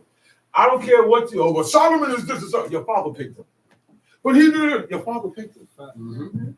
That's it. He didn't accept the election that his father did. He got a pass.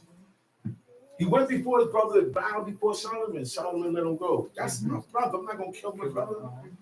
Even though you wouldn't, you may want to kill me. I don't have it in me to do it to you.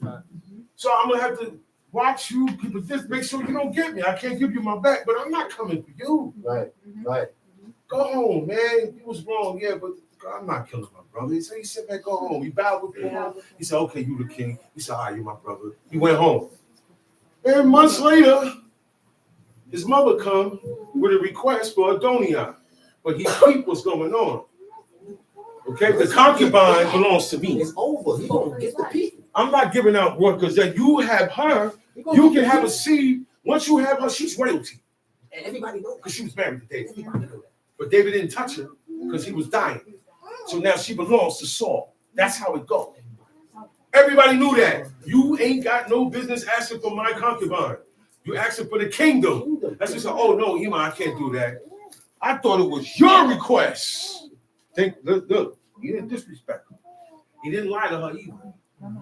Because she said, yo, when your mother come to you, you're not thinking somebody sent a message to your mother. To your mother, but he know how to do it. The only one he'll listen to is his Abba and Iman. Let me go ring their bell. Talk about it. Because if I don't do this, I'm dead. If I don't do this, they coming. Got people grabbing their kids going in the room. Look, man. They ring this bell. Okay, look. There's some people that still there. They ringing this bell. They said, well, look, Chief got around. Where their mother at? True story. Can I speak to Princess? True story. They telling us. We grown men. They telling us. With their gun in their hand. With their gun in their hand. Because they know. They know. Look. We be outside. I will lift up that window and go, hey! I could be around the corner down the block. Everybody freeze. And the whole block freeze. Look. Yo, your pops, your apple, your father, Galvatron. Everybody knew, man. Because this is how we portray, this is what we put out, this is why we live. They said, oh, wow, his mother they both just blocked on all three of them. And they were fighting, they were doing, and she said, stop. And they just stopped. They pissed, but they stopped. Yeah. I ain't got that control of my son. Yeah. They start looking at their own kids. Yeah. Then they start looking at my Abba and my Ima. That's why they was about the people. Look, when we go out with my Ima, up to this day, it's 3, 4 of us, 6 of us. Deep. I catch vibes on people. They be looking at my Ima like, what is she? What are you, royalty? Right. Yeah. Because they kids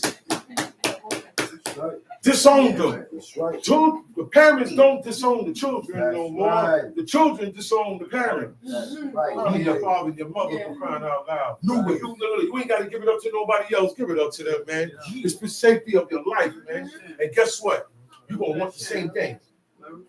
You're going to want the same thing. Even from the kid that's not yours, you're going to want that respect. Okay? It said, thou shalt not commit adultery. Adultery for a man is when he sleeps with any woman that is engaged or married. Oh, but we're separated. You're still married. Go take care of that. Go and take care of that. She said, but Nick, it don't mean. I said, look, my God cannot allow me and you to do anything. We can't link up. I can't bring you to this side and teach you because you still belong to that man. But we're not together. In God's eyes, you are. Go and get that paper. Look. Go to him and tell him himself to write it. It's valid before God. It's valid before me. I don't need a court paper. And you know he did it. He said, that's all I got to do. All right. He feeling like, wow, that's a joke. That was valid. Everything that comes from here is valid. When you go by it, it's valid. It may not seem it because you're the only one doing it.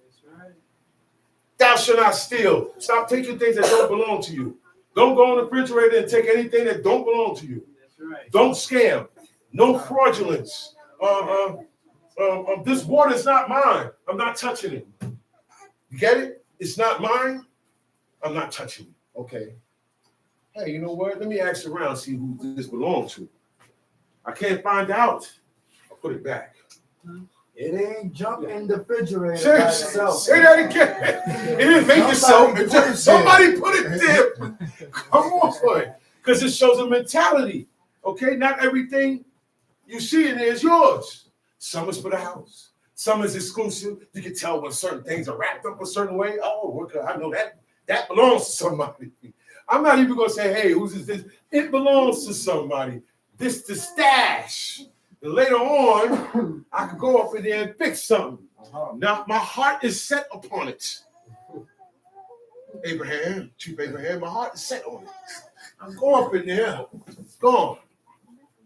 What Mika's mother said? She said, where's my money at? Curse. He was cursed. He said, curse whoever took my money. It's not a good thing, man. We got to learn not to do things that we don't like being done to us. That's right. And then look, if we keep to that, we can treat each other. We'll treat each other right. But we all got to be on that same page.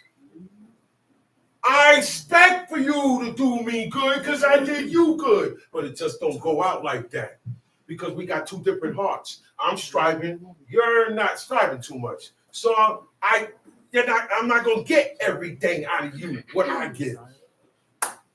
Okay? Stop taking things that don't belong to you. And there's many different ways. You can take it with the gun, broken up, sneaking it, through paperwork, through lying, through insurance fraud, all types of stuff is going on right now. Okay? It said, thou shalt not bear false witness against thy neighbor. Don't lie. Plain and simple. You wasn't there. Shut up. Was you there? No. Shut up. And the person get tight now. He get tight, but you wasn't there. I don't want to hear what you was told. I want to know the truth. Okay. Were you there? Okay. Who was there? Okay. What did you see? Did you see him do it? No. Okay. Hey, he said he didn't see you. Right. You can't get mad at him because he didn't see you. witness. He cannot validate what you're saying because he wasn't even paying attention. Don't get mad at him. He's telling the truth. Ninth commandment. The ninth commandment, brother. You're saying you saw something that you didn't see. And you're charged, this person's getting charged by it as carrying a false testify, okay, against your brother. So when you hear things, you should inquire. Or tell the person, yo, you got proof? Leave that alone. Don't bring that to me. Don't bring me nothing, okay, unless it's 100%. That's right. And if we ain't doing nothing about it, don't bring it to me. Don't tell me something. I want to gossip. And yeah. Because there's something wrong. We gotta do something about it. Woman. Okay? You don't want the tea here. No, we don't do that. He said, "Thou shalt not covet."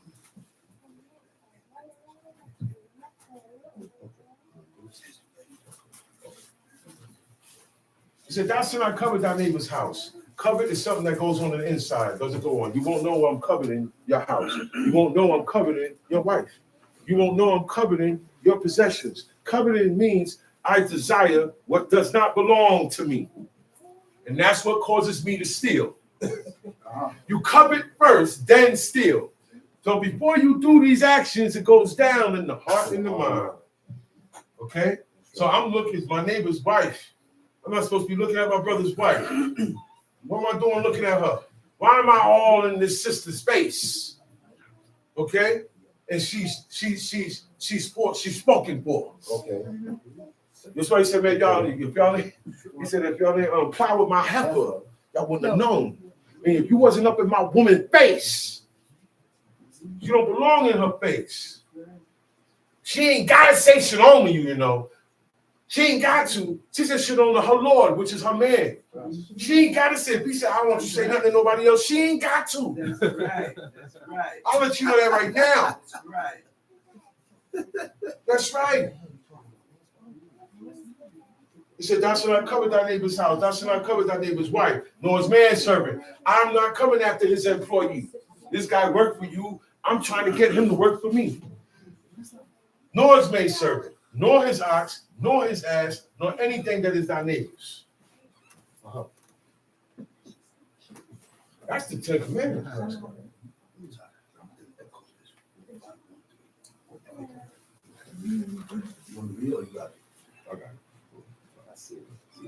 Now, there's a lot of things going on.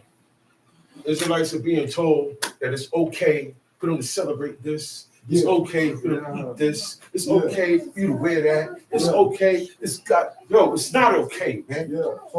And they're being told that the origin of these days don't matter. That's wicked. Because they do matter. So 4513, 4513. Okay? They said that this, I told y'all a couple of weeks ago, and I said it, don't do nothing special around your families around this time, because all of it is in celebration of Thanksgiving, New Year's, and Christmas. Okay? The pyramid. All right? It said the first Thanksgiving, the very first celebrated Thanksgiving, is often thought of as the meal that the pilgrims prepared as a ceremony. This is what you was taught. That the first Thanksgiving was the Indians and the Pilgrims, right? Mm-hmm. Right? This is what they say, right? Right. In the northeastern region of America. But actually, its roots in pagan celebrations among many ancient cultures throughout the ages. It's actually the story that they gave us about the Pilgrims and the Indians. It didn't start there. Once you hear the word paganism, we're going back to ancient days. We're going back to Genesis days. That's when it started. It said, but before we dive into the origins of this ancient practice, let us expound on the truth behind the history of that meal, or the Thanksgiving meal, back in 1621, that is often referred to as the first Thanksgiving, but was not. In fact, called Thanksgiving by the English pilgrims that initiated. In 1614, explorer John Smith, we read about him in the books in school. I remember that name. Okay? John Smith named the area of Massachusetts where the Mayflower ship carrying over 150 English refugees landed, New Plymouth. Because you got Plymouth and you got New Plymouth. And you got Plymouth Rock. Okay? After the port city, Plymouth and Devon in England, where these pilgrims left. They likely saw it as Plymouth on their maps and decided to keep the name in recognition of the port which they departed. John Smith, who was also named the region New England. These pilgrims were actually English refugees who called themselves Puritans, who left England to escape religious persecution for their pagan Christian customs. The people of America, the founding fathers of this country, most were criminals and refugees. They ran away and they came here so they could live out pagan Christian beliefs. Pagan Christian beliefs, okay? They came here to be free to live how they want to be pagans, where nobody can come and say, thou shalt not. That's the beginning of here.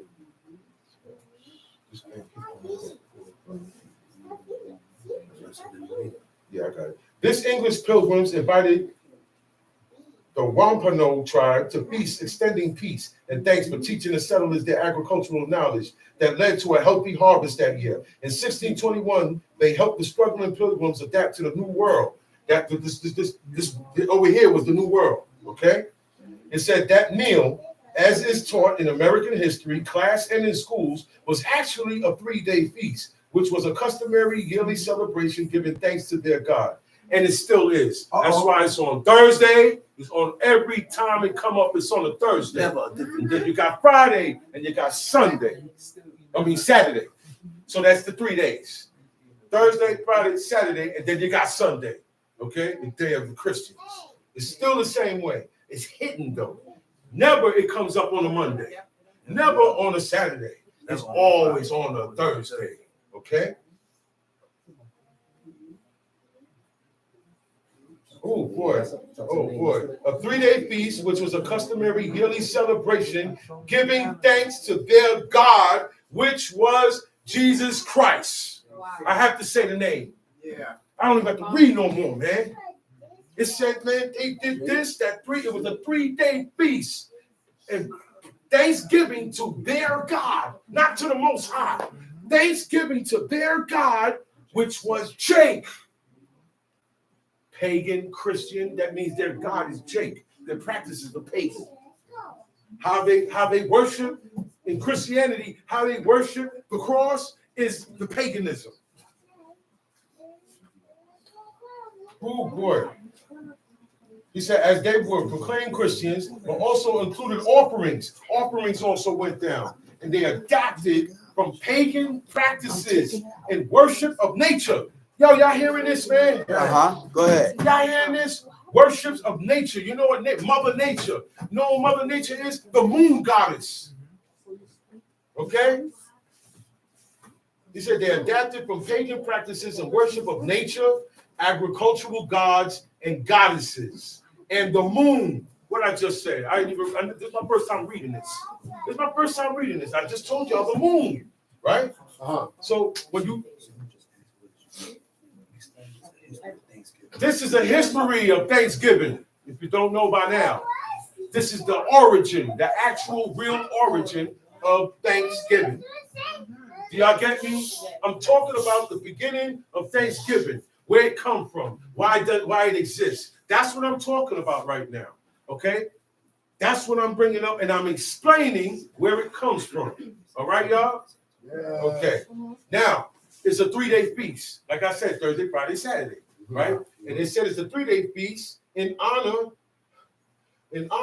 of their God, giving thanks to their God, which is particularly Jakey, the jackal, the cross. Okay? That meal is as taught in American history in schools. He said they were proclaimed Christians, but also included offerings adapted from pagan practices and worship of nature, agricultural gods, goddesses, and the moon. That's what they give thanks to. They give thanks to the agricultural gods, the moon, goddesses and deities and stuff like that. Right. That's who the Thanksgiving, the meal, and all the families and everybody together, the Thanksgiving goes to that. That's where it started, right? He said this feast did not consist of traditional turkey, stuffing, mashed potatoes, cranberry sauce, and pumpkin pie, but it was originally with venison, provided as an offering by the Wampanoag tribe, which was an Indian tribe. Also duck, geese, and shellfish. Shellfish is seafood, fish that has skeletons outside of their body, which is prohibited and unclean for us to eat. They said these, alongside squash, beans, and corn, were all crops indigenous to the area, as the settlers did not have access to sugar and flour as yet. This feast was not a recurring tradition, but a one-time harvest celebration, blending European and native practices. Blending European and native practices. European and Indian practices. That's where all of this come from. Okay? The Thanksgiving tradition was not widely mentioned as a historical event until Abraham Lincoln declared it a national holiday in 1963. You wouldn't even be doing this if Abraham Lincoln didn't make it a holiday. You wouldn't even know about it. Okay? One of the most influential celebrations in this country that predated Thanksgiving was the Green Corn Festival, celebrated by tribes as the Cherokee, Creek, and Iroquois Indians. See, a lot of this stuff now is mixed with Indian, which is Hamites. They are also Hamites. Indian culture and Indian belief. And the Indians believe in nature. They believe in the wind of the south, north, east, and west. Okay. They worship directions. Yeah. They worship directions. What? Certain prayers with other people, you hear them, you see them doing this? Watch them. They do it towards the north, south, east, and west. Indians have a god in the north, a god in the south. Well, man, y'all need to really start studying the origins of these things, man. Yeah. This is why God told these people in the ancient days, stay away from them. Yeah. All right? Because they was there at the beginning of this stuff. Uh-huh. Okay. The Romans celebrated their own festival of gratitude with Cerealia, dedicated to Ceres, the goddess of grain. Funny how Siri is who everybody want to ask a question. Hey Siri, do this. Siri, why did you pick that name? Why you pick that name? It ain't Why no coincidence. It ain't no coincidence, man. It's something. It has something to do. It's some type of connection. Okay. The goddess of grain. Ceres is the goddess of grain. This festival featured parades, games, games, theatrical performances, shows. Okay. One of the most striking rituals involved foxes with flaming torches tied to their tails and released into fields. This was believed to purify the land and drive away pests.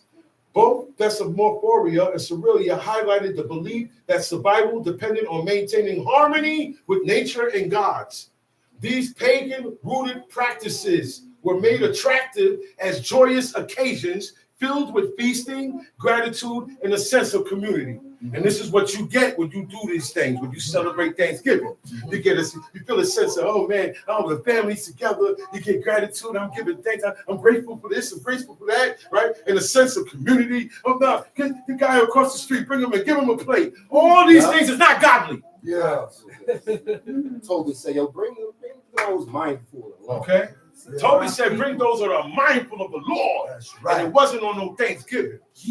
It was on the feast day that God prescribed in Leviticus 23. It was okay? It was a feast of Pentecost. Yeah, Feast of Weeks. It was a Feast of Weeks. He fixed a good dinner. And he fixed a good dinner. Yeah. He said these pagan-rooted practices were made attractive as joyous occasions filled with feasting, gratitude, a sense of community. Although separated by centuries in geography, these ancient festivals share key themes with modern Thanksgiving: abundance, community, and the honoring of pagan gods believed to be the forces that sustain life.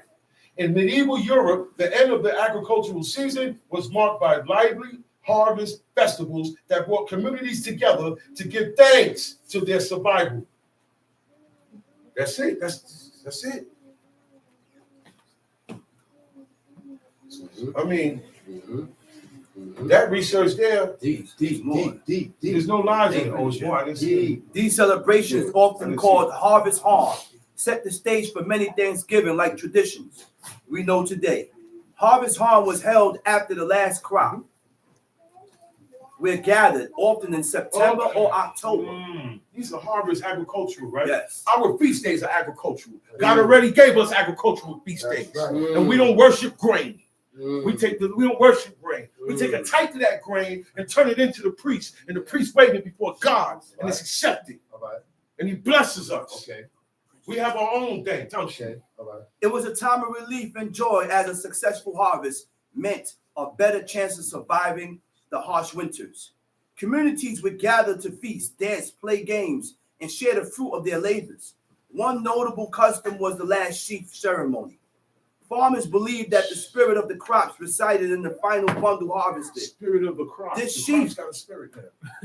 These sheep was often decorated and paraded through the villages as part of a celebratory procession.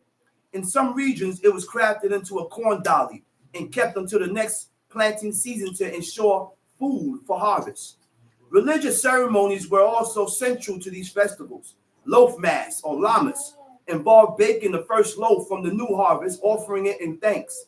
These rituals blended Christian practices with ancient pagan traditions, reflecting the deep ties between spirituality and the natural cycles of life. Harvest home highlights the same universal pagan themes of expressing gratitude through communal feasting, ritual offerings, and reliance on nature, recognizing gods and goddesses as the sources of sustenance for life. Next, we'll travel to Japan to explore how gratitude is honored through the ancient and enduring rituals for Nanami Sai, a tradition reaching as far back as 1,000 years. This Shinto ceremony emphasizes humanity's connection to nature and the divine. Tsunami Sai, which translates to Festival of the New Tasting, is led by Japan's emperor, who was considered a spiritual intermediary between the gods and the people. Medium. He's a medium. He's a witch.